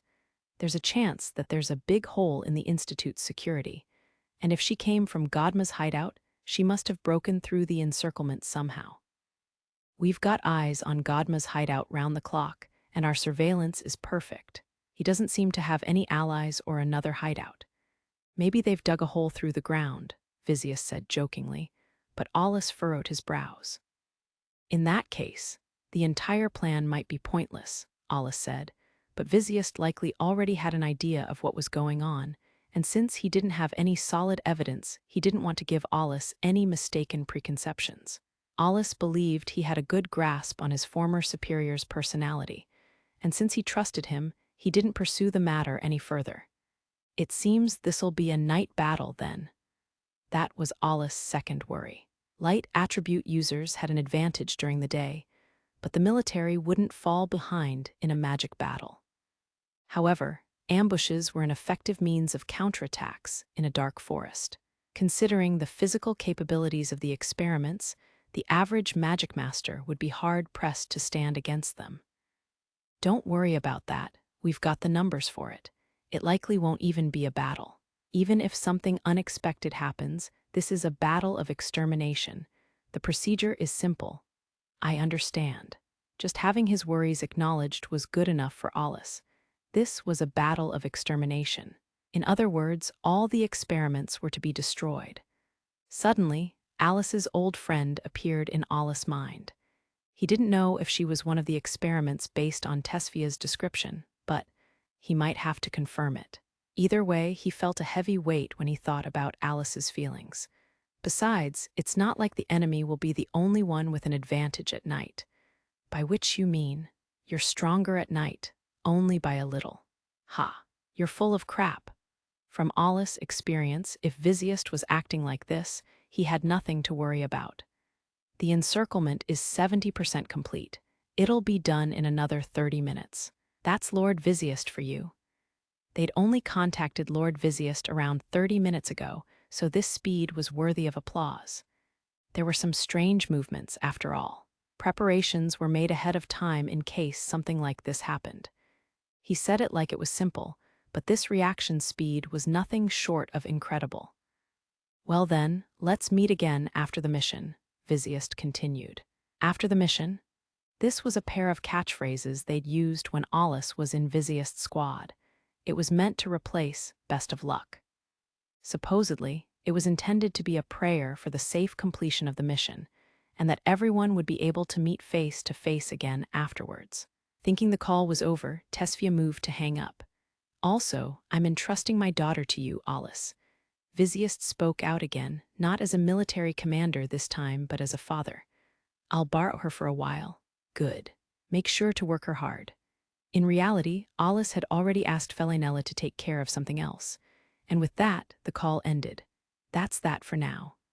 With this, the responsibility would fall squarely on Alus' shoulders if the mission were to fail. The military would almost certainly demand his reinstatement. Eventually, Alus and the others reached an undeveloped area in the middle part of the nation. The sun was already starting to set. Not only did undeveloped refer to a lack of human touch, but it was also a way of saying an area where inhuman experiments had taken place. We're speeding up. Loki, from here on it won't matter if the enemy finds us out. I understand. Loki was already running out of breath, but Alus showed no concern as he sped up even more. When they reached the part of the forest they were heading toward, they gradually slowed down until they stopped right before their destination. They hid in the darkness, scanning their surroundings. The abandoned building up ahead was Godma's stronghold. Alus had already memorized the terrain in this area. It was at times like these that a preliminary look came in handy. No traces of fighting. I guess it hasn't started yet. He approached the abandoned building. As he landed, he put Tesfia down, and Loki quietly came to his side. There's nobody inside the building. They're probably underground. The effectiveness of Loki's detection was drastically decreased if the target was underground. If there was a corridor there she could send her mana sonar into, she could get a more accurate reading. But it was due to this that not even the intelligence department had an accurate count of the experiments. That said, it seemed certain that the elimination target was lurking underground like the information had said. This building was rather old, but according to the blueprints, it didn't originally have floors underground. Godma must have expanded the facility for his research. Or maybe the underground floors had already existed as part of an illegal laboratory that was hidden from the public. Steel girders were exposed on the building. Glass shards were scattered across the floor, and the entire place was caked in a layer of dust. Unlike the route Alus used on his preliminary look, they went in through the front, their guard high, because of the lack of time. Tesfia and Loki held their breaths and looked around themselves as they followed Alus, who was searching for an entrance to the underground floor. Here it is, Alus declared before long as he stood in front of a section of wall. At first glance, it was just a normal wall. What's with you in this wall? We need to find the stairs. Are you stupid? If the enemy was that straightforward, this mission wouldn't have come to me, Alus replied, curtly brushing aside Tesfia's doubts. I see, it's magic. It seemed Loki saw through the spell upon touching the wall. However, surprise showed on her face. The reality aside, it felt just like any other wall. It's well made, Alus noted, and pushed with his hand. This kind of elaborate spell required a high level of technique. It was similar to real trace, which Alus used to expand the chain for his AWR, Night Mist. But it was difficult to create something this accurate. One idea Alus had was that it used the dark attribute to influence the mind. Alternatively, for now, he put his hand against the wall to perceive the actual coordinates. He put the information in a space in his consciousness and overlapped the coordinates with a mock real trace. It was a brute force move, but mana would likely bounce back at the user if the spell was undone normally. Soon, a lightning-like crack formed in the wall, and mana light leaked out from the gap. The next moment, the wall dispersed like mist as if it had been a hologram all along. Loki and Tesfia both had their breaths taken away by the sight behind it. He sure is good at desecrating life.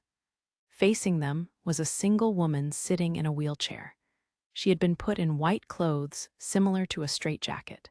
Her hands were clasped together as if in prayer, and she was secured to the wheelchair. Her closed eyes showed no reaction to Alus and the others. When the spell that made up the wall completely disappeared, the strength left her neck and her head bent down, causing the wheelchair to shake from the recoil. A fragment of wall-stained red fell through a gap in her hands. At a closer look, the woman had scars from an operation on her neck. It must have been light attribute magic, using this woman's blood as a catalyst. Wah! Alus reached out with his hand to check on the woman and found a thin tube on the back of her arm. It was probably used to slowly gather the blood used as a catalyst. So it's a taboo, Loki said with a sorrowful voice, looking with downhearted eyes at the woman. Is this person dead? Tesfia timidly asked. She's still barely. No, she's dead. Alus hesitated because, while she was still alive, it was already too late for her. Not only was she weakened, but she'd also been drained of blood, meaning she could no longer be saved. Having served as the source of a semi-permanent spell, Now that it was gone, she was forced to pay its price. That was how taboos worked. He sympathized with the woman whose life had been used for the sole sake of concealing a door. It'd be better for her if she passed away quickly instead of regaining consciousness for her final moments. Let's move on, we've got to hurry. Beyond the woman was a straight path leading underground. It appeared to be slightly offset from the abandoned building. As they arrived at a somewhat bright open space, they could smell the thick scent of drugs. The space was large, and it was packed full of scientific equipment. The ceiling was high, and despite the machinery, it seemed more like a storage room. White lighting illuminated the room, and while that was like a research facility, it gave off a desolate and cold impression. Alice, the instant Tesfia looked towards the wall ahead of them, she saw a sight that made her scream out loud. Amidst the devices, there was a clear area, and Alice was there. Her head drooped, and two experiments dolls were holding her up, which barely kept her standing. She seemed to be passed out, with the dolls forcibly keeping her up. Tesfia's voice didn't seem to reach her. There was someone next to Alice, a slim man wearing a lab coat. He had a syringe in his hand and seemed to have just finished his work as he stepped away from Alice. The syringe was dyed a deep red color, which appeared to be blood. Ignoring Alice and the others, the man held the syringe up in the light to admire it. His lips curled upwards, and he flicked at the syringe with his fingers. With a self-satisfied smile, the man finally looked at the group through his glasses. Even Tesfia could tell from his atmosphere that this madman was Godma Barhong. "I thought you'd show up, Alus Ryjan, you fucking army dog." He narrowed his eyes and stared at them as he spoke out with an irritating voice. "Let go of Alice." Succumbing to her fury, Tesfia drew her katana and made a beeline for Alice. Making her way past the equipment in the room, she was just one step away from Alice as Godma grinned at her reckless charge. Tesfia had made a sudden move, but even that had been taken into account. At the very least, it served as a signal to start the battle. "Sir Alus, there are 4 of them in the shadows." It really was a trap. She served as a good decoy. "I'll deal with them." As Tesfia leapt upon the dolls holding Alice captive, more dolls hiding in the shadows of the machinery sprang their ambush from every direction just as she raised her katana to strike. In the next instant, Alice, who'd made it to Tesfia's side, grabbed hold of her collar and pulled her down to the floor, evading the ambush. The dolls around them numbered 4 in total. In their hands were thin swords. The moment Alice identified this, the dolls launched their attack at him in the same moment without any kind of signal. Alice's reaction was a moment late. He pulled night mist from his waist and slashed in a circle. Chains followed after his blade and stood in the way of the dolls' swords. But he didn't intend on knocking them away with the blade itself. The next moment, the chains stopped in midair, their coordinates fixed in place by space manipulation. It was some quick-wittedness on his part. At first, he was going to use a spell on the ground to lock the 4 dolls in place. But having recognized the materials that the surface of the wall was made of, he changed the spell he was going to use in a split second. That was the reason for the minor delay in his reaction. 3 of the dolls had their swords blocked by the chains, but the 4th one slipped past due to Alice's delayed reaction and sliced at his shoulder. "How interesting," Godma said, adjusting his glasses, having repositioned himself somewhere safe to observe the fight. It was a bizarre sight, as the swords stuck in the chain's rings couldn't move, as if they had hit a wall.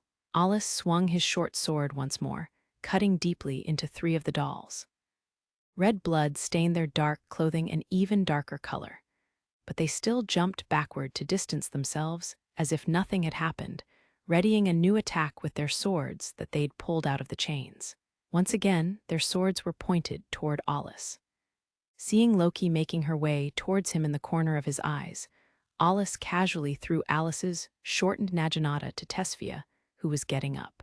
By the time the sound of metal clanging against the floor rang out, Alice had already jumped over to one of the dolls holding Alice and delivered a knee blow to its chest.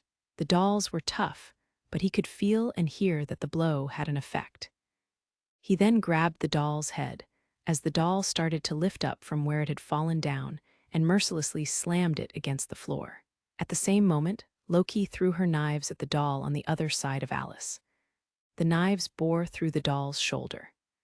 As its hand holding Alice eased in its grip, Loki spun in the air and unleashed a heel kick on top of the doll's head, knocking it down to the ground. Without the doll's support, Alice began to crumple down, but Loki caught and supported her. Tesfia was captivated by Alus and Loki's movements before returning to her senses and getting up, picking up the shortened naginata Alus had thrown her way. She ran to Alice. "Alice, are you okay? Are you hurt anywhere?" "Fia." The light finally returned to Alice's eyes. "Why are you here, Fia?" She was still a little out of it, but didn't appear to have any visible injuries. She spoke in a frail voice, but that was because her consciousness was muddled. "We came to save you. I was so worried." It was then that Alice finally realized that Alus and Loki were there too. Al. And Loki, still sitting down, Alice looked at Alus with a worried expression and somewhat vacant eyes. "You don't seem to be hurt. Probably because you didn't struggle, because you were unconscious. Yes, I'm at fault for being duped so easily, but you shouldn't go allowing yourself to be abducted so easily either," Alice said. Alice instinctively flinched as Alice's hand came down from above. She was sure that he would hit her. However, he only somewhat roughly put it on top of her head. "You can make up for it by helping out." Alice exchanged glances with Tesfia, prompting her to nod and return the naginata to its usual length. The sound seemed to bring Alice fully back to her senses. Receiving the naginata from Tesfia, she took a deep breath and stood up. At the same time, her memories from before she'd passed out came back, and she bowed with a serious expression. "Al, Loki dear, thank you for coming to save me." "Al, I'm sorry too," Tesfia said. She understood that she'd be dead if Alice hadn't stepped in. "HMPH, how about you say thanks before you apologize? And just so you know, that's the last protective move you'll get. You bothered to come too, so next time try to do a little better so you can get some experience, Fia." "Why yeah, thank you." Tesfia nodded with a bitter smile, but there was some happiness mixed in with her expression. No, they were actually a little happy to be counted as useful to Alice in this fight. But that was something probably only she and Alice would understand. It was a difference in recognizing and being recognized. After that back and forth, Loki called out to Alice. "Sir Alice, are you hurt?" "I'm fine." He'd taken a stab, but he'd moved his body so that only his robe got cut. Loki still had a worried look on her face, but that was because she was wondering why Alice hadn't been able to evade an attack on that level. She worried that he might be feeling off, but Alice's next words revealed why his reaction had been delayed. "The walls in this facility are made of a similar material to the training grounds at the Institute, but only more developed. They absorb mana. In other words, there was a restriction on what kind of spells he could use. The entire facility was probably affected. It was very possible that there was a device set up somewhere that buffered the mana that was absorbed. Considering that the speed of mana being poured into a spell needed to outpace the speed at which the walls absorbed mana. Magic would also be very ineffective in terms of mileage here as well. Tesfia's freeze might not even activate at all. That explains why it was so difficult to get any decent results from detection-type spells. He might be crazy, but he's not stupid. Of course not. Failure is an essential part of research.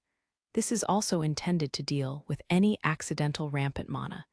It's been designed to put an additional burden on any attributes that are not part of the elements. Godma's grating voice interrupted Alice. He spread his arms wide and continued in an exaggerated fashion. "I'd expect nothing less from the one called the greatest Magicmaster. That was an interesting move you showed just now.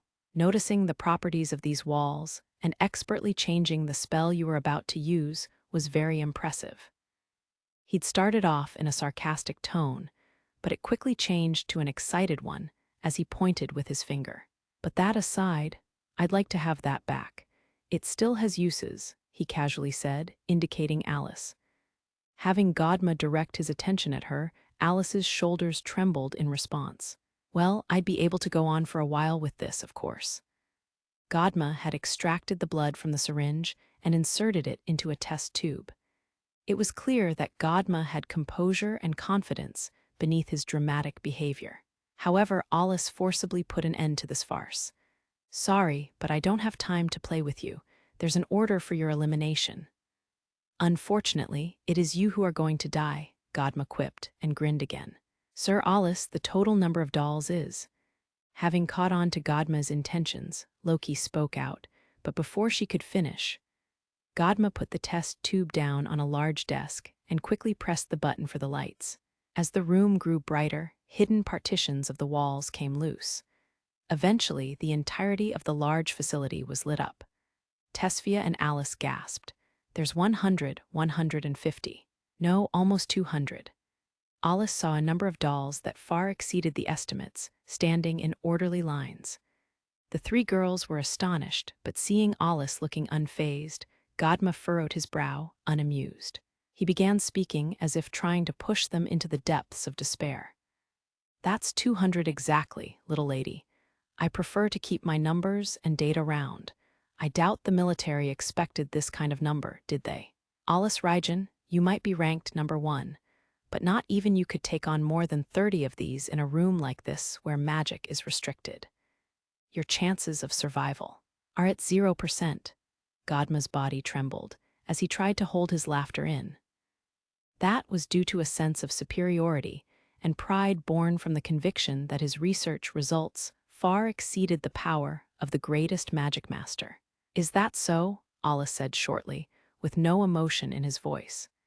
He had not even the slightest amount of interest in Godma's pride.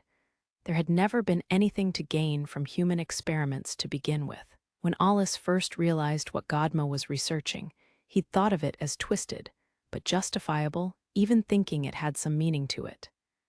But now, he considered himself short-sighted for having thought even that.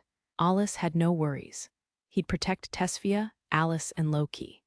His only cause for concern was the situation outside the facility. If this number of dolls were to face off against the Magicmasters outside, where it was quantity over quality, the Magicmasters would get massacred. Moreover, darkness was the dolls' ally. Alus whispered to Loki, telling her to contact command headquarters, and he got an immediate answer. "I can't connect to them. We're being jammed." The encirclement might not even be complete, meaning that Alus had no choice but to lower their numbers. "The military won't amount to anything no matter how much they try. I'll make my escape with leisure.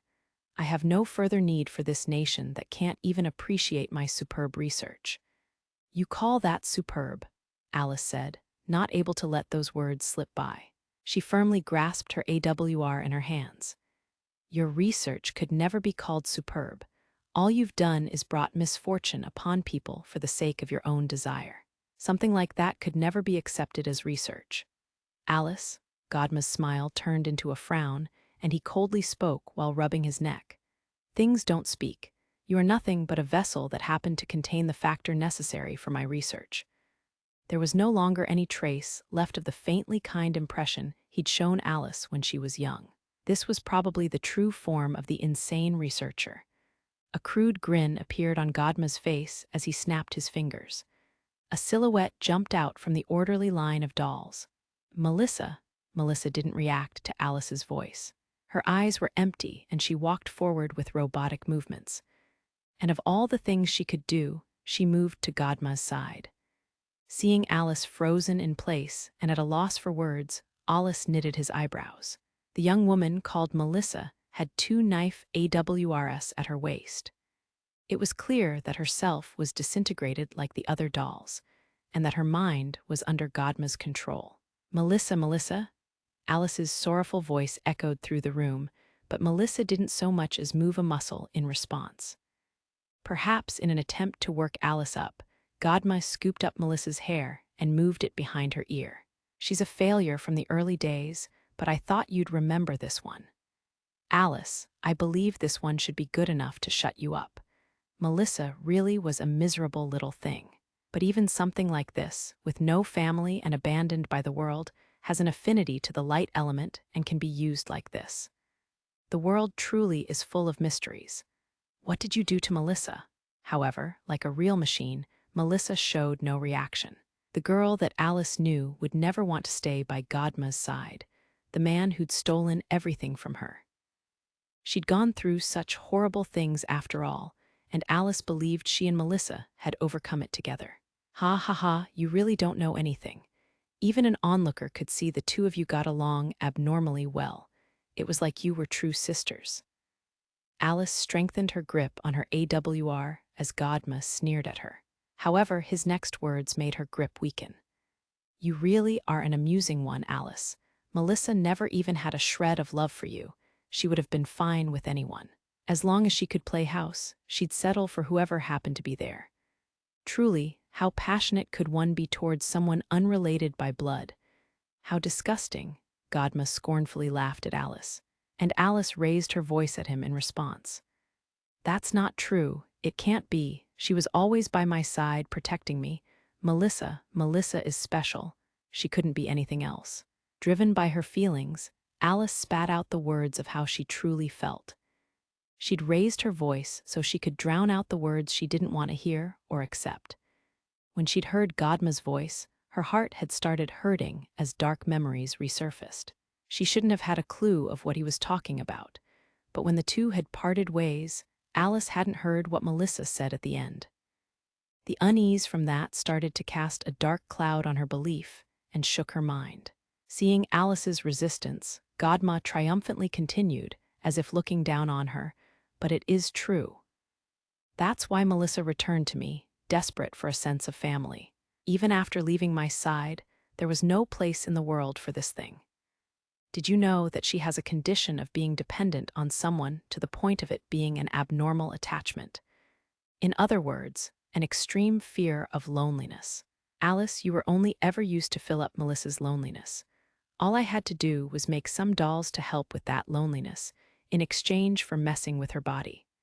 No, Melissa leaving my side and heading over to you was all accounted for. I purposefully showed her some footage of you before explaining your importance and my goals, though she seems to think I hadn't noticed. Well, I figured that you'd gladly follow after her. No, I'm a cautious man. It was because she has those uncertain things called emotions that I constantly monitored her with the device I secretly implanted in her. And once I saw my chance after your heartfelt reunion, I flipped the switch. Also, I could have you kidnapped without anyone getting in the way. And the two of you looked to be enjoying yourselves so much, too. Feelings really are nothing but harmful. This thing was driven by emotion to the point of even trying to betray me, after all. With her heart beaten, Alice's grip on her AWR slackened. The Naginata fell to the floor with a dull sound. You scum, Tesfia shouted out, her body tingling with anger as she ground her teeth. That's when Godma turned to face Tesfia and loudly mocked her. Ha, what does some little brat know? I've managed to take these failures of Magicmasters that only had the affinity and make them this strong. They feel no pain or fear. They'll far more effectively take care of fiends than the likes of you ever will. You'll never see any research contribute more to humanity than this. Her anger having reached its limit, Tesfia didn't say another word. Instead, a torrent of mana flowed out from her body. Alus, who'd been keeping quiet, finally retorted, HMPH, those are some big words for research you haven't even completed yet. I can't imagine puppets without a sense of self could ever best humans. Isn't that why you're so desperate for Alice's factor now, after all this time? So you noticed. Don't you think that was a good plan on my part? Nobody would imagine that a taboo spell would be used as a diversion. That said, I expected that abominable institute to be destroyed. Well, not that it matters. Melissa did some fine work for me. Haha, I wonder what kind of expression she'd make if she finds out that she's the one who brought Alice back to me. Not that I'd give her sense of self back ever again. Godma trampled on something with his foot. It was a device that had fallen out of his lab coat pocket, and no one apart from him had any way of knowing this was the mental manipulation terminal used to return Melissa's sense of self. Seeing how proud Godma looked, Alus called out to him in a sarcastic tone, You seem to be quite happy with yourself, but your separation of the element factor was just a coincidence, wasn't it? Alice's lack of factor wasn't because Godma had tried to take it out. It was definitely the outcome of some kind of attempt, but the result had been more of an accident than anything. That's why he hadn't been able to repeat the success again and had come for Alice. You're even destroying your experiment's sense of self so that there's no transplant rejection. HMPH, and thanks to that I was able to create Magicmasters that are absolutely obedient. You're wrong there, they really are just dolls. Seeing how you've even cut off their nervous systems, there really was a rejection issue, wasn't there? Godma gritted his teeth. Having battled one of the dolls, Loki recalled how they moved seemingly unperturbed by their injuries. What do you mean, Sir Alus? It's an impossible prospect to begin with. Mana is what dictates affinity, and that's generated by the heart. That won't change even if you overwrite the factor. There's no way that there wouldn't be a rejection when a body is forced to use a contrary attribute. A Magicmaster's affinity was determined through their disposition, or what kind of information they had the most of inside their body. By forcibly overriding that, it meant that, for example, despite the heart creating mana that leaned toward the fire attribute, it would immediately afterwards be forcefully converted toward an affinity to the light attribute. There was no way that wouldn't cause a massive strain on the body. It was a system that was unstable and chaotic. But in the end, it becomes possible to use light magic, though an extreme stress is put on the body because of the overriding process. Just thinking of how many have been sacrificed for an insane experiment like this makes me sick. They were a necessary price to pay. It's only natural that the completion of research comes at a great cost, Godma said proudly, with no trace of regret in his voice. It's not completed. Your research is faulty. You shut off their nervous systems and destroyed their sense of self because you couldn't control the rejection. That's true. I didn't turn off their sensations for the sake of battle. It was simply needed to create element Magicmasters, and their minds needed to be limited so they wouldn't recognize the rejection, and so that I could give them absolute orders. Then, Alice could understand why Alice was biting her lip in frustration. Indeed, these experiments are a fragile existence. Once the symptoms for transplant rejection appear, they don't have long to live, Godma confirmed coldly. No, Alice put a hand to her mouth, her shoulders shaking. Realizing how much Melissa was a victim of this evil made her eyes tear up. She looked ready to collapse at any moment when Alice touched her shoulder. Alice, let me confirm something. Did she, Melissa, lack her conscious self like the other dolls from the very beginning? Alice didn't even need to think about the meaning behind the question as she shook her head. No, we were even talking at first, and she remembered about our past, too.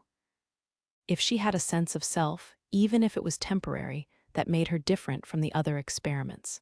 Perhaps she'd avoided the collapse of self due to her having an affinity for the light attribute.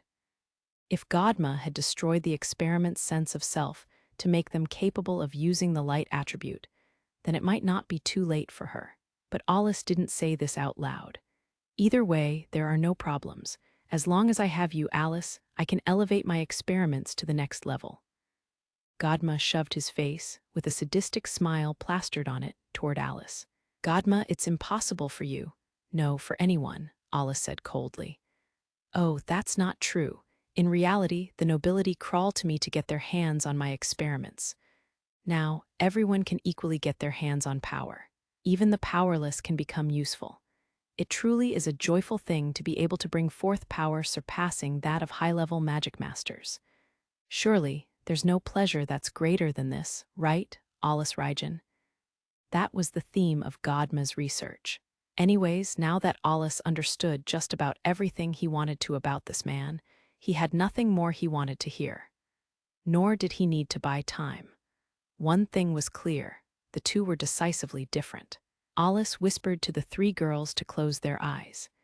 As they were in a hostile situation, they were apprehensive about this. But when he ordered them to once more, they resigned themselves and closed their eyes. Don't open your eyes until I say so. He thrust his arms forward. A gloomy, dark mana began seeping out from his body for the first time in a while. Soon it had taken shape, making it easily visible to the naked eye. It compressed itself, like smoke with a will of its own, gradually increasing in volume, coiling around itself in the air. The way it wriggled was too unnatural to call it mana. The atmosphere changed, giving the three girls goosebumps. They were taken aback, but forced their eyes to remain shut. Closing one's eyes before the enemy was abnormal, that much was clear. But the girls felt that it wasn't the many dolls that were the biggest threat, but Alus. What the hell is that? Godma had stayed behind to see just how Alus would struggle to survive, and it was only natural that he'd goggle at what Alus had done. Even a veteran Magicmaster wouldn't be able to understand the phenomenon before him. The dark mana around Alus began crawling like worms. They looked like jet-black serpents, and at the same time felt like unnatural existences, demons given form. Meanwhile, the eyes of the master that had brought them forth reflected nihility and the endless abyss. Before long, as if his entire consciousness had been transferred to the wriggling mana, he muttered its name.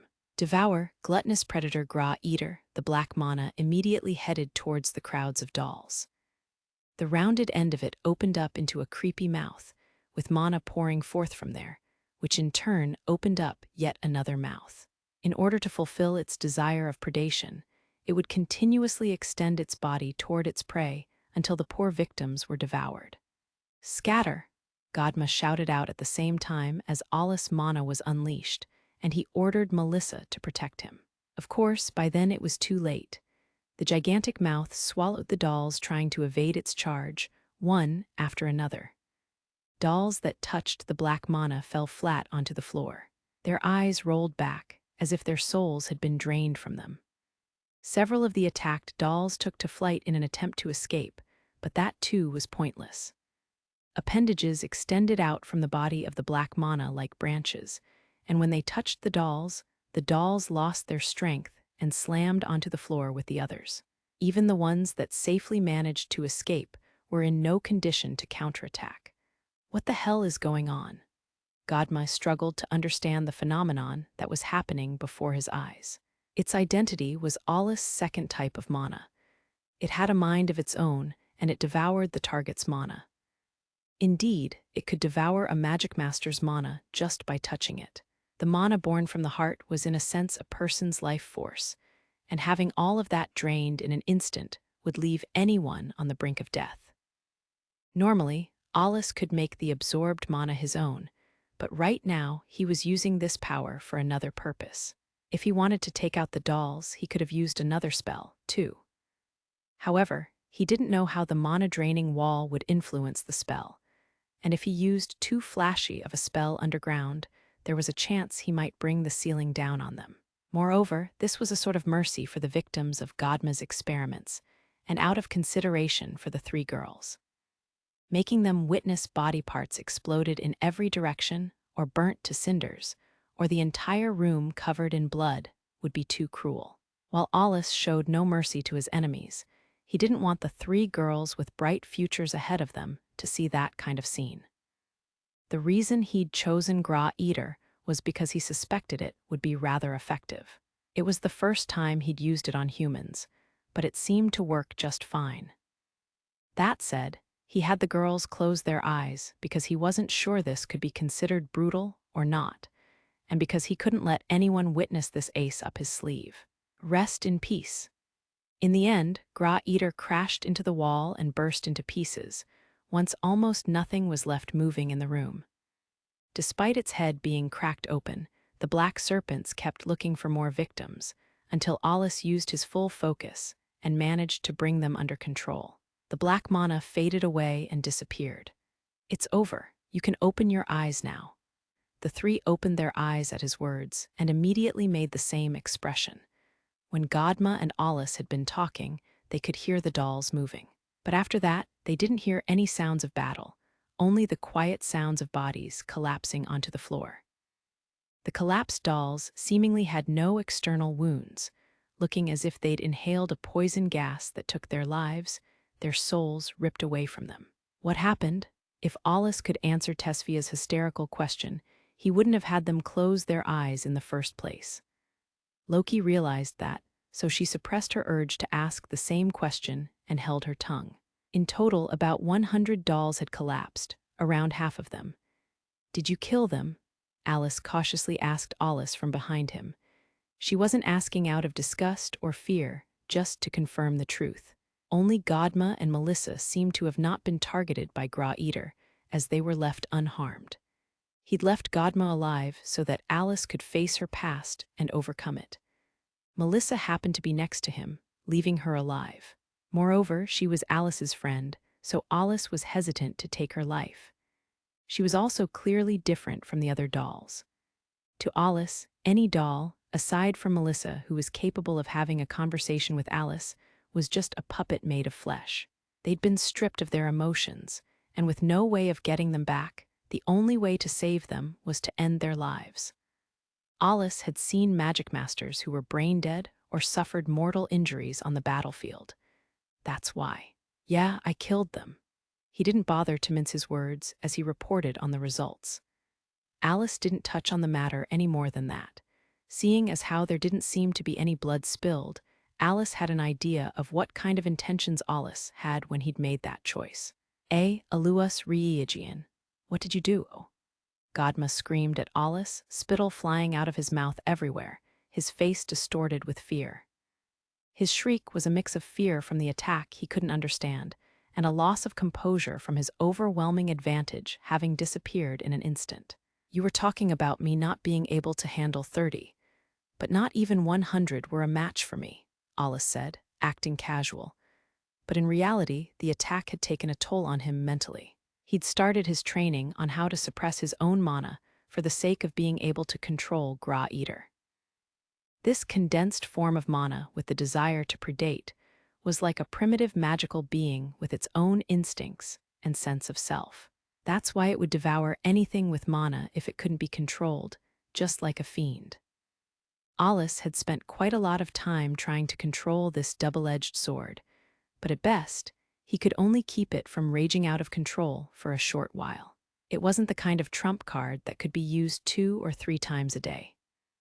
Moreover, because it had a sense of self, it could get too powerful from absorbing all the mana and not only refuse to give it to Alice, but even oppose him. Even now, it was converting the mana it absorbed into its own, making it overflow, which induced pain in the back of Alice's eyes. That's why the spell also had the restriction of having to wait for the absorbed mana to disperse before being usable again. Alice forced away the exhaustion he was feeling through sheer willpower and grinned as if he was trying to provoke Godma. "What's the matter? Are you done playing with your dolls?" "Fuck." Godma grinded his teeth, his true nature on full display. With Godma so shaken, around 60 or so of the dolls that evaded Alice's attack were now running rampant and trying to get outside, leaving only some 40 dolls that he barely managed to control. There's still a lot of them. Roughly 500 Magicmasters were outside, but Alice had heard that many of them lacked strength. So he wanted to hurry up after them, but there were still plenty of dolls left here as well. It would be one thing if it were just 1 or 2, but there was no way Loki would stand a chance against 40 of them. "It's not over yet. I can still kill you all." That was just a calculation based on the numbers. Even though Alice had proven that Godma's calculations were pointless and overly optimistic, Godma foolishly clung on to them. "Don't let him use magic." Responding to Godma's scream, the dolls began heading towards Alice with robotic movements. "Kill, kill, d, die. All him, them." Tesfia and Alice were frightened by the unnatural bloodlust coming from the army of dolls, but that only lasted for a moment. "Here they come. Hesitation will get your friends killed, so brace yourselves." Steeling themselves, the two ran mana through their AWRs and nodded at Alice's words. After a short pause, Alice said one more thing. "Alice, you won't be able to protect something without abandoning something else. Keep that to heart, because a choice will come to you eventually. And when that time comes, you might not end up being the only one to pay the price. But it's not like there aren't ways to protect everyone, so don't look for the right answer. It might be hard, but you'll have to pick your own path. Can you do that? Alice nodded at his admonishment. She'd braced herself since the battle began, so she could more or less understand what he was saying. Saving Melissa meant putting her friends in danger, but Alice's feelings were still pulling at her. That's why Alice had told her to choose. That's why he'd told her not to hesitate over the possibilities of her choice, and to steel herself to seize the outcome she desired. Tesfia, Alice, you two fight together. Don't even think about moving on your own. Tesfia had the tendency to move on impulse, so Alice had said that as a warning, but also to make sure the two kept cool. Taking their combat capabilities into account, the two of them could likely only take on a single doll at best. Attempts at using magic would be weakened by the walls, and they weren't fighting the kind of opponent that would be so easily hit. Okay, both girls responded in the affirmative. Loki, don't stray too far away from those two. Understood. The dolls that had spread out had no waste in their movements. Alice figured that Godma wasn't controlling everything they did, but instead that he gave them general instructions and left them to carry them out with some degree of autonomy. Perhaps that was why they weren't moving as a unit, but each seemed to have a grasp of the other's positions, giving them flexibility and preventing friendly fire. It was clear, though, that those movements weren't due to experience from looking at them. Don't hate me for this, Alice said. He wouldn't be able to go as kindly on them as before. In an instant, the color disappeared from his eyes, being replaced by a deep nihility. That was the signal of his mind switching into combat mode. That said, it wasn't like he was going into a frenzy. Cold, rational thinking dominated his mind, and his thoughts turned logical, choosing the most optimal way of eliminating the enemy. Alice threw night mist at one of the dolls coming at them, piercing its chest. The experiment fell forward, blood pooling on the floor. That made one. He pulled on the chain to take out the blade and poured mana through the chain. Countless coordinates were fixed in space, replicating as many night mists through real trace. The mana-draining walls had an effect on the spell, but for a Magicmaster on Alice level, it only slightly increased the amount of mana required. Small distortions appeared around Alice. Suddenly, another night mist made from mana appeared from nowhere, its peculiar black blade on full display. And then another, and another. They were magical copies of night mist without the chain. It was a composite spell used in parallel with space manipulation. Abaroheen, the 30 or so black blades around Alice flew in straight lines toward their targets. Perhaps due to a lack of a developed sense of self, or perhaps Godma's instructions were late, but not a single doll threw itself down to avoid the attack. Instead, they readied their AWRs to block the blades. However, each and every one of them were crushed by the sheer force of the black blades. The dolls that had their chests pierced all lost their lives, despite having their nervous systems shut off. Not paying any heed to their fallen allies, the remaining dolls continued to close the distance to Alice. Amazing, Tesfia said, seeing Alice attack. Alice's jaw dropped to the floor, and Loki, being Loki, was captivated by his excellence. That's when Alice saw the shadows that had broken through his line of defense in the corners of his eyes. Turning in a 90-degree angle, the dolls charged at Alice from either side with short swords in their hands. The tips of their blades were accurately aimed at his neck, and they had him in a position that was in the center of their attacks. In the moment before they hit, Alice dodged with the bare minimum of necessary movements, and the short swords passed in front of his nose. The swords ended up clashing with each other right in front of him. But in the next instant, Alice chopped at the doll's wrists with a mana-infused fist, crushing them. Of course, he knew they wouldn't flinch from something like that, so he followed up by cutting the jugular of the doll to his left and kicking it in the abdomen. Its body bent in an unnatural shape and moments later slammed into the ceiling with tremendous force. As a result, debris came falling down. Not giving them time to recover, Alice swept the legs of the doll on his right, unleashing a palm strike at its chest. Its body was sent flying in a straight line and slammed into another doll. As if chasing after the doll sent flying, night mist pierced the chest of the doll it crashed into. However, the remaining dolls didn't so much as glance at their killed allies and moved to attack Alus. Auto-chase, suddenly, the night mist embedded in the chest of a doll began shaking. Working itself free from where it had gouged into the now-dead doll's chest, it began chasing after the other dolls targeting Alus, dragging the chain along with it. The short sword stabbed them from behind one after the other, like a hunting dog attacking a pack of wolves that were chasing its hunter. However, some of them didn't seem to have been after Alus. A couple of them slipped past him on both sides. "They're coming your way," Alus said to Alus and Tesfia, while dealing with the ones night mist hadn't taken down. 14th chapter Sorrowful Arrival. The two dolls coming at them wielded short swords. Tesfia and Alus had already found their resolve to fight.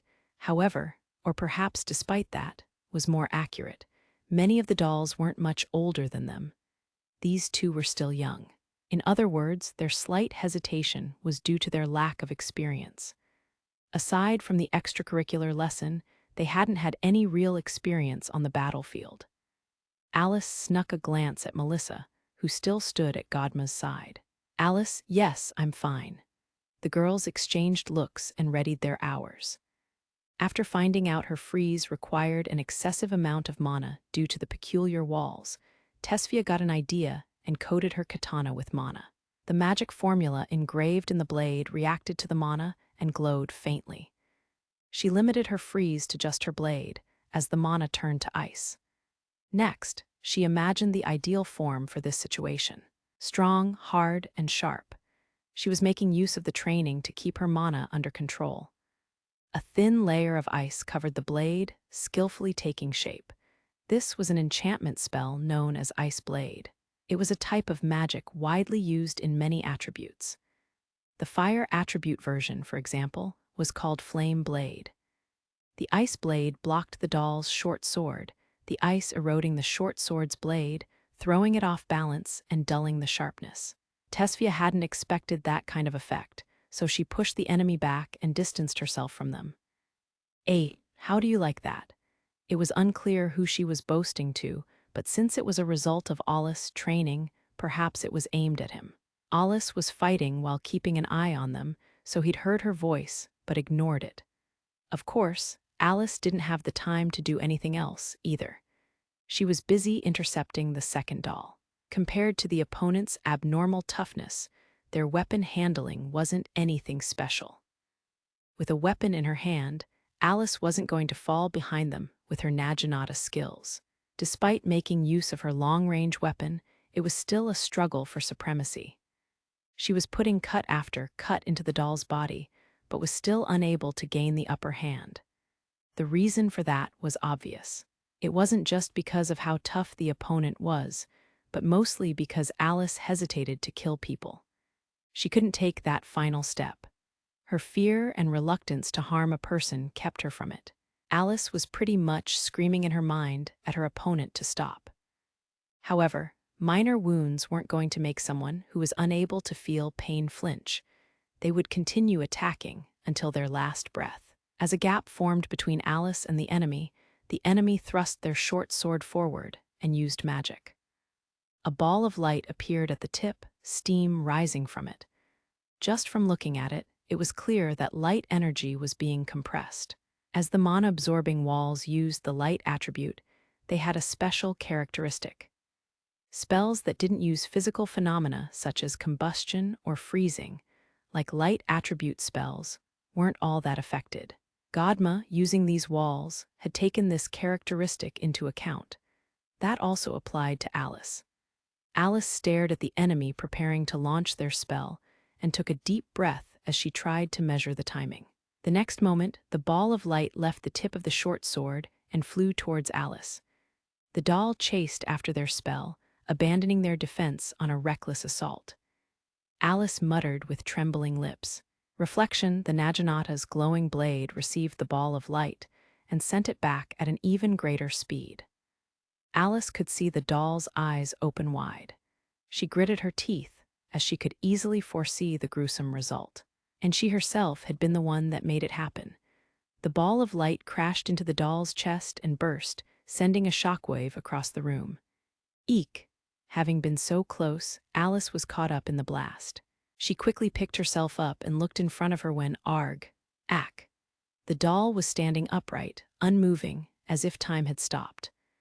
A big hole had been torn in their clothing from chest to abdomen, their white skin charred black.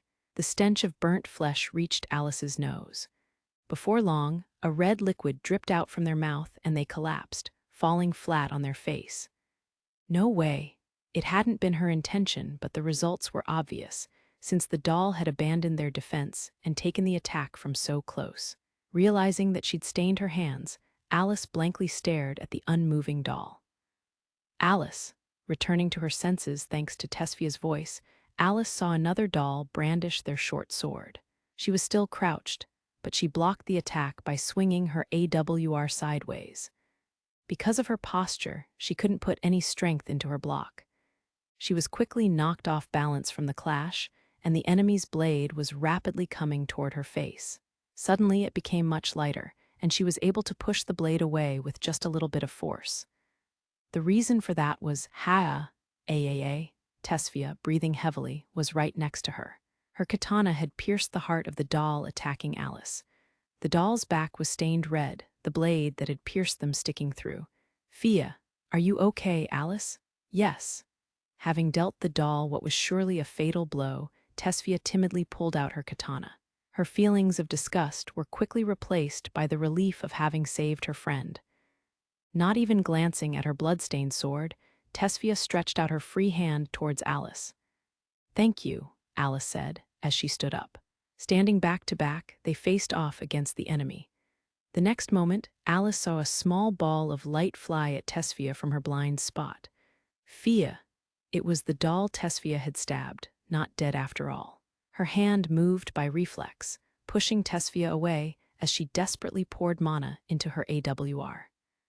She slashed her AWR diagonally upwards, its magic formula glowing brightly. Shell rays, the diagonal slash unleashed a white beam of light, splitting apart the ball of light, about to burst and deeply cutting into the enemy beyond.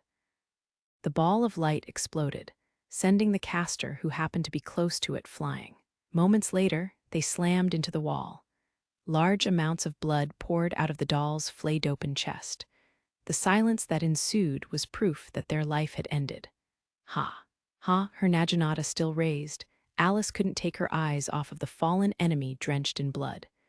Before her sense of guilt and remorse could well up, "Thank you, Alice." Those words brought Alice back to her senses, and this time it was Tesfia, who'd fallen down and was trying to stand up, who pulled on her hand. "So that was your new spell, huh?" She rubbed her butt as she observed the power of that new spell. "I want one too," Tesfia said, in a voice seemingly devoid of tension. That was the best bold front she could put up. She was speaking frivolously in an attempt to not think too much about having taken a life. "Fia, are you hurt anywhere?" Alice could feel her throat quivering. Her clothes were dyed red with blood, proof of her sin. She'd used magic and wielded a lethal weapon, a tool that reaped lives. She'd been resolved for this, but she still felt her heart breaking. She was scared of her power. She was now aware that a new spell meant a new means of killing an enemy. "You saved me, Alice." Alice let out a dumbfounded voice as she got thanked seemingly out of nowhere. However, Tesfia was giving her a refreshing smile. She should have been scared too, but she was forcing herself to appear calm. Alice could see that Tesfia's frivolous words from before had been born out of consideration. Alice had defeated the enemy and taken their life. Tesfia might have been in danger otherwise and suffered the same fate. She would have done the same thing no matter how many times it happened. Compared to the thought of losing her friend forever, the regret and remorse she'd have to carry wasn't all that much.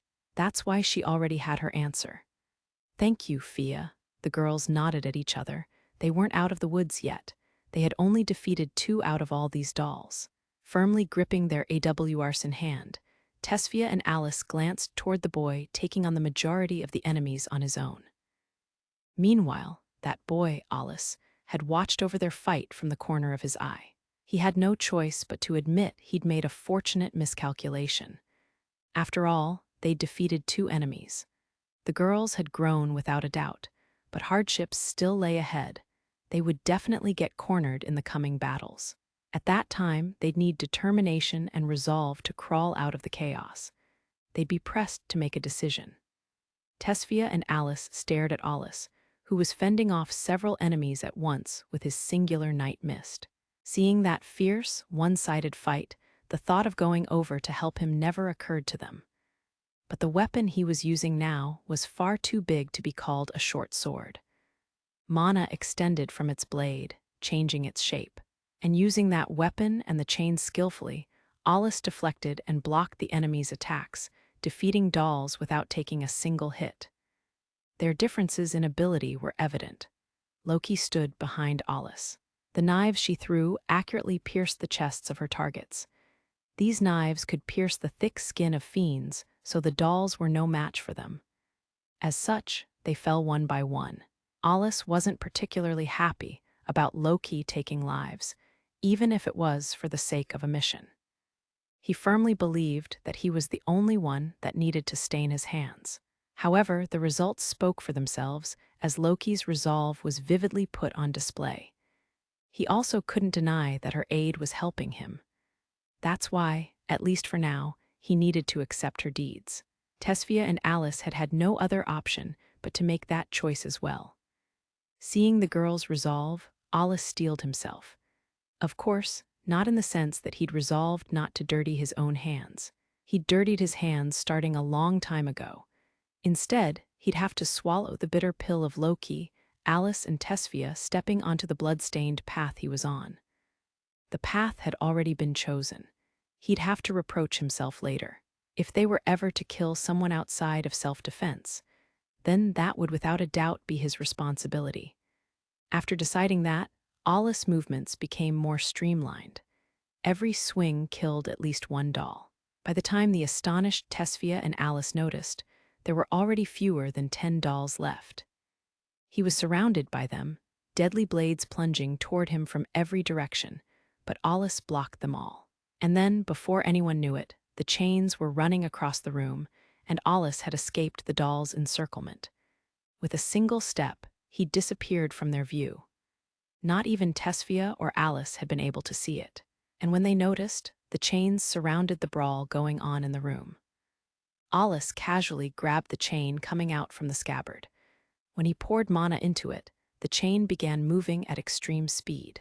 The short sword at the end of the chain turned into a merciless killer, tearing through the vitals of the dolls that had lost sight of Alus.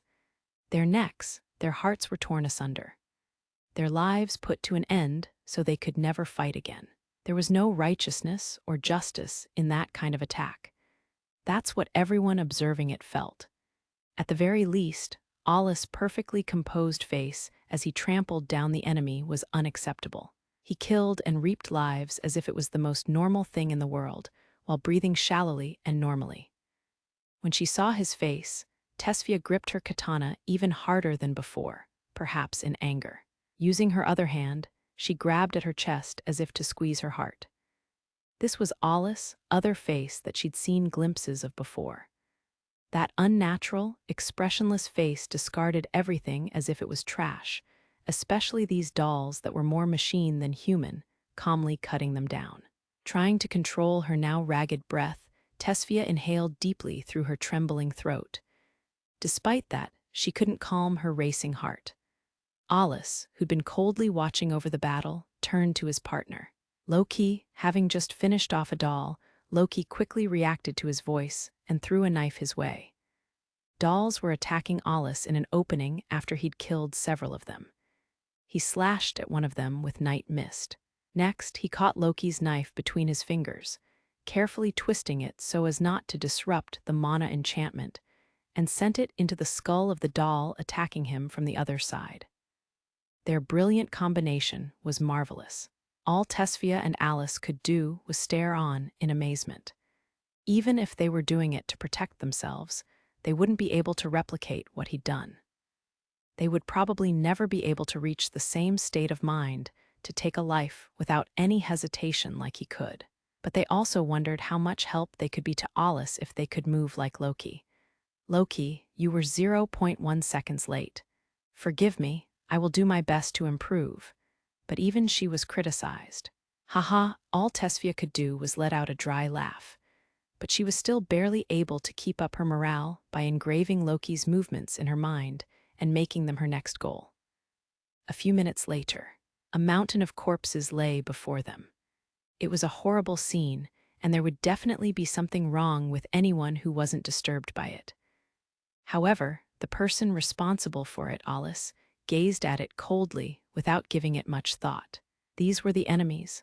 That was the only thing he recognized.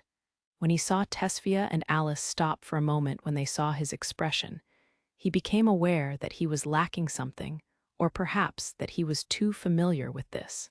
However, he wasn't overtaken by excessive emotions, and the thought remained in his head for just a second. Brushing that aside, Alus turned to face a certain person. Why, Godma's face was full of astonishment and dejection over the fact that his calculations had gone awry. His lab coat had blood on it that had splattered on him during the battle. I'm just too strong. Alus' harsh words rejected Godma's research at its root. Dolls, these emotionless puppets, would never reach the heights he was at. Alus had proven that merely with his body. Without having to look around, Alus knew the only ones left were Godma himself and Melissa. I heard from Lord Vizziest that there might be a secret escape route. At least you didn't use it to run away. I guess that's worthy of praise. Even if such a route existed, escape was no longer possible. The dolls that had run amok and gone outside were facing terrible odds at 60 versus 500. Godma might have realized this as well, but he was no longer listening to Alus. Did I fail? No, that can't be. I've had people evaluate me highly. Nobody could complain about my results, he muttered to no one in particular, in the now silent research facility. No, it doesn't even count as a failure. The moment you touched someone with a scalpel, what you were doing could no longer be called research. Shut up. Godma raised his voice at Alus' remark, as the current situation spoke volumes as to the reality. Overcome with anger, he swept up the materials on a nearby desk. Among the many pieces of paper fluttering in the air, an old book fell to the floor. When Alus saw that distinctive cover, his eyes opened wide. One of the 4 books of Fegel. And that's the original? Why does he have this? There were many rare tomes in the world that delved into the heart and secrets of magic and fiends, and some of the best among them were the 4 books of Fegel. Copies of the books were among the materials Alus had requested from the military, but he didn't have the originals. In fact, some people questioned if the original books even existed.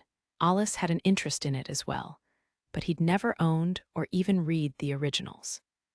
There were unreliable rumors that the 4 books of Fegel weren't made using the kind of paper commonly used in the world, and that was why they still existed to this day without crumbling away.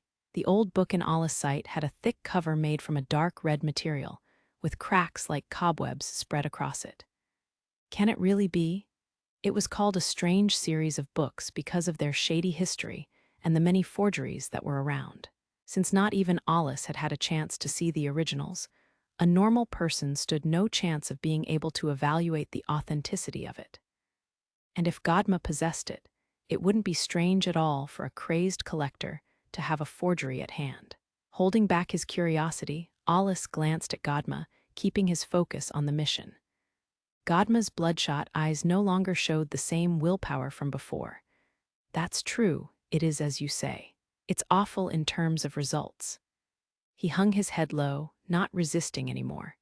He might have had a brilliant mind, but he'd lost all his dolls, and being a simple researcher with no Magicmaster abilities, he was no threat to Alus and the others. His shoulders slumped, and he had an aura of pitiable grief to him as someone who'd been bested. However, no one here had accurately understood yet what kind of person he was. An undying fire still smoldered within his heart. It wasn't hatred, nor was it enmity. Strangely enough, it was curiosity. It was what a researcher possessed, the last significant reason for their inquiries.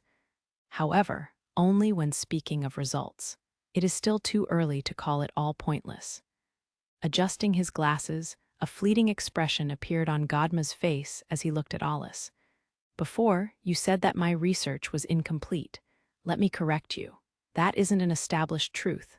Perfection is still in the process of being made. That's why I decided to move on to the next step. As expected, a weak-willed human won't be able to overcome anything. Godma spoke out in his most tense voice yet. At this moment in time, my research will present a new challenge. He raised his previously hidden hand, and they saw he was holding something. He then swung his hand against his chest. Loki, Tesfia, and Alus reacted. "You fool," Alus spat. In Godma's hand was a gun-shaped syringe, now pressed to his chest. It had a receptacle in place of a barrel, with dark red, blood-like liquid inside. With a short burst, it was forced inside of his body. "This is all thanks to Miss Alice over there," Godma said, managing to retain some composure, his eyes calm. Alice felt like she'd seen him show that look in her past. "Sir Alus, yeah, this is the worst kind of useless resistance," Alus said, with a slight amount of pity, perhaps because he sympathized with the fellow researcher in Godma. However, regardless of what kind of liquid it was, seeing as how he was injecting it directly into his heart, he was throwing his life away. Alus wouldn't mind if Godma threw his life away, but he had a hunch that it wasn't going to be that easy. Grrkk, Tripping on his feet as he struggled, Godma fell to his knees and scratched at his chest. His glasses fell off as his nails dug into his skin. Discolored blood began seeping out of his wounds. Stepping onto a fallen doll, a thick vein ran across his forehead. His complexion was turning darker. What's going on? Tesfia couldn't be blamed for not understanding this absurd scene. After all, a human was transforming into something else before her very eyes. Alice quietly looked on, but there was no hatred in her eyes. If anything, she felt pity, misery, even sadness. Godma's shoulders twitched. He stopped walking and crouched down as his body swelled up. His right hand morphed into something completely unidentifiable, far from that of a human. Unable to withstand Godma's growth, his clothes tore and his skin stiffened as it became used to the new body. Godma quickly raised his head and glared straight at Alus and the others, a dangerous glint in his eyes. Loki, Tesfia, and Alus looked on in horror. The pupils of his now golden eyes were long slits, like those of a reptilian. "Is this that result you were talking about? Just what was that liquid?" Alus didn't know all of the components, but he was sure it contained Alice's blood, as well as fiend blood. Godma had undergone a total transformation, obtaining a new form. This was the ruins of what had once been a researcher. That's why, as a fellow researcher, this was Alus' fight to take. So turning into a monster is the end of the road of your lifelong research. There was no doubt that Godma was a prodigy. If he hadn't taken the wrong path in life, he would have truly been able to contribute to humanity. What a waste, Alus thought. "Is this a fiend?" Tesfia asked in astonishment over Godma's unbelievable transformation. Alus simply bit her lip while Loki cautiously observed him. Godma's body had turned a deep green color, which definitely looked like a fiend's body. Coupled with his gigantic right hand, he no longer had any vestige left of his humanity. His body stood at over 2 meters tall, and his sharp claws screeched across the floor. "Jiggy gwa?" Godma's mouth split open as if he was sneering at them. An unsettled sound escaped his throat. His thick neck gradually transformed, and when it finished, he spoke out in a hoarse voice while he checked over his body. "Pardon me, I was just trying out my throat. It seems my brain, my vocal cords, and even my tongue are fine. So this is the evolved form of humanity, not bad." "So you still have your mind," Alus calmly observed, but secretly he was amazed. There had been no prior examples of people turning into fiends, and despite this unprecedented transformation, Godma had kept his human intellect. Suddenly, a thought popped into Alus' head. "I see. The light attribute," Godma laughed creepily. It was a horrible hoarse voice, but his words had clear thinking behind them. "That's right, you're quite knowledgeable, Alus Raijin. Melissa maintaining her sense of self wasn't because she originally had the light attribute, but because she had Alice's element factor put into her. I'm glad to see that it's adapted to my own body as well. Vapor poured out of his mouth as he spoke. And what of it? Even if you're conscious and kept your wits, you're still a monster. At best, you have some points in common with humanoid fiends. Among the variety of fiends, humanoid types tended to be of a high classification. There were plenty of theories for why fiends could have a humanoid shape, such as they were a form of convergent evolution and mimicry of humans was one of their abilities. But there was no conclusive evidence for that yet, which suggested that Godma, as he was now, possessed equal power to a high-classed fiend. Seeing that a fight was brewing, Tesfia and Alus firmly gripped their AWRs, having shed their fear. That was in part thanks to their experience in the extracurricular lesson. However, Alus raised his voice as if to reprimand them. Don't butt in. Facing the transformed Godma, any trace of mercy was erased from Alus, just like in his battles in the outer world. He decided he was facing off against what was in effect a high-classed fiend. Wait, we can. While Tesfia spoke out, Alus eyed Melissa, who stood next to Godma. What was she thinking, now that her master had transformed? But Alus couldn't tell if Melissa's glazed-over eyes were even looking at her. Her eyes were no different from the other dolls. Amidst the chaos, Godma's shrunken pupils fearlessly stared at Alus. He could feel vast power overflowing from within his body. What greater joy could there be in the world than to experience the results of your research with your own body? We don't know what Godma would class as a fiend, so I'll do it. Loki, you, as if taken back, Alus interrupted himself. He hadn't taken his eyes off of him, but Godma was gone. Tesfia, Alus, and Loki were shocked. They'd been staring at Alus back, but a massive fiend had gotten in between Alus and them in an instant. Godma was standing there before they realized it. The human eye wasn't able to track those kinds of speeds. When Alus blinked, Godma's unsightly face was right in front of her. His repulsive face peered at her, the snake-like golden eyes drawing closer. Huh! After taking a sniff, the fiend exhaled a dark vapor, twisting his big mouth into a smile. But in the next moment, his large build trembled as he sensed a presence, and his golden eyes moved.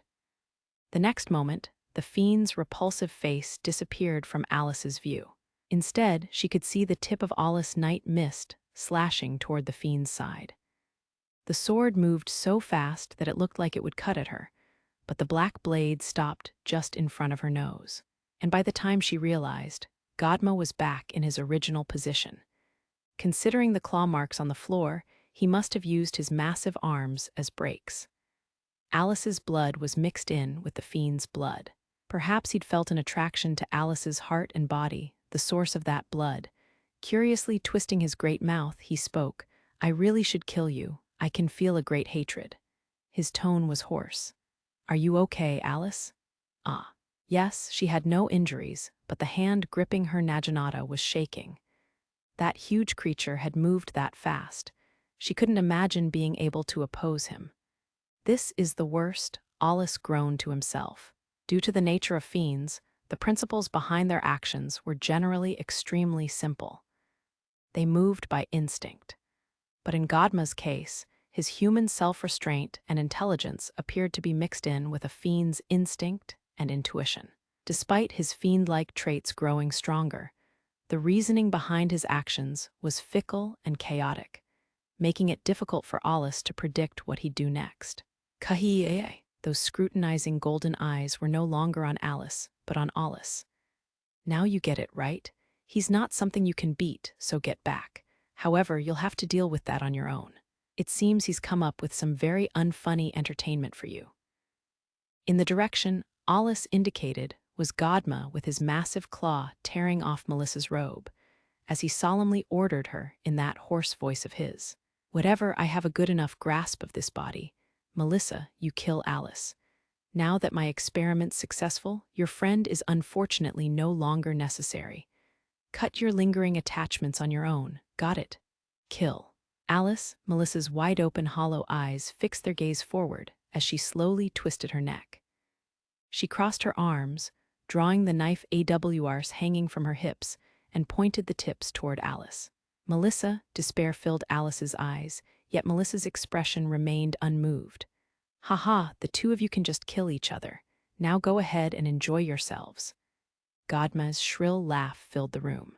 Tesfia courageously ran to Alice's side with her AWR at the ready, but even with two of them, they'd likely struggle to deal with Melissa. Alice glanced over in that direction, while still keeping an eye on Godma, and called out to the other girl present. "Loki, I'll deal with him." Before long, the battle over there began as well.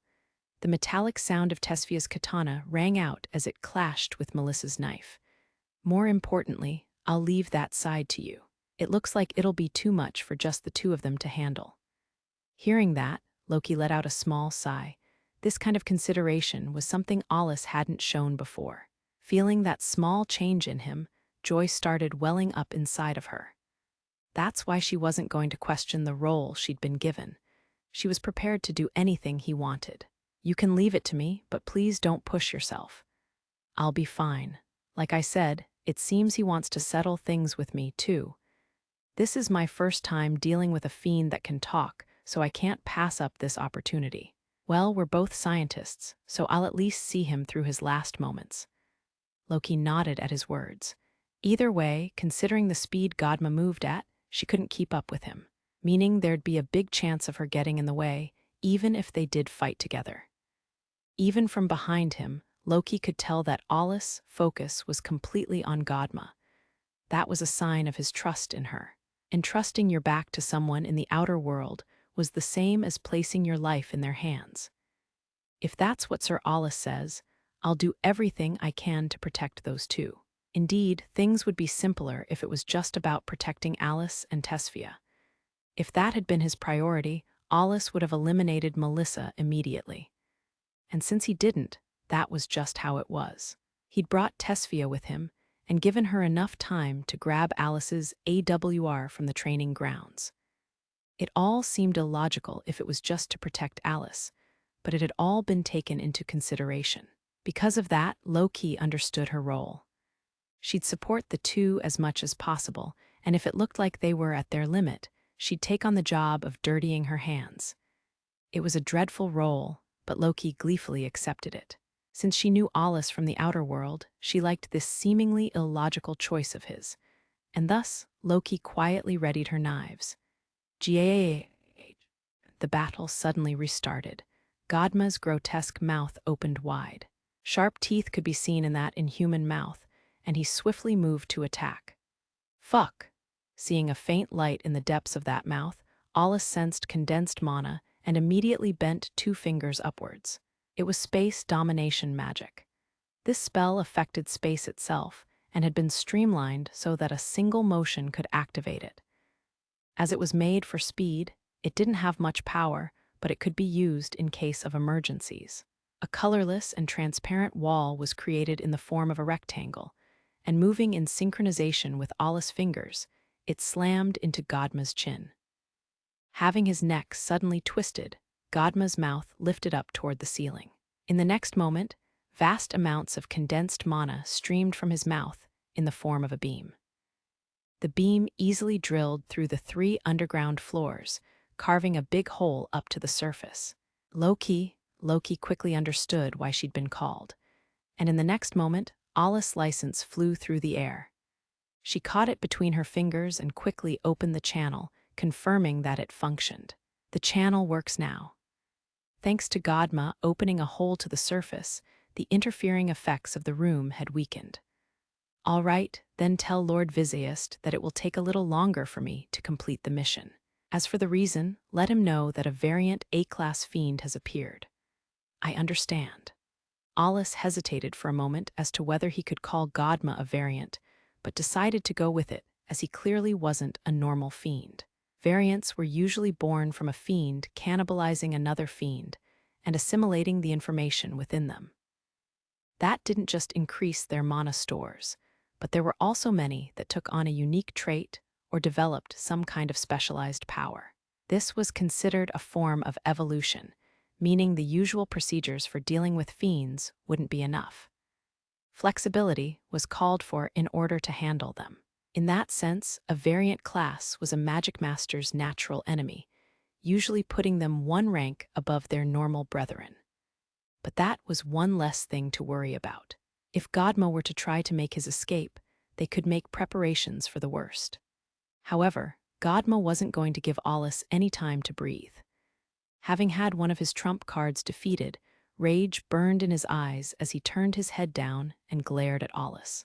His pupils were narrowed, like a beast that had found its prey. Once again recognizing how easy it was to identify hostility in a fiend, Alus readied Night Mist again. He focused on the fiend in front of him. Alus could feel his head cooling off, a byproduct of his thinking of the most efficient way to kill a fiend. Throwing off his robe, he closed in on the fiend in an instant. They were likely equal in terms of speed. The first thing that left a deep impression on Alus was Godma's speed compared to the fiends he'd met thus far. He hadn't expected him to be this fast, which was why he'd been careless before. But now that he knew of his opponent's speed, he wasn't going to get caught off guard again. Not even missing the opening in Alus' initial response, Godma closed in at a speed unimaginable for his size. Alus swung Night Mist, covered in mana, as well as a second blade made of mana. Godma dodged the attack, but Alus kept up the chase to prevent the distance from increasing. As long as he could read his movements, it didn't matter how fast he moved. His headache from using Gra Eater to demolish the army of dolls was already fading. In return, Alus could feel a cold, dark something well up from his chest. Trying to distance himself from Alus, who was hot on his heels, Godma suddenly began to zigzag. Seeing his enemy stop for an instant, Alus threw Night Mist, but Godma repelled it with his right arm as if he'd seen it coming. That surprised Alus a little. Godma's foresight exceeded the natural instincts of a fiend, and despite his variant classification, it wasn't something a regular fiend could pull off. Oh, you'd get to die easy if you moved like a monster should. Godma began moving again as Alus was muttering. His gigantic right arm was monstrously powerful and could easily pulverize a person with a single swing. Meanwhile, his much smaller left arm had razor-sharp claws. Having once again closed in on Alus, Godma swung his massive right arm down towards him. The arm clashed against Night Mist, but the heavy impact resounded through Alus' entire body, putting immense pressure on his legs. Having withstood the strike, Alus instantly pulled Night Mist to try and cut the giant arm. But as expected, the skin was as tough as it looked, and not only did it not cut the arm off, it didn't even leave a scratch. Godma also didn't pull his arm back. He kept his arm in place as a ball of light formed in the palm of his hand. Sensing it, Loki glanced over in shock. His target wasn't Alus. It was the two girls fighting Melissa. It was an underhanded move meant to create an opening by distracting Alus. "You're facing me." Alus opened his hand, then made a crushing motion with it as if squishing an invisible apple, slowly closing it. And as if his hand was linked to Alus' hand, Godma's hand, which had been about to unleash a spell, forcibly closed as well. He tried to keep it open, but something else was controlling the fiend's hand. Alus followed up by using gravitation based in space domination magic to increase the pressure on Godma's hand. He drove a mana-infused kick into the fiend's abdomen, sending him flying. Once he was some distance away, Alus fully closed his hand. As Godma flew back, his hand was forcibly closed with immense pressure, but because of his thick skin, it wasn't crushed. But that was all according to plan. The spell that hadn't been launched now went off in Godma's closed right hand, blowing it away. The explosion gave Godma's huge frame even more momentum as he flew, and he slammed into a wall. Green blood poured out of his wrist. The hand was completely gone. Sir Alus! Loki had been turned his way to prepare for any attack that came towards them, and she raised her voice. She'd seen the injury Alus had taken. Blood was flowing out of his shoulder. When he'd kicked Godma away, one of his claws had torn up his shoulder.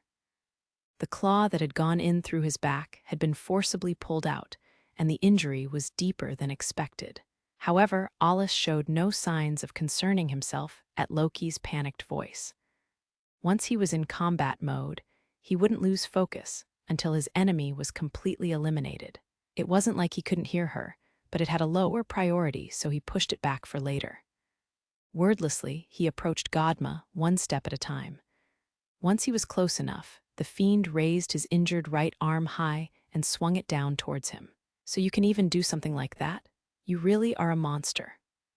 Alus' eyes opened wide, the reason being that Godma's crushed right arm healed instantly and his hand had grown back.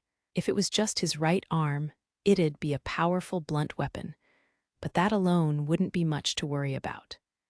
But it was a different story if the hand could regrow and cover itself in vast amounts of mana. A fiend's body was the perfect conductor for mana, and could sometimes even surpass an AWR in performance. As such, enchanting a fist with mana made it far more powerful than your average weapon. Alus instantly jumped back, but even more mana focused in Godma's palm and turned into a light attribute spell.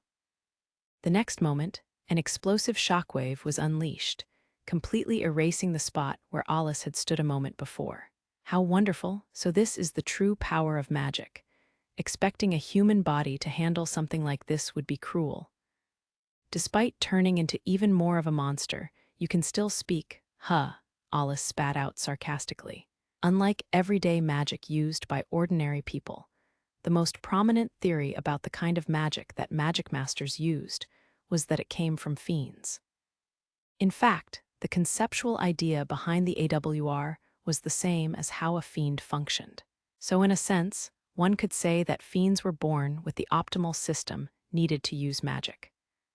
That meant that magic was not only the sole way to oppose fiends, but also that humans were fundamentally inferior at using it as compared to them. While Alus was locked in a deathmatch with Godma, Alus and Tesfia were squaring off against Melissa. Unlike the other dolls, though her movements were straightforward, she was overwhelmingly fast. In terms of pure physical capabilities, she rivaled Loki. Her combat skills exceeded those of an average doll, and she might even be close to a double-digit Magicmaster. As Melissa rapidly approached her, Alus's body was frozen stiff. Her hands holding the naginata looked like they might drop it at any moment. Melissa stared at her with cold, emotionless eyes. She was no longer the Melissa that Alus knew. So Alus held her AWR against her chest. Despite the knife closing in on her, she showed no signs of using it. Her wavering eyes betrayed how she truly felt. She wanted all of this to be a lie. Melissa, that name, which had escaped from her lips, couldn't be used anymore to describe the girl in front of her. Melissa meant compassion in flower language. It was the name of a small, white, pitiful flower. In spite of that, she was mercilessly swinging her knife down at the unresisting Alus. And in the moment all would be lost, Alus heard a metallic clash. Alus. Keep it together? In front of Alus was Tesfia, who'd caught Melissa's knife with the back of her katana. Even as Tesfia focused on her, the katana was being pressed down on. But even then, Alus remained unmoving. She had a lethal weapon in her hands, and had even used it to rob dolls of their lives. But she was terrified of turning it against her friend. Melissa was strong, and Tesfia didn't look like she'd be able to hold on for much longer, but Melissa was the first to break the stalemate. The sound of clashing weapons stopped, and as Melissa pulled the knife back, the knife in her other hand swiftly came down. Tesfia stepped back on instinct, but then recalled Alus behind her and hesitated to retreat any further. The next moment, the knife slashed at the back of Tesfia's right shoulder after she'd moved her upper body to dodge. You little. It was a minor injury. She could handle it. If she couldn't, she wouldn't be able to protect Alus. Having decided on that, Tesfia swung her katana down even as her face contorted in pain. Melissa moved out of the way of the rough swing with rhythmical steps. "Fia," Alus instinctively called out. She was overtaken by a fierce internal conflict. Both Tesfia and Melissa were irreplaceable to her. She didn't want to see either hurting the other. Her eyes were on her injured best friend, her guilty conscience weighing her down. "I'm fine." I know how you feel, Alice, but you're the only one who can save her. Readying her blade again, Tesfia stared down Melissa, now at a distance from them. She was reluctant to point a weapon against someone who was like family to Alice. But Alice was her one and only best friend. There was no way she could ever allow anyone to hurt her. As such, she somewhat timidly kept her katana pointed towards Melissa. Any indecision would get Alice killed. Though she couldn't fight without hesitation, she felt she could understand what Alice had been saying now. She felt a dull sense of pain, alongside the danger to her life. Readjusting her grip on her katana, Tesfia brandished her AWR with new determination. Mustering her fighting spirit, she gave orders to her own mana. Before long, it wrapped itself around her blade like a faithful servant. A chilling ice took on the shape of her weapon, becoming an ice blade. Seeing that, Alice recalled what Tesfia had said, that only she could save Melissa. Thus Alice readied her naginata as she took a deep breath. There had to be a way, but for now, she'd fight alongside her friend. Keeping a faint hope in her heart, Alice lined up next to Tesfia. "Thank you, Fia. Let's save Melissa." "Yeah, together I'm sure we can do it." Her expression was stiff, but Tesfia still forced a smile for Alice. Alice choked back her tears as she stared at Melissa, who'd completely changed from what she'd been. Right now her arms were limply hanging down and her body swayed. She's coming. Like Tesfia's sharpened senses had predicted, Melissa made her move. But she moved even faster than before, and by the time she noticed, Melissa was already right next to them.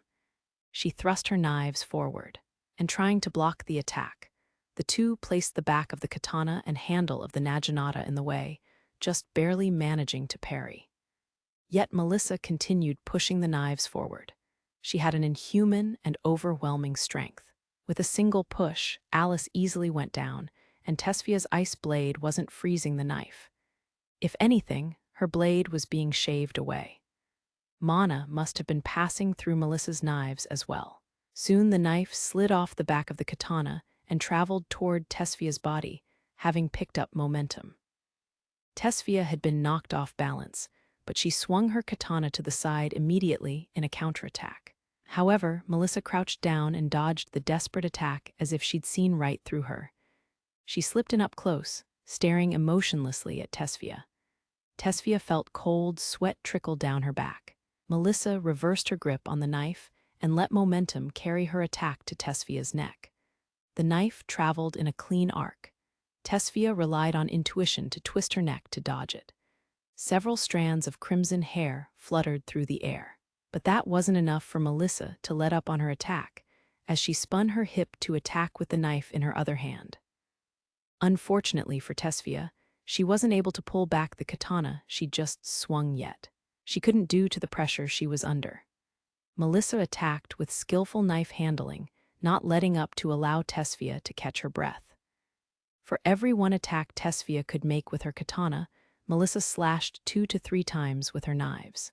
It didn't look like Tesfia would be able to dodge the next attack. Because she'd thrown herself off balance to avoid the last one, her leg was lifted up from the floor. With the approaching knife in her eyes, she threw her gaze downward and forcibly invoked freeze. She lost a lot of mana because of the absorbing walls, but she managed to activate it through brute force and froze the bottom of Melissa's foot for a moment. With that, she'd managed to prevent Melissa from getting that one step closer to make her life-threatening attack. The knife passed right under Tesfia's chin. One moment later, Melissa forcibly ripped her foot free from the ice and kicked her in the abdomen. Even in anguish, Tesfia used the kick to backflip and distanced herself. Her face twisted in pain as she dropped to one knee, using her katana to support herself. She brought up a hand to check her neck, but she only had a scratch. Catching her breath, she hurriedly stood back up. Melissa was using the time to check on her leg that had been frozen. Her composure spoke volumes about the gap in their abilities. Melissa lightly adjusted her grip on one of her knives. Its magic formula glowed as mana passed through it. She moved her lips, muttering an incantation. The next moment, a polyhedral barrier appeared before her. It was reminiscent of Alice's reflection, But unlike reflection, which only worked on the blade itself, this worked on a far bigger scale. The polyhedron was in the shape of a cut jewel, and if anything it strongly resembled reduction, the higher-level version of the spell. It was primarily used as a counter toward attacks, so of course there was no point in using it before the opponent made their move. Or so Tesfia thought. But Tesfia found herself staring in amazement, realizing she'd misunderstood. It wasn't something that Alus had used. Indeed, having an affinity to the light element, Melissa could use it too.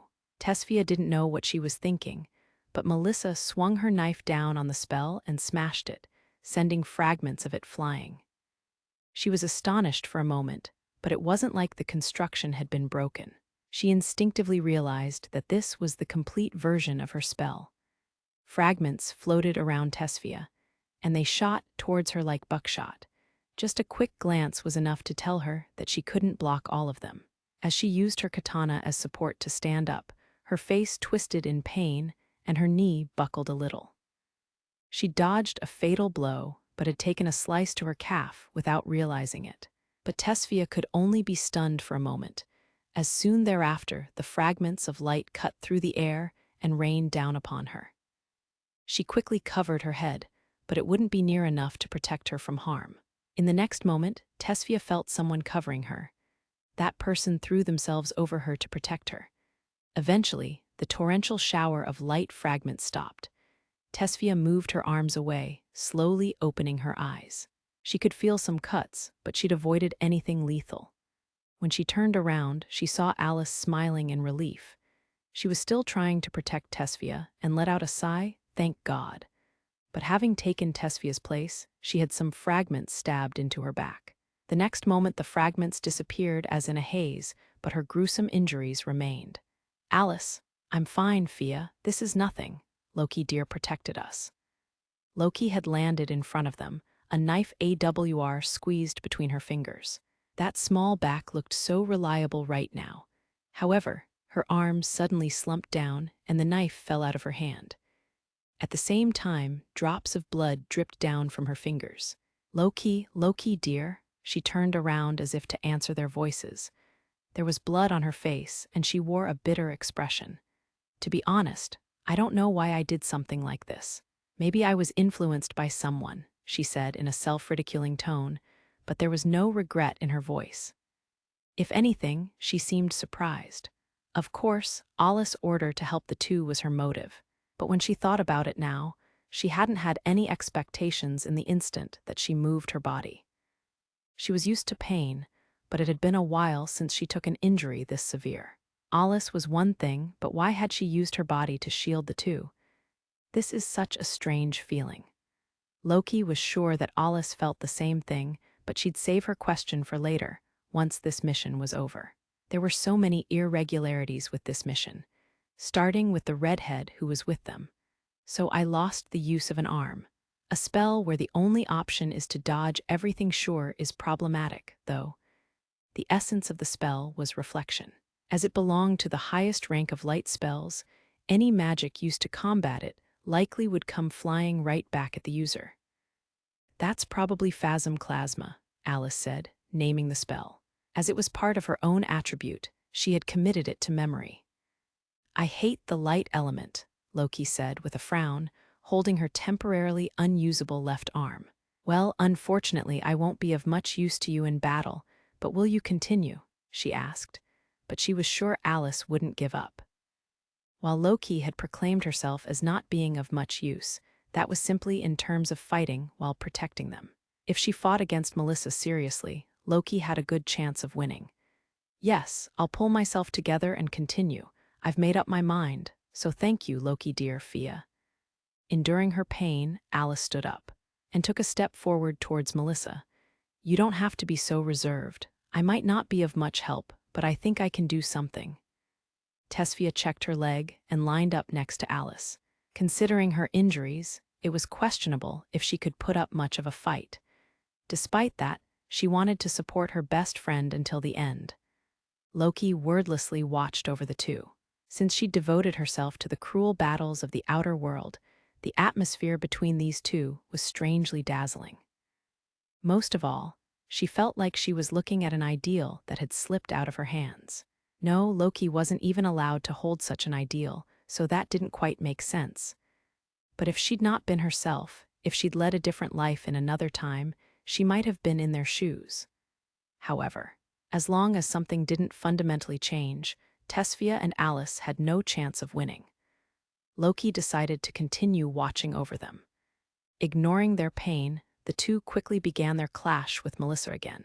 If they let their guard down for a moment, they would lose their lives. That was just how big of a difference there was in capability. Unexpectedly enough, however, Melissa's attacking wasn't fatal for the two, nor did it even deal that much damage at all. Something strange. Loki steadily gazed at the battle, feeling something was off. Melissa's movements were growing duller. There was a delay in her movements, and that delay in reaction was gradually creating a large opening. Melissa was retreating from the range of Alice's speedy spearmanship. Alice's expression wasn't just filled with a grimace of pain. There'd been a period of time where she and Melissa knew nothing of each other, and Alice was literally giving it her all, as if to show what she'd learned during that time. The mana covering her Naginata showed a strong, refined light. While they both used the light element, Alice's mana had a brighter sheen to it. Her next attack aimed at Melissa's weapon had failed to knock it out of her hands, but combined with the momentum, Alice succeeded in sending Melissa's knife and arm backwards.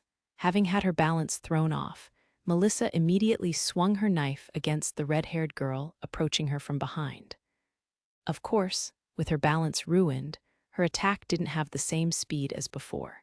Tesfia calmly used her full strength to hit the knife. That strike, with all of her force behind it, managed to knock the knife out of Melissa's hand. Melissa was left defenseless for a moment. Alice not missing their opening, Tesfia gave Alice the signal. Alice nodded and held up her Naginata, ready to swing, when her eyes met Melissa's. Suddenly, her mouth began to tremble. All she had to do was swing her Naginata down, but she remained motionless with the tip of her blade in the air. I can't do it." The voice that escaped her lips was full of grief. Large tears fell down her cheeks. Loki, watching on, narrowed her eyes. Missing that chance was a major blunder, and it made way for a fatal opening. It was now Alice who was defenseless in front of the enemy. But something else changed before Loki could rush in to help. Recovering from her off-balance posture, Melissa once more brandished her knives. The tips, however, stopped. Her eyes were as empty as before, but a tear ran down from one of them. The movement of her arms seemed restrained. "Melissa, lice, Alice." Melissa awkwardly moved her mouth in response to Alice's timid voice. A tinge of emotion began filling her expression as well. As tears fell, the smile on her face gradually began looking like the one Alice knew. But her next words made Alice's heart constrict in pain. "Lice, kill me." With a smile still on her face, Melissa said something that made Alice doubt her ears, and Melissa's arms were trembling as she said it. Part of her was trying to swing the knives, while another part of her was trying to stop them. It was like two sides of her were vying for control of her body. Tears streamed down Alice's face. I can't do it, Melissa." The light in Melissa's eyes flickered, and in the next moment she slashed with her knife. Tesfia jumped at Alice, pushing her down just in time. But Tesfia felt a searing hot sensation on her back, as if she'd been cut. Sweat gathered on her forehead, and tears began flowing out of her eyes as well. Those warm droplets fell onto Alice's cheeks. "I'm sorry, Alice. I'm really selfish." Tesfia didn't bother wiping her tears away as she stood and faced Melissa, her AWR grasped in her hands. "If you can't do it, I will. She might have been the only one you had back in the past, but you have me now. And I worry over you and treasure you as well. If you can't fight, then I will for you. I'm your friend too, Alice." The katana in her hand trembled slightly. She didn't want to kill someone either, especially not someone so precious to Alice. They'd been friends who'd shared joy and pain together in the past, and it was surely thanks to Melissa that Alice was who she was now. But Tesfia still chose to do it, because Alice was so precious to her. No matter how much she tried convincing herself, Her racing heart caused her hands to shake and her vision to distort. It was a strange thing. For whose sake was she crying? But no, that wasn't it. Her tears were Alice's tears, and they were probably her old friend's tears as well. In her hand was a katana, a deadly weapon. Tesfia stepped out in front of Alice, who'd broken down in tears. It was her attempt to keep her from seeing what would happen. Meanwhile, Alice's tear-filled eyes stared at her best friend. She couldn't put anything into words because of the hesitation in her heart. She just couldn't bring herself to end Melissa's life. Just imagining, it was enough to bring up an overwhelming sense of refusal. But Alice had no will to fight or run. At this rate, she would do nothing while her best friend dirtied her hands. Or rather, she would make Tesfia dirty her hands. Are you sure about this? Suddenly, Alice heard Loki's voice in her ear. Her voice was quiet, having traveled some distance, and her words slowly sank into Alice's heart. It was a simple question, neither blaming nor resenting her. Alice's shoulders trembled, and she slowly hung her head. Seeing that, Loki used her right arm to pull out a knife. If Alice entrusted that to Tesfia, she'd make her move. It wouldn't make a difference who was the one to actually kill Melissa. And Loki had already used her body to live up to Alus' command before. Loki didn't know how it worked, but she calmly considered that Melissa's consciousness returning was only a temporary thing. If she missed the opportunity, someone would die. And she still wasn't convinced that Tesfia could make that decision, either. It wasn't something that could be done just by slashing with no thought. Sensing this change in Loki, Alice meekly turned around to look. Her long lashes were wet with tears. Like Sir Alus said, if that's what you've decided, then that's fine. But won't you regret it if you leave that decision up to Miss Tesfia? Loki continued calmly. Both Sir Alus and I think about the right choice when pressed for a decision. No, I'm sure everyone does. Living in this world requires you to pile up decisions like that. But I'm sure Sir Alus knows that there is no right choice.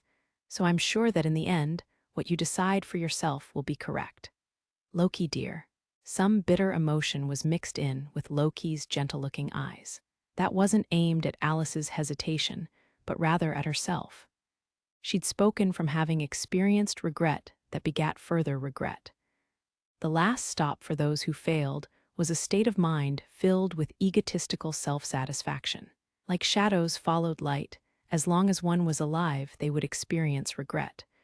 But those who didn't choose at all would never see the best outcome.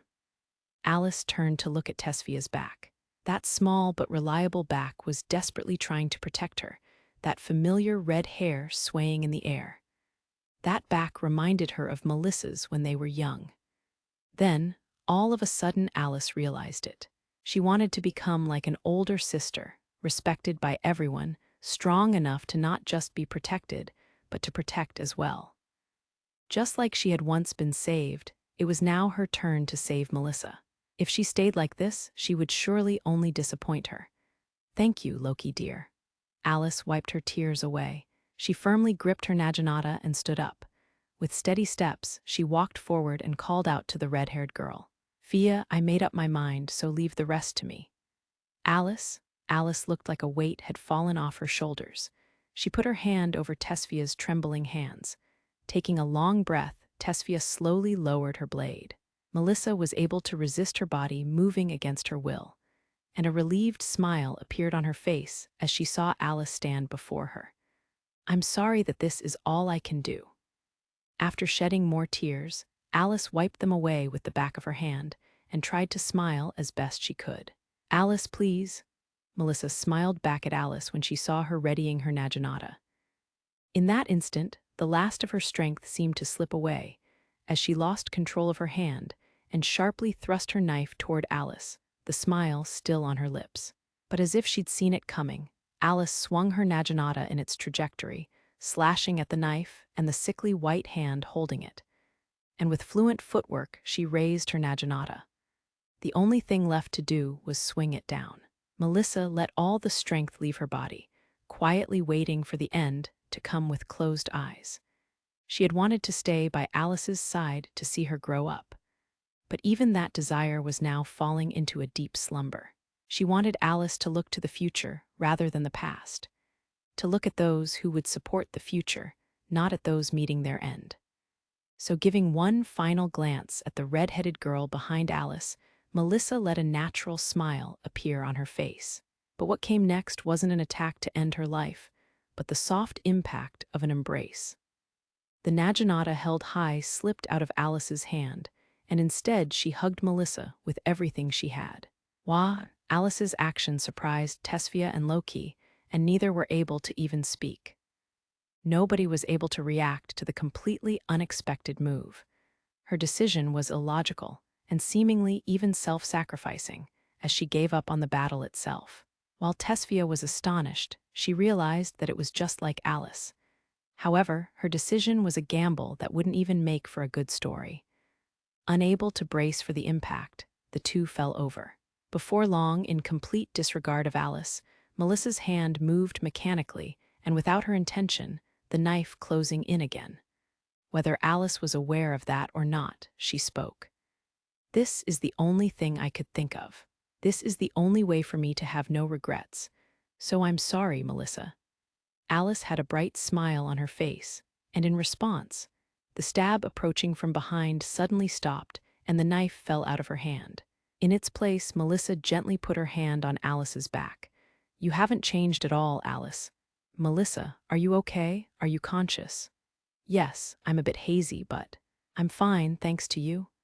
Melissa gazed at Alice with a haggard expression, one of her eyes closed. The feeling that she could disappear at any moment was unchanged, but the light in her eyes was back.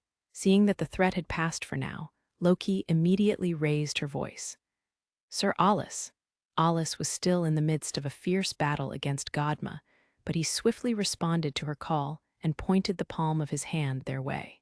The next moment, a magical barrier enclosed the four girls. With that, Alus could go all out. At the very least, he didn't have to worry about them getting caught up in it. Meanwhile, inside the barrier, Tesfia slumped down as the strength left her legs.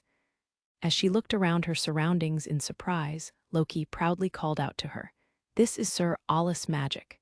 "Ah, geez, what is this?" If he could do something like this, he should have done so from... Oh, right. Having grasped the situation, Tesfia looked at Alus with a gentle expression. The fierce fighting moved too fast for her to see. They'd reached the end with every single one of them still alive. Lifting her lips up into a smile, Tesfia decided not to say anything more. In the midst of his battle against Godma, Alus glanced over towards Alice and the others inside his barrier. Bringing Tesfia along was the right choice. Now that he was a fiend, Godma's reaction speed and physicality were on a par with Alus' own. Of course that was because Alus was avoiding using spells and fighting up close. If anything, he'd been waiting for the girls to wrap things up on their end. The barrier he'd cast around Alice and the others was out of consideration for them, so they could take a breather, as well as to prevent Godma from doing anything unnecessary. Like Tesfia noticed, he could have done so at any point. But taking Alice and Melissa's intertwined fate as well as Tesfia's feelings into consideration, he'd kept from doing so. But there was no longer anything stopping him from doing it.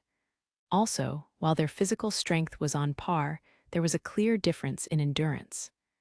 Godma's body, especially his outer shell, was quite resistant to blows.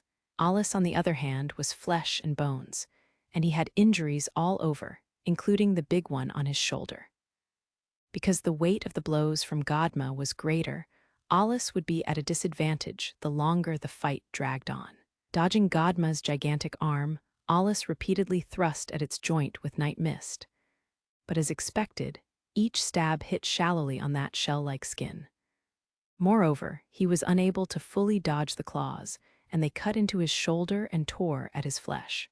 Alus clicked his tongue and spun around his AWR that was still stabbed into Godma's joint. While upside down, in the middle of his swing, he unleashed a kick at Godma's neck. Yet his sturdy body didn't budge, and his neck only tilted slightly. He pulled out night mist and then kicked off of Godma's body to get some distance. Godma stared at Alus as his head slowly moved back into place. His pupils narrowed even more. He'd completely locked onto his target, but then he shifted his eyes to look towards Melissa inside of Alus' barrier. As expected, I shouldn't have left her sense of self intact. Or perhaps it was Alice's factor that brought her back. Either way, I guess I couldn't have predicted it. Letting out a beast-like laugh, Godma gazed at Melissa as if he was staring at prey. He used his still, somewhat human-looking left hand to cover his face. I should have tampered with her a little more when I had the chance. It's unfortunate, but I guess I'll have her be useful one last time. With those words, Mana gathered in Godma's fingertips, drawing a geometrical magic circle. The circle was as red as blood. Godma stabbed his finger into its center. Repose embraces sacrifice and invites the ancestors. Sina's requiem. A scream came from a different direction from Alus, who stood on guard. It came from within the dome-shaped barrier. Melissa was screaming, an eerie light rising in her chest. She clutched at herself, unable to bear the unimaginable pain. Melissa, Melissa, Alus embraced her. But Melissa showed no signs of calming down, and because of her strength, her nails dug into her chest. At this rate, she might even tear herself apart. Her pain wasn't the effect of Godma's use of a taboo spell, but rather the cost of it, and it didn't matter if she was within a magical barrier or not. In the worst-case scenario, staying in the barrier could result in Alus and the others getting caught up in it as well. Godma realized this, and his lips lifted up in a disturbing smile. Hurry up and die, and face your punishment, Melissa. I can't expect something on the level of the attack on the Institute, but in return, I won't need to make any complex adjustments to the aim. As long as I can use this taboo, I can defeat Alus Raijin and prove the worth of my research. Al, please save Melissa. Please, I'll do anything. Alus begged him in a crying fit, throwing everything at Alus' feet. However, Alus remained silent, not giving her an answer. He couldn't. Melissa was looking straight at him, weakly shaking her head. She was earnestly imploring him not to intervene. She'd understood everything, and she would resolve it herself. That's what her eyes were telling him. In fact, all Alus could do was rely on a single awkward method, something he'd done countless times: salvation through death. Unlike that time with Loki, he'd experienced this spell twice now, and he knew that this taboo didn't have an external catalyst. The taboo spell known as Sina's Requiem used the heart as the catalyst.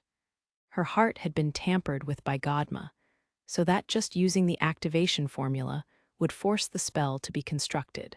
The only way to save her was to pluck out her heart. Of course, that would end her life as well. This was a taboo because of the cruel nature of the spell. The sacrifice would die no matter what. Why? Alus was being supported by Tesfia as despair washed over her. Her face was distorted in anger and tears when Melissa suddenly reached out to stroke her cheek. It's okay, Alus. There are things even he can't do. Besides, I have to face my punishment. So please forgive me, Alus. Alus lovingly held the white hand stroking her cheek. You don't have to say that. You're going to be fine. We're going to save you. Godma's laughter echoed through the room in anticipation of the spell's activation. Melissa gave Alus a fleeting smile. The same geometrical shape that Godma had created was already engraved in her chest as she breathed heavily. Bringing her fast, shallow breaths under control, she squeezed out the last of her willpower and directed a pitying sneer towards Godma. I won't let this go as you please, Godma. I won't be killed by the likes of you. That's right, I won't let there be anyone to blame for this end. She removed her hand from the surprised Alus's cheek and raised the knife in her left hand, before plunging it into her chest. Silence fell over the room. The magic formula engraved in Melissa's heart stopped working, and the taboo spell that looked to activate at any moment fell apart, disappearing even as Godma shouted out in anger. Alus quietly watched over the sight. He'd somewhat expected this ever since he accepted her silent plea, and the reason he hadn't taken action to stop Godma's taboo spell was because he didn't have to. Alus cried out with heartbreaking sorrow. Loki cast her eyes down, and Tesfia stood next to Alus with a mournful expression. Melissa, why? I never wanted you to go away ever again. A never-ending stream of tears poured out of Alice's eyes. She desperately pressed her hands against Melissa's chest, trying to keep any more blood from coming out of the stab wound. But nothing she could do would change anything now. "Thank you, Alice. I'm so glad I got to see you before the end. Please just keep looking forward from now on.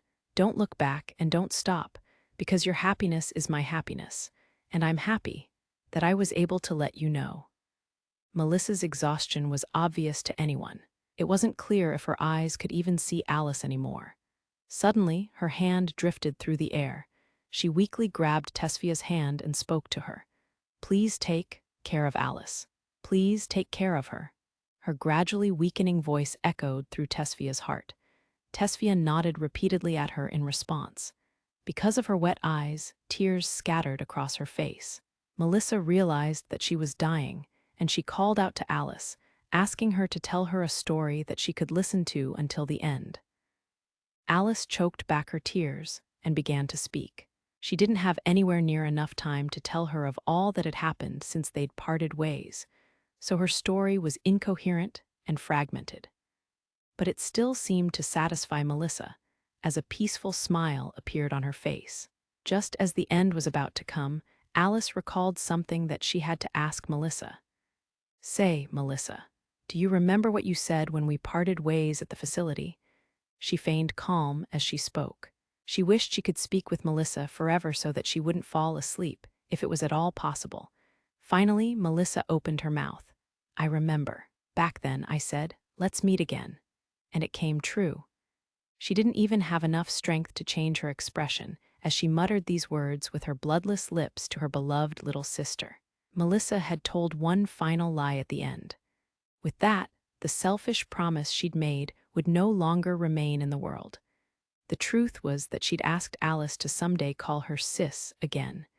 She had implored her out of weakness. She was scared to be on her own. She wanted family, and she had cherished Alice for that sake. Thinking back on it now, she couldn't forgive herself for it. It was Melissa who had been saved from those hellish days back then, so she had prayed that Alice would see her as a big sister again if she ever got another chance to protect her. Melissa was recalling those days when she'd been together with the young Alice. She was satisfied just thinking about the small happiness they'd shared back then. Her world was growing dark now, but she wasn't scared. If anything, she only felt fulfillment. She couldn't even move a finger now, not her lips, nor her eyes, not even her eyebrows. Even that distant voice in her ear was growing faint. "Sis, sis, ah, Alice, my beloved Alice, thank you." A lone tear ran down from her closed eyes, and her time came. And the hand that Alice held onto lost all strength, letting her know that she had passed on. Having watched Melissa's end from start to finish, Godma spat out his disdain. This is what happens when a pet disobeys its master. Talk about a defective puppet. You could call this the greatest stain on my, before he could say record, Godma felt a bone-numbing chill behind him. Swinging his arm around as he turned, his blow was stopped by Alus' arm, sturdier than a thick wall. The fist that was bigger than a man's head had been easily stopped by what appeared to be a slender boy. Without any time to even be taken aback in surprise, Alus' face was right in front of him. Behind those bangs were cold eyes, seemingly filled with madness, staring right at Godma. "Just die already." Godma raised his arm out of reflex, gathering mana in it to defend against the next move. But before any spell could activate, his giant frame was frozen in an instant. Mistlotin. Alus hadn't even said the spell's name. By the time Godma recognized the spell, his body was already a statue of ice. Of course, that alone wouldn't do anything to him. In the next instant, he used his mana to forcibly break the ice. It only took a second for him to do it. Once he was free from the ice, Godma looked up and saw it. With a face filled with fright, he screamed, "Which one of us is the monster?" Before the glowing, orb-shaped spell activated, Alus took cover some distance away inside of a barrier like the one covering Tesfia and the others. Astral Sun, it was huge and powerful. And the orb grew another 2 sizes larger, and its flames even more intense after being given a seemingly infinite amount of information. This was a spell that only looked similar to the beginner spell burning. This one featured extreme temperatures, as if it was a shrunken sun, and it was among the top of the fire attribute spells. Gah! The area immediately heated up. The barrier Alus hid behind began to distort. It would only last a dozen seconds or so more. The white walls of the barrier began to turn red and melt as the very composition of Alus' barrier began to collapse. Sensing the temperature's steep climb, he undid the spell. If he messed up in a sealed room like this, everyone might burn to death. As Alus undid the spell, Godma appeared from out of the black smoke, down on one of his knees. Because of the extreme heat, parts of his outer shell had been badly burnt, and the floor around his feet was orange and on the verge of dissolving. That he'd only sustained that degree of injury was likely because he'd hurriedly used his gathered mana and expelled it to create a protective shell around him. Alus walked up to Godma and looked down on him expressionlessly. Then, a downward swing, and a grotesque arm was cut off at its base. Punishment was handed down by the black blade of night mist. Godma swung his other arm in response, but the moment it moved, Alus applied gravitational pressure to his elbow, crushing it, making it fall limply to his side. Having shaved off the dangers of the fiend, Alus diagonally swung his blade towards his torso. Green blood spurted out. Godma slumped back unsteadily against a wall. It was an overwhelming conclusion. However, Alus didn't end him. Seeing that, Loki ran up to him. "Sir Alus, I'll treat your injuries. It's nothing serious." Not hiding his surprise, as if he'd just now realized, Alus looked at the timid Loki. Alus slowly walked over to Godma. Tesfia stared at her back as she went, glancing at Melissa. Godma's appearance no longer had any similarities to when he'd been human. Parts of him were decaying and falling off. His grotesque shell was peeling off on its own. The blood dripping out of his mouth was still green, but his body now started gradually turning more human again. His swelled-up remaining arm was starting to look more human, but the golden color of his eyes didn't change at all. "Phew, looks like it was no good," Godma feebly said with chagrin, his body still leaning against the wall. Regardless, it was only a matter of time now. Alus looked down on the loser. "Then, she's here." A woman jumped down the hole Godma had opened before and silently landed. Before long, her long, fluttering black hair settled back into place. "Is it over already? Feli, what happened up above? You don't have to worry.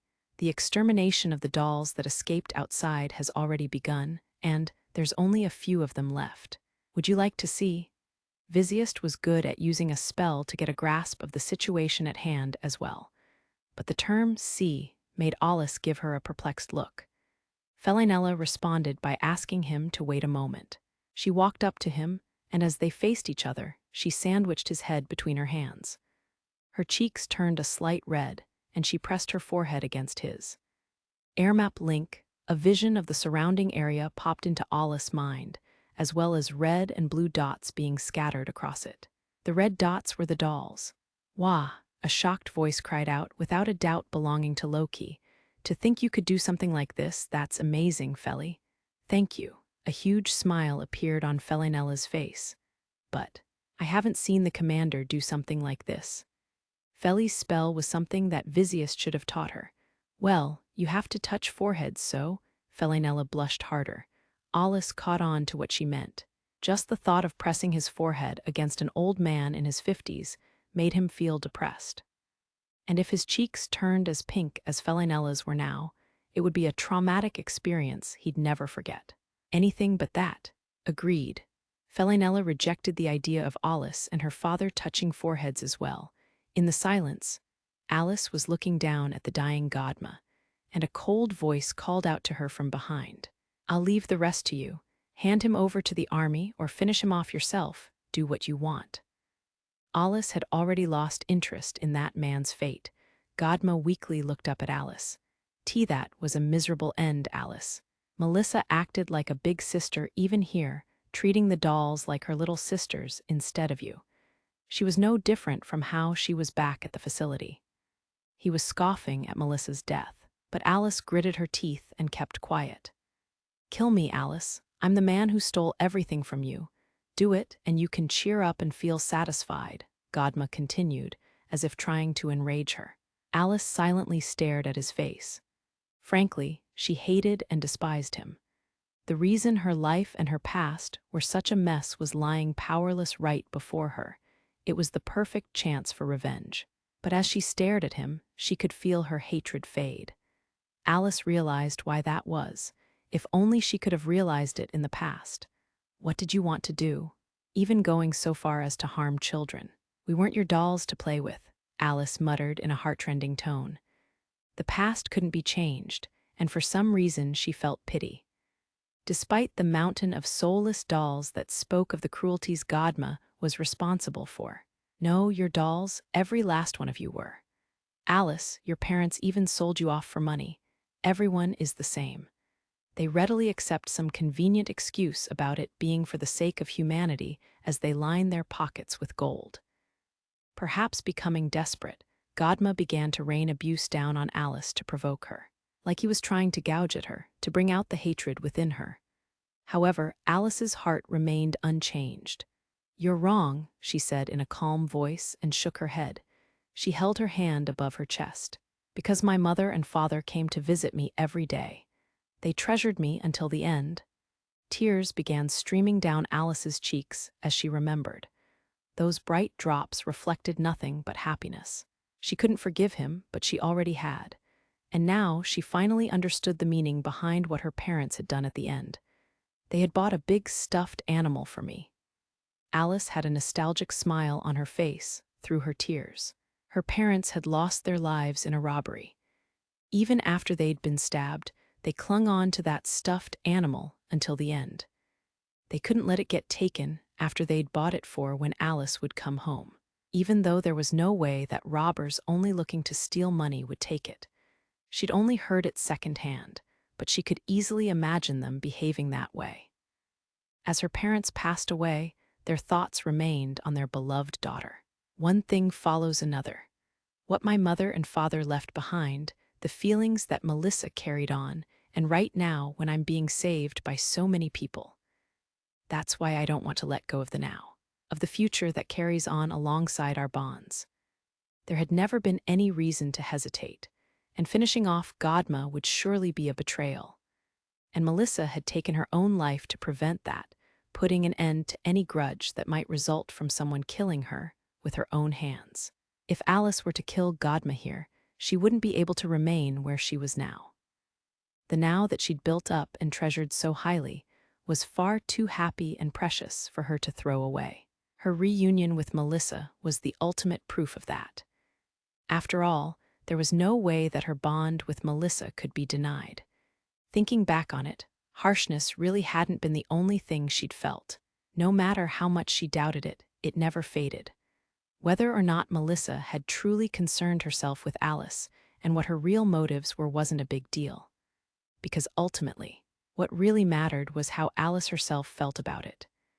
The bond she formed with Melissa connected to Tesfia, Alus and Loki, leading to a bright present. And Alice couldn't stain that with something as unsightly as revenge.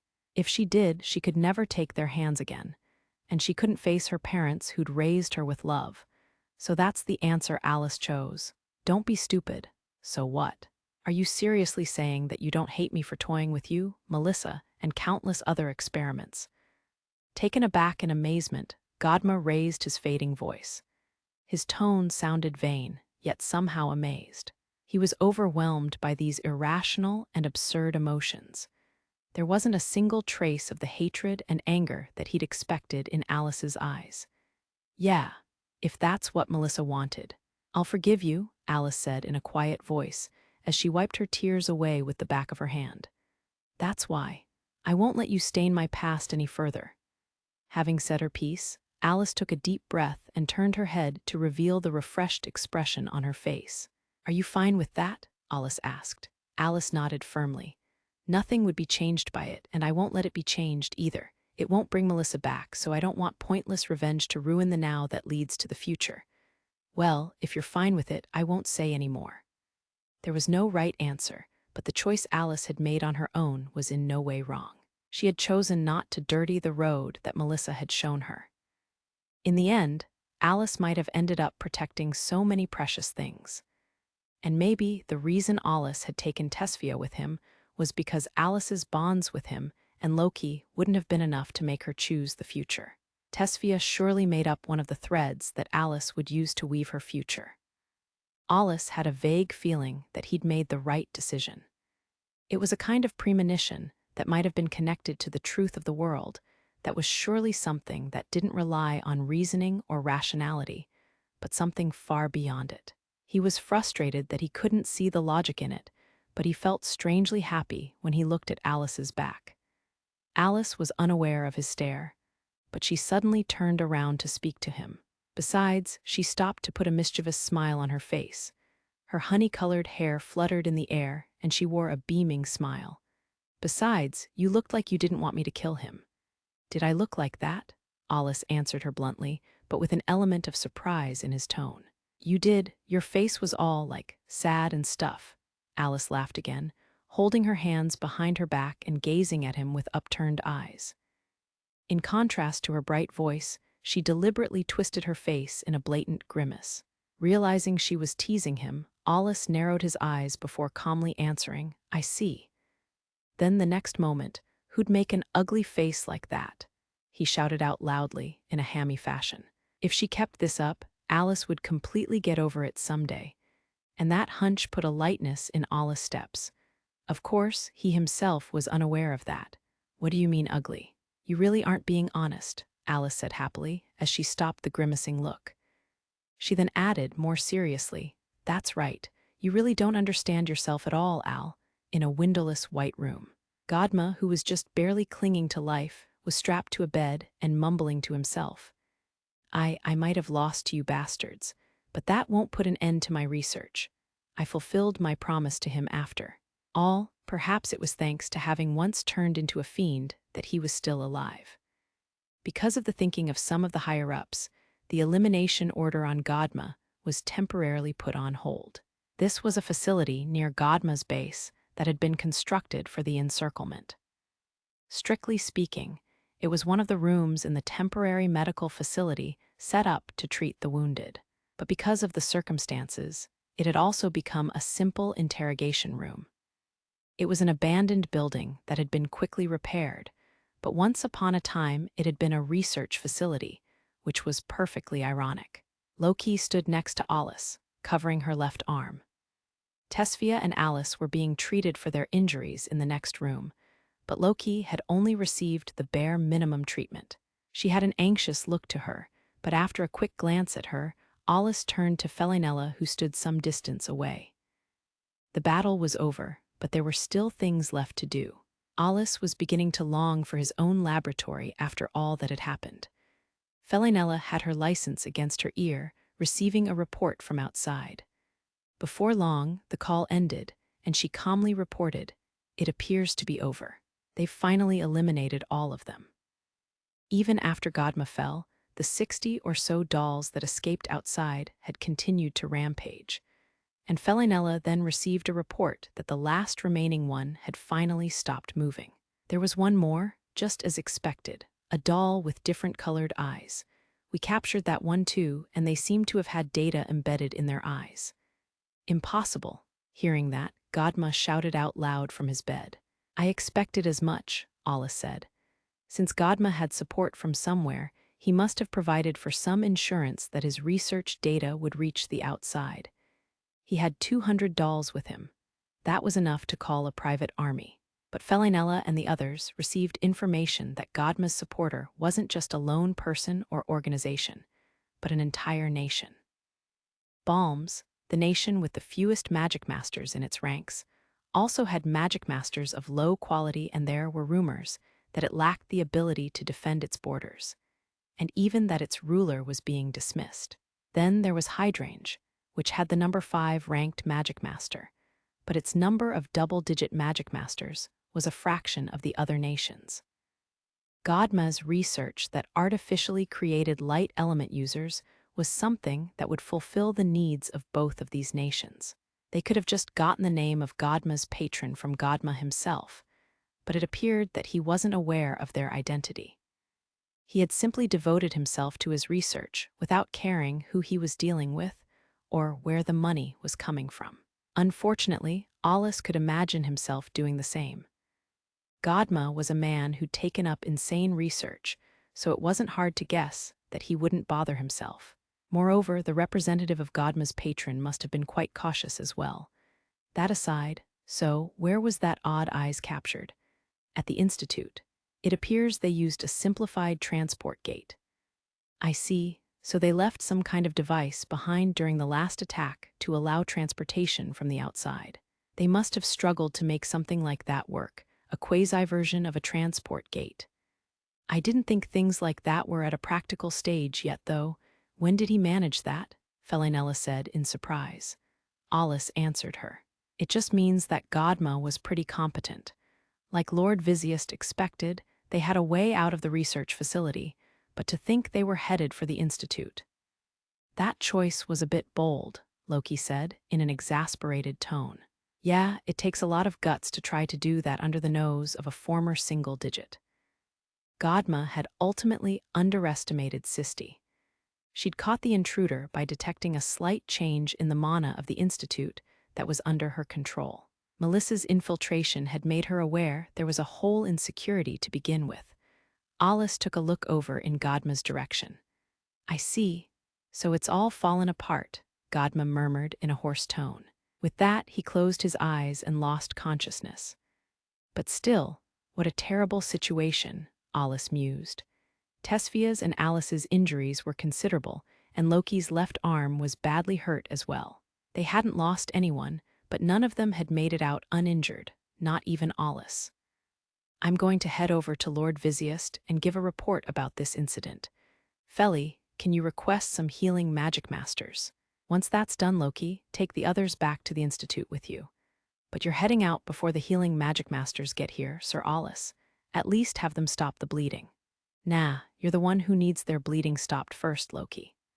Loki was surprised at first, but she was eventually convinced by Alus saying he'd go get himself treated later and reluctantly pulled back. Tearing his own robe, Alus wrapped up Loki's arm. This was just an emergency measure, as not even healing Magicmasters could restore lost blood. In the meantime, Loki cut off a piece of her uniform sleeve in order to get some cloth she could use as a bandage for Alus. By the time Alus thought to himself that there was no reason to go that far, it was already too late. I could just use my own. You can't. You had direct contact with Godma when he transformed. What would you do if some weird bacteria infected the wound? Mine isn't dirty. Loki, let's replace the scraps bandaged around your arm right now. Loki immediately covered her mouth, as if she'd said too much. She hesitatingly said that she was fine with the scraps, which perplexed Alus to no end. Behind them, Felinella began tearing up her own robe. That was a waste as well, but it was already too late. Alus had at least wanted to bind his wounds with his own robe, but based on Loki's and Felinella's looks, that wouldn't fly. If there had been any spare medical supplies remaining, none of this would be happening. But there had been more injuries than expected, and Tesfia and Alus had been prioritized. Mr. Alus, at least let me stop the bleeding. Alus sighed, as Felinella began to wrap the cloth around his shoulder in a familiar fashion. Felinella did confirm first with Loki that Loki's bindings were all right, perhaps out of consideration, and received Loki's answer in the affirmative. Loki frowned for a moment, but she had no choice but to step down after being told it was for Alus' sake.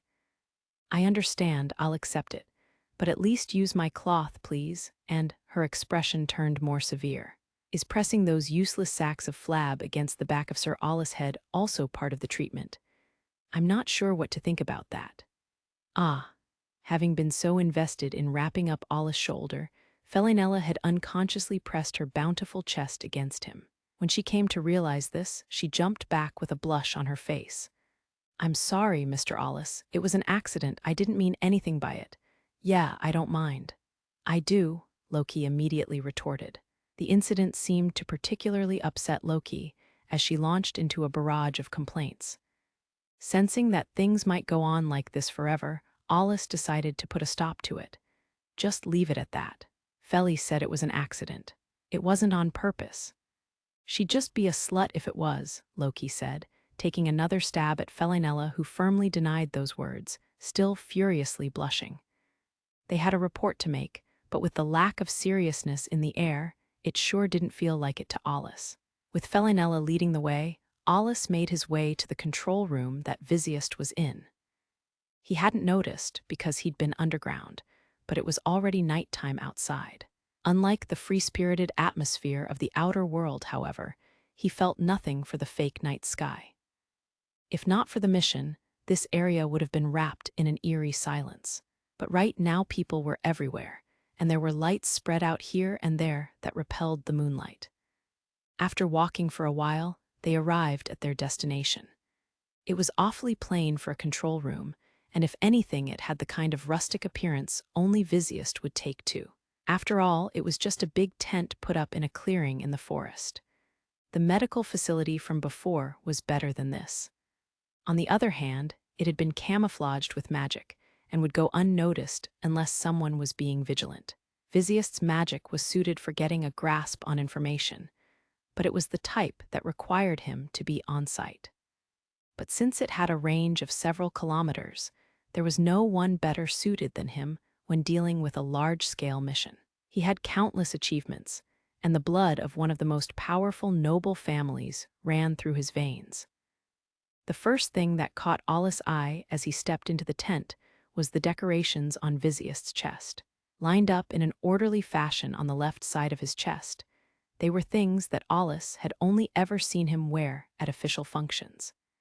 He was the kind who preferred to lead on the ground, so he wasn't the type to enjoy displaying such flashy decorations.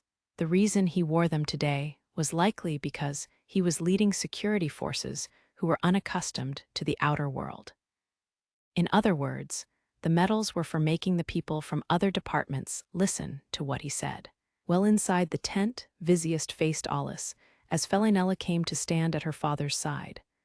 "I've brought him over," she reported, keeping her position in mind. "Ah, you're here. It's been a while," Visiest said in his deep voice, seated in his chair. While he'd made his fame through commanding, his well-trained muscles revealed his true colors as a martial artist. Despite being in his 50s, his body was still very muscular. He was a powerhouse who was as imposing as ever. In the past, he'd bragged about making a name for himself as a double-digit Magicmaster. Anyone who found out that this hardy man, who once ran wild in the outer world, now specialized in detection and gathering information, would be unable to hold back their laughter. And partly because of his light-hearted and amiable personality, those who knew of his character and capabilities made sure to refer to him with respect. But since he'd risen through his own powers, his first name was more widely used than his family name, and the respectful name they used was Lord Visiest. However, only Alus and the Governor-General ever said that to his face. His short hair with gray strands mixed in was the same as when Alus first met him. That was when he was assigned to Visiest's unit at the startling age of 10. That was 6 years ago, but it hadn't actually been long enough to call it a while since they last met.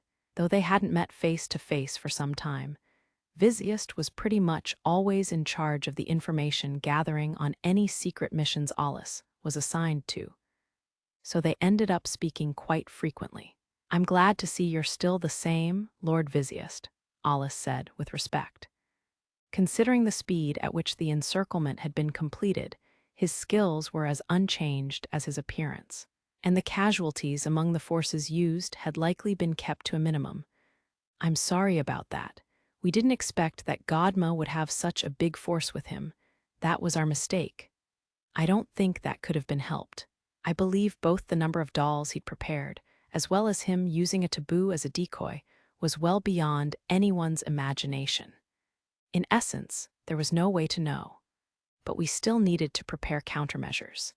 Visiest was the kind of man who didn't take anything lying down.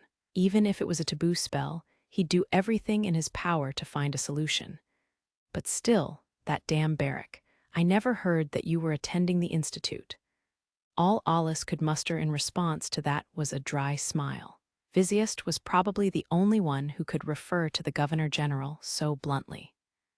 The two were old acquaintances, and while Vizient had devoted himself to missions in the outer world, Barrick had risen to his position through political intrigue and his achievements as a commander.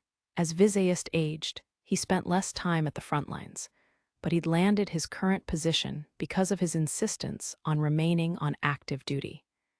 He was skilled at detection to begin with, but his temperament would never allow him to pull back.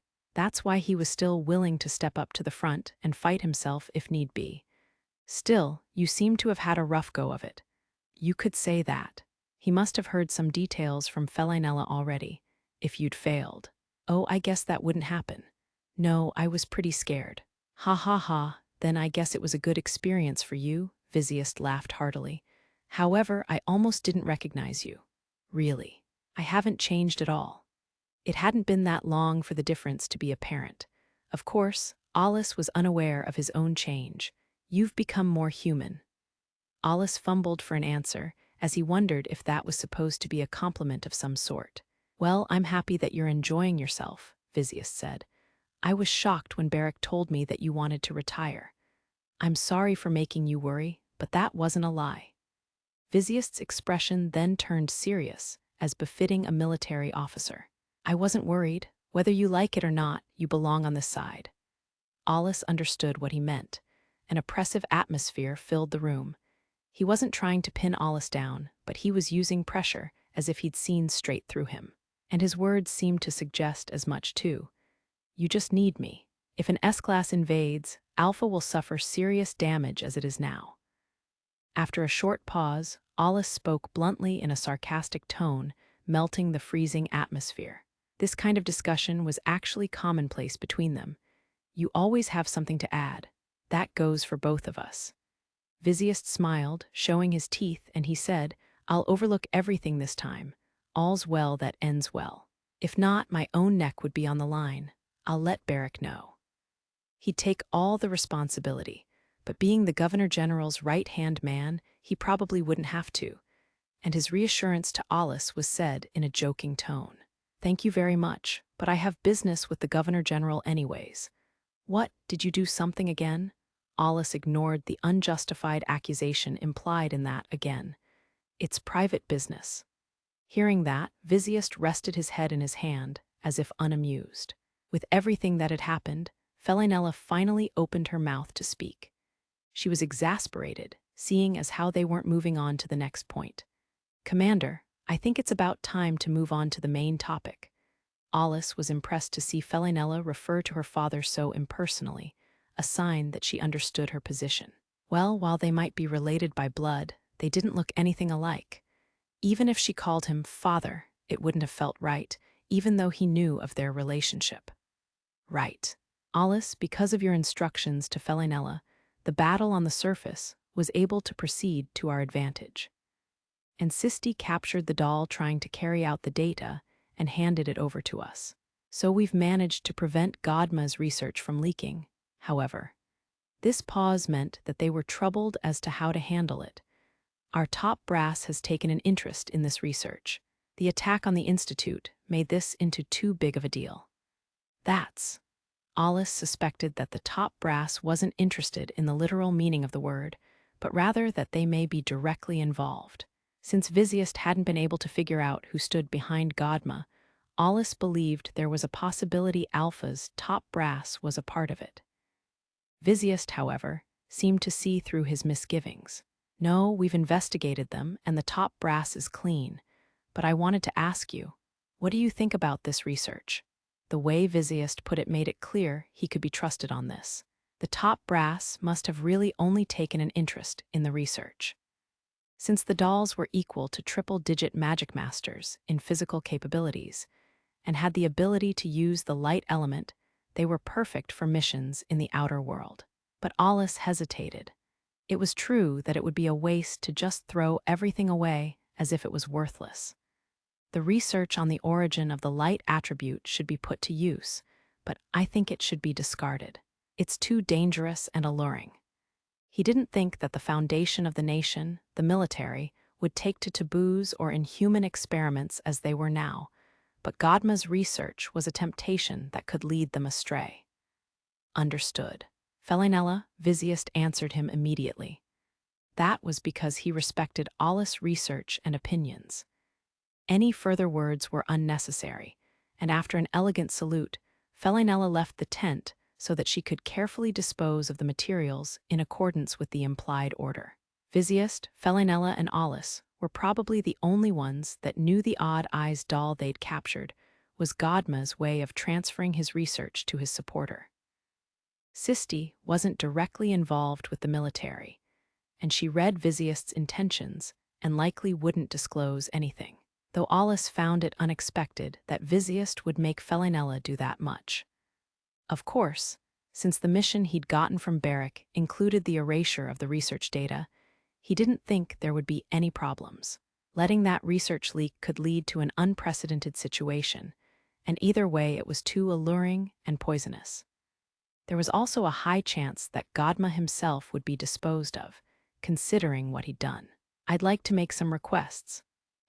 Is this about your on-site call to speed up the execution of the mission? Nobody is going to blame you over that. We were already moving to do the same after the second attack on the Institute. Alus shook his head with a serious expression. I'd like you to treat the woman called Melissa well. Of course, we can't make it public, but I'll take responsibility for it. Vizziest almost looked disappointed when he understood what Alus meant, but he quickly readjusted his seated posture and made his declaration. But this was the first time that Alus had made a request like that since they met. Vizziest muttered to himself that his impression that Alus had become more human had been spot on. Also, hey now, you're making a lot of extra requests here. No, this is about who was behind Godma. Vizziest shook his head with a rarely seen bitter scowl. We don't have any leads. We were working against a strict time limit this time around.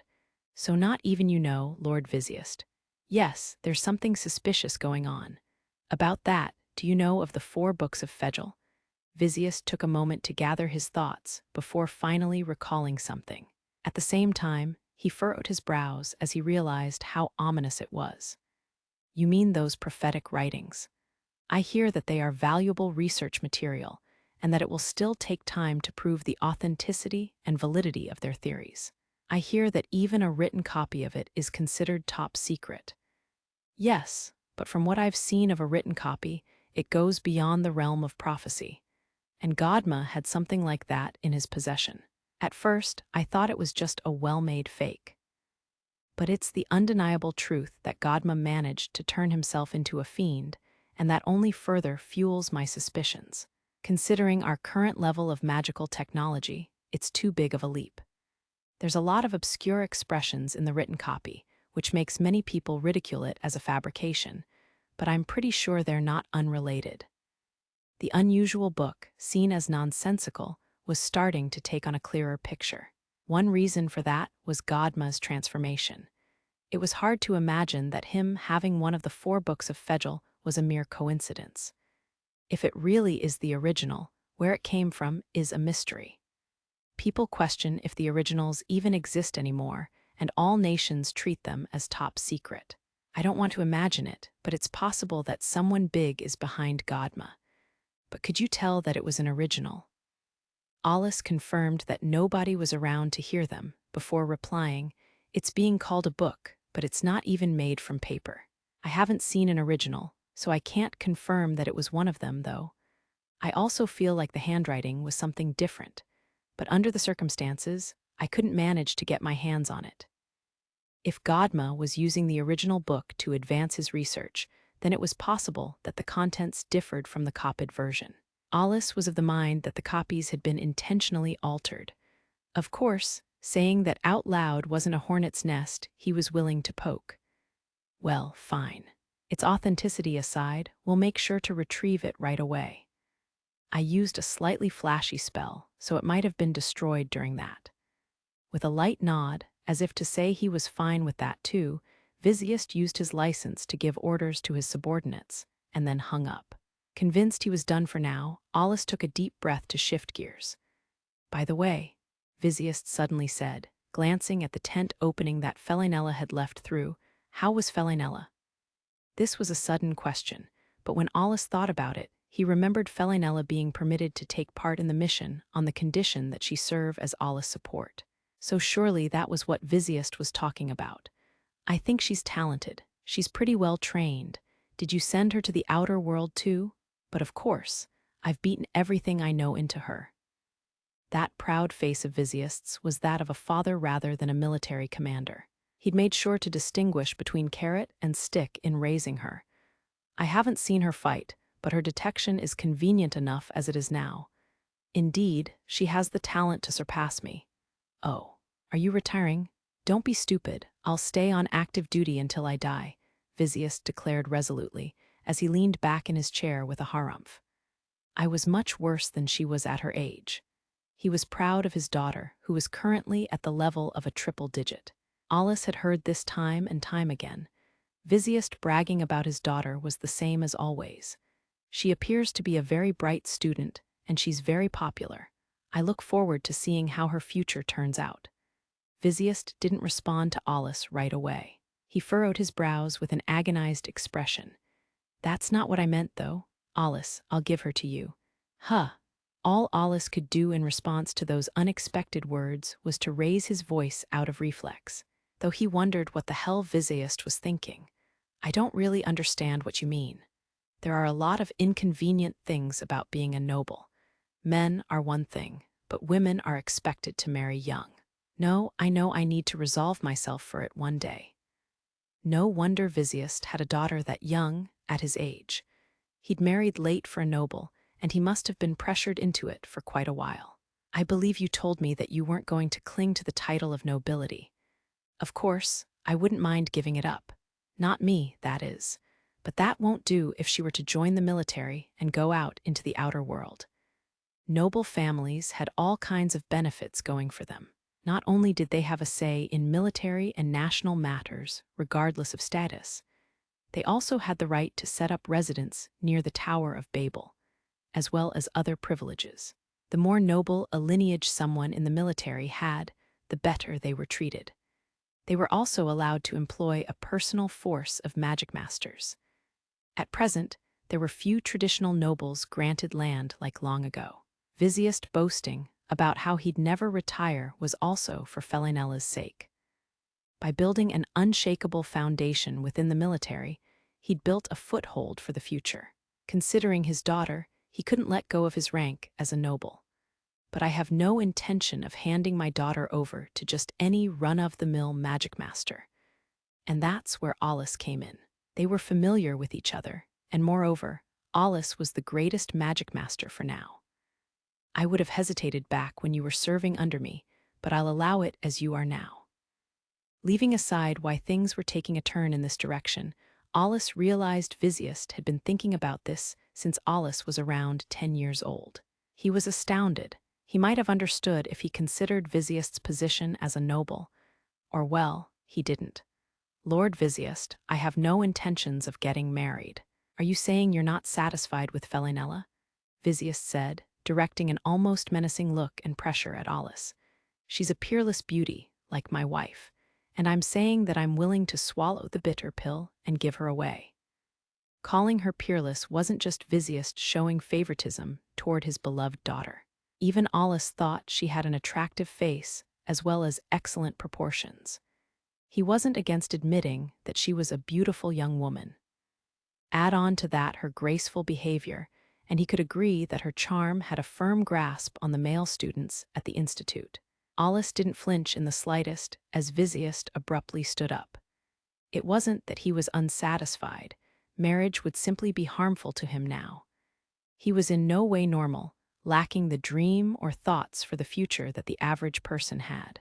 That's not what I mean. I have all kinds of confidential matters, even some that you are unaware of, Lord Vizziest. Because of that, he hesitated to marry. He had little interest in matters like that until he could unravel the secrets behind his unusual abilities. Or rather, he wouldn't be allowed to until then. The Governor-General, who was aware of these facts, was unlikely to grant permission. Barrack, is it? It was a confidential matter, but Vizziest likely wouldn't be convinced unless Alus at least mentioned his reasons. Although if Alus were interested, he probably wouldn't be rejected. So it was all up to him, which was why he couldn't accept it right off the bat. He didn't want to leave something unexplained as it was. After all, he had an unusual power in his mana that had a mind of its own, and it had properties that were very similar to those of fiends.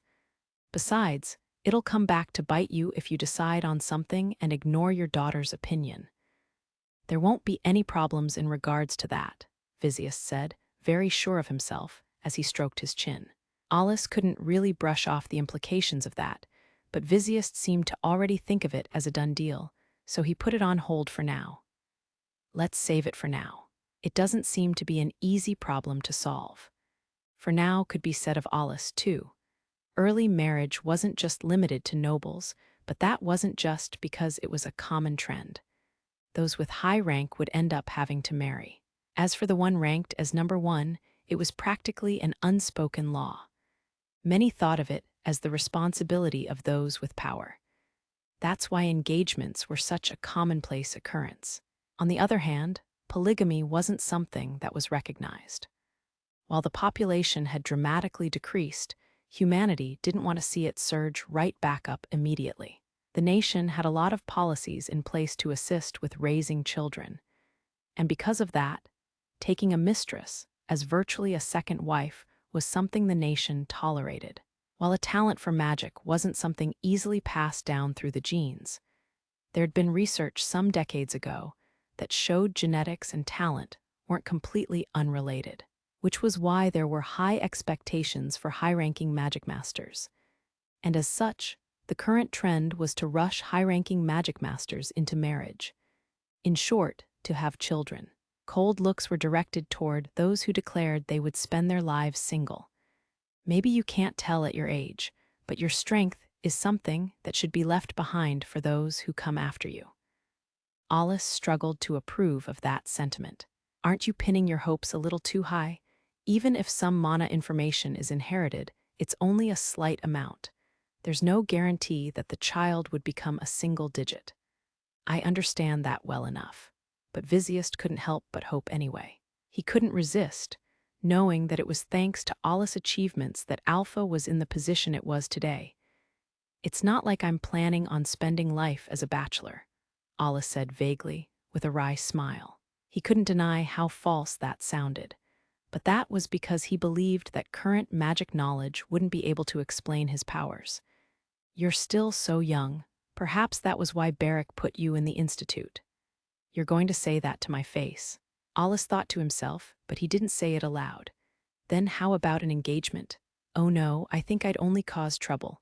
Tisk, no matter, you'll change your mind eventually. Alus could only answer with another wry smile. Almost nobody in Alpha would dare reject marriage talks with the succulent family. That said, this would normally be a welcome offer. While it didn't take Alus' feelings into account, having a woman show affection for you was something a man enjoyed. But Alus only recognized that as superficial knowledge. He was adult in that way, in a bad sense. Since he didn't have a normal childhood, it wasn't that he was dense, but more that he prioritized reason too much. He devoted himself to the study of everything magic. He had no clue about love. I guess I'll wait for you to be seduced by her. Enticement, is it? I can't say that I approve. Alus figured Vizziest would be shocked by this line, but Vizziest laughed out loud instead. That is how I fell for her mother, after all. Felinella carries that woman's blood, so you should brace yourself. Then I will meet her with a robust fortress. I can only hope that it's made of paper. Recalling something after saying this, Vizziest put on his best fatherly grin. If that's the case, you'll end up with a lot of trouble after this. Why is that? It's about time for that event. Alus scanned his memories for any events going on, but he was very much a stay-at-home type. What are you talking about? The friendly magic tournament held between the 7 nations. That has nothing to do with me. I wouldn't say that. Barrick is getting fired up about having you participate.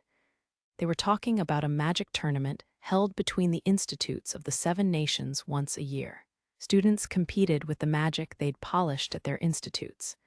And while it was called friendly, it was also a political battle where each nation scouted out the others. It was also a good opportunity to show off national power through how well-trained their magic masters were. Of course, Alus didn't expect that he would participate in a tournament between students. What is he thinking? Don't be like that. Alpha is the nation that's achieved the most of the 7 nations, so of course you'll participate as the key figure behind those achievements. And you're telling me to play along with that farce. You have to be kidding. I'll make a direct appeal to the Governor General. It wouldn't be an overstatement to say that the nation's dignity is at stake. I don't think you'll get anywhere with your appeal. Alus sighed from the bottom of his heart and rubbed his temples with his most fed-up expression this year. If you participate, those looking for a groom won't stay quiet. Those who achieved fantastic results at the tournament had expectations of greatness placed upon them.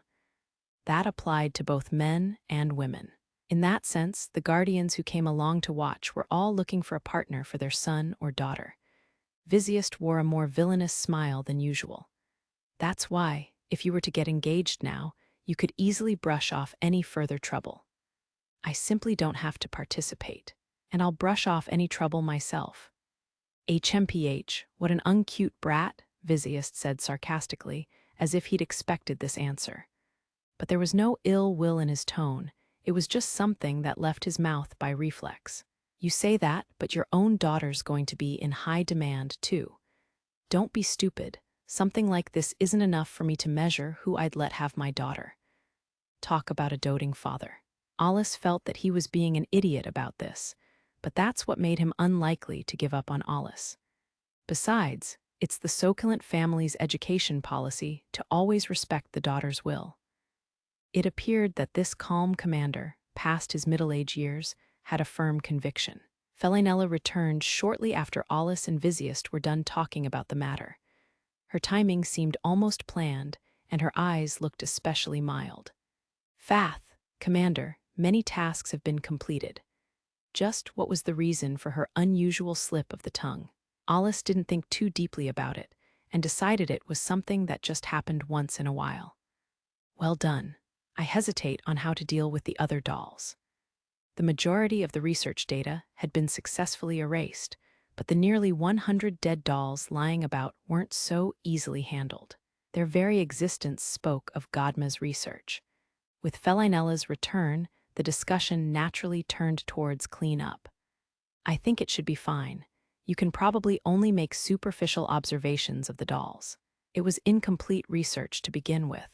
There are too many uncertain elements for the nation to decide to take the initiative. Well, it's not like worrying will accomplish anything. If that's what you say, then we should be okay. The army should avoid taking an interest in the first place, but nothing would change from saying that now.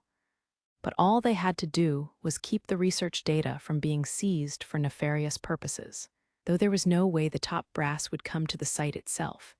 At most, they only held the reins. Right, the rest is our job. You can go home now, Alus. Felinella, you don't have anything more to do either, so have him escort you. Alus didn't know if this was the plan all along, but he shrugged at the thought of the level of support Felinella had. If he were to have his fortune read right now, he'd surely be warned of his ill fate regarding women. Talk about a well-crafted trap. There was no way Alus could refuse to escort Felinella. Moreover, escort sounded misleading. They were only headed back to the Institute together. With that, the mission is complete. A detailed report will be delivered later. Understood, Vizziest said, with the vigorous voice of a soldier. Alus had already turned to leave when some callous words were thrown at him. Alus, be careful of making any moves on her. I guess in this situation, you should watch out for any moves being put on you. Father, Felinella blushed and glared at her improper father. She pulled on Alus' hand to hurriedly take him away. Alus quietly let Felinella lead him as they headed for the middle-class district's circle port. Darkness was starting to properly settle in by now. It was near midnight, about to turn into a new day. Blue leaves were bathed in the moonlight, reflecting a different color from the daytime. Despite it being false, the forest at night was covered in a fantastical veil. I am sorry. By the time her head cooled off, the two were well out of sight of the operations headquarters. Realizing that they were still holding hands, Felinella hurriedly let go and slowed down. I'm sorry about my father, she said meekly, her head lowered. You don't have to worry. Lord Visiest always takes good care of me, and we're not so distant that something like that would bother me, though I still can't understand the customs of nobility. Alice smiled and winked. Felinella hesitated to speak, and Alice quickly realized why. Oh, you were listening in. Felinella had eavesdropped on Alice and Visiest's discussion partway through, though that was a bit of an exaggeration. It was more accurate to say that she happened to return while the two were discussing this sensitive topic, and she hesitated on when to step in. And when they were talking about her, she struggled to walk away even though she felt bad about it. Moreover, marriage with Alice had been discussed between Felinella and her father before. You knew, Felinella stared down at the ground, and her face turned red out of embarrassment. Her bashful appearance looked even more bewitching under the moonlight. Visiest had probably also noticed she was listening in from outside. Maybe that was why he'd brought up the topic to begin with. Well, frankly put, yes. I know that it's rather sudden, but father is insistent that it's best to do things like this early. Yes, that's something Lord Visiest would say. I'm sure it's nothing but trouble for you, Felinella asked in a timid and sorrowful tone. No, it's something that I'd have to think about eventually, so this was a good opportunity for it. A chance like this likely wouldn't show up for quite a while again. Felinella was at least a little relieved to hear that, but she also decided to throw in a correction.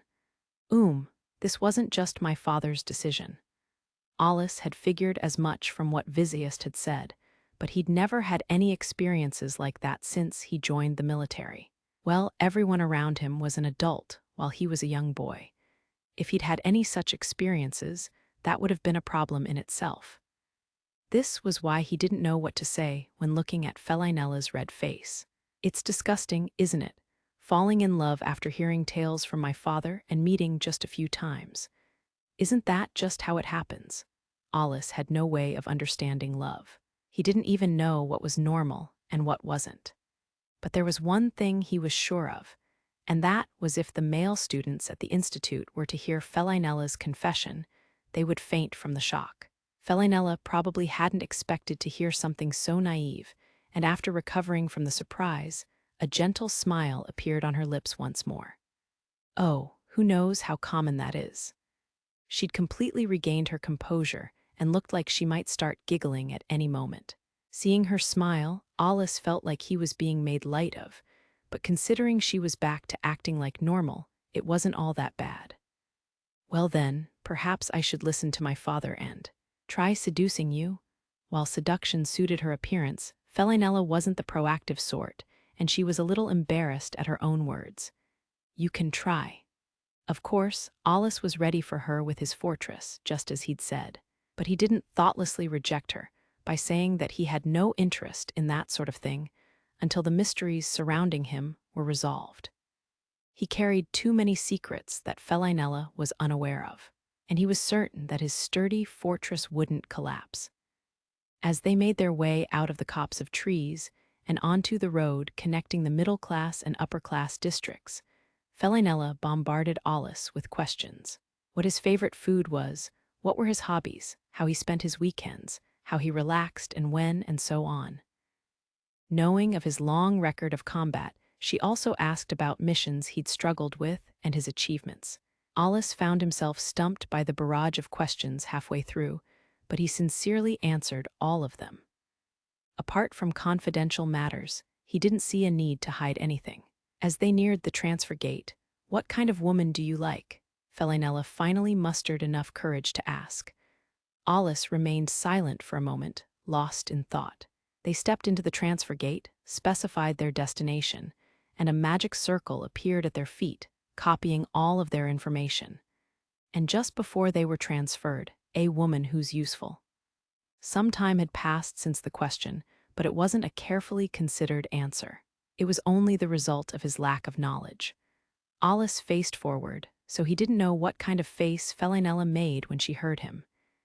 In the faint light, a slight blush appeared on her face, and her lips curled up, all the while thinking of how she'd never be able to reach his heart if she didn't step into that fortress of his. If she didn't beat at the gates every now and again, its ruler would stay closed away forever. She didn't know what to do, but if there was one thing she could say, it was that nothing would change if she didn't make the first move. Even if they were wed through her father's influence, there was nothing more painful than a loveless marriage. Moreover, there was nothing more cruel than being forced into a one-sided love, though it was a common story for nobles. In reality, Felinella was very popular not just in Alpha, but throughout noble society in the Seven Nations. The only saving grace was that her father wasn't sticking to such stiff customs, which meant that the choice Felinella had to make might be surprisingly easy. Under the faint moonlight, she thought to herself that she needed to transform fickle affection into unchanging love for as long as her feelings burned bright. 15th chapter. The end of the horrible dream. The incident with Godma was wrapping up for now. For now referred to the fact that Alus' mission changed from the assassination of a single man to what was practically the massacre of an army, so not even the top brass could fully conceal the matter. Things were far from a perfect ending. The majority of the aftermath consisted of rumors from unknown sources and would have a lasting effect. But its spread remained limited to whispers within the military. It was normal for Magicmasters in the military to keep their focus toward the outer world. The other nations had the same tendency, and keeping their nations unified against the threat of fiends was an effective strategy. Because of that, crimes and incidents within the borders were usually kept under wraps, especially when the military's Magicmasters were charged with dealing with it. By staying at the level of a rumor within the military, even the name of the dolls born from inhuman experiments would disappear soon. The military headquarters was located within the human realm, but it was right next to the barrier to the outer world.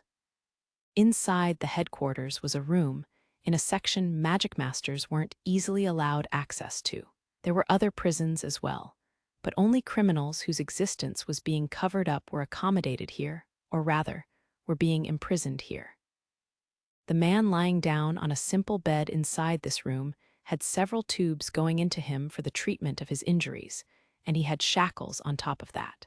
Considering there wasn't a single window in sight, it was clear that this was an isolated room underground. The room itself was a simple square with plain white walls and medical equipment in every corner. The bed was fixed in the very center of this desolate room, and the man, Godma Barhong, was tied down and in a sleep so deep one might suspect he was dead. Even if he woke up, whether he needed shackles or not was questionable. He'd already lost his consciousness, any human will long gone, and he could barely move his eyeballs, let alone his remaining arm.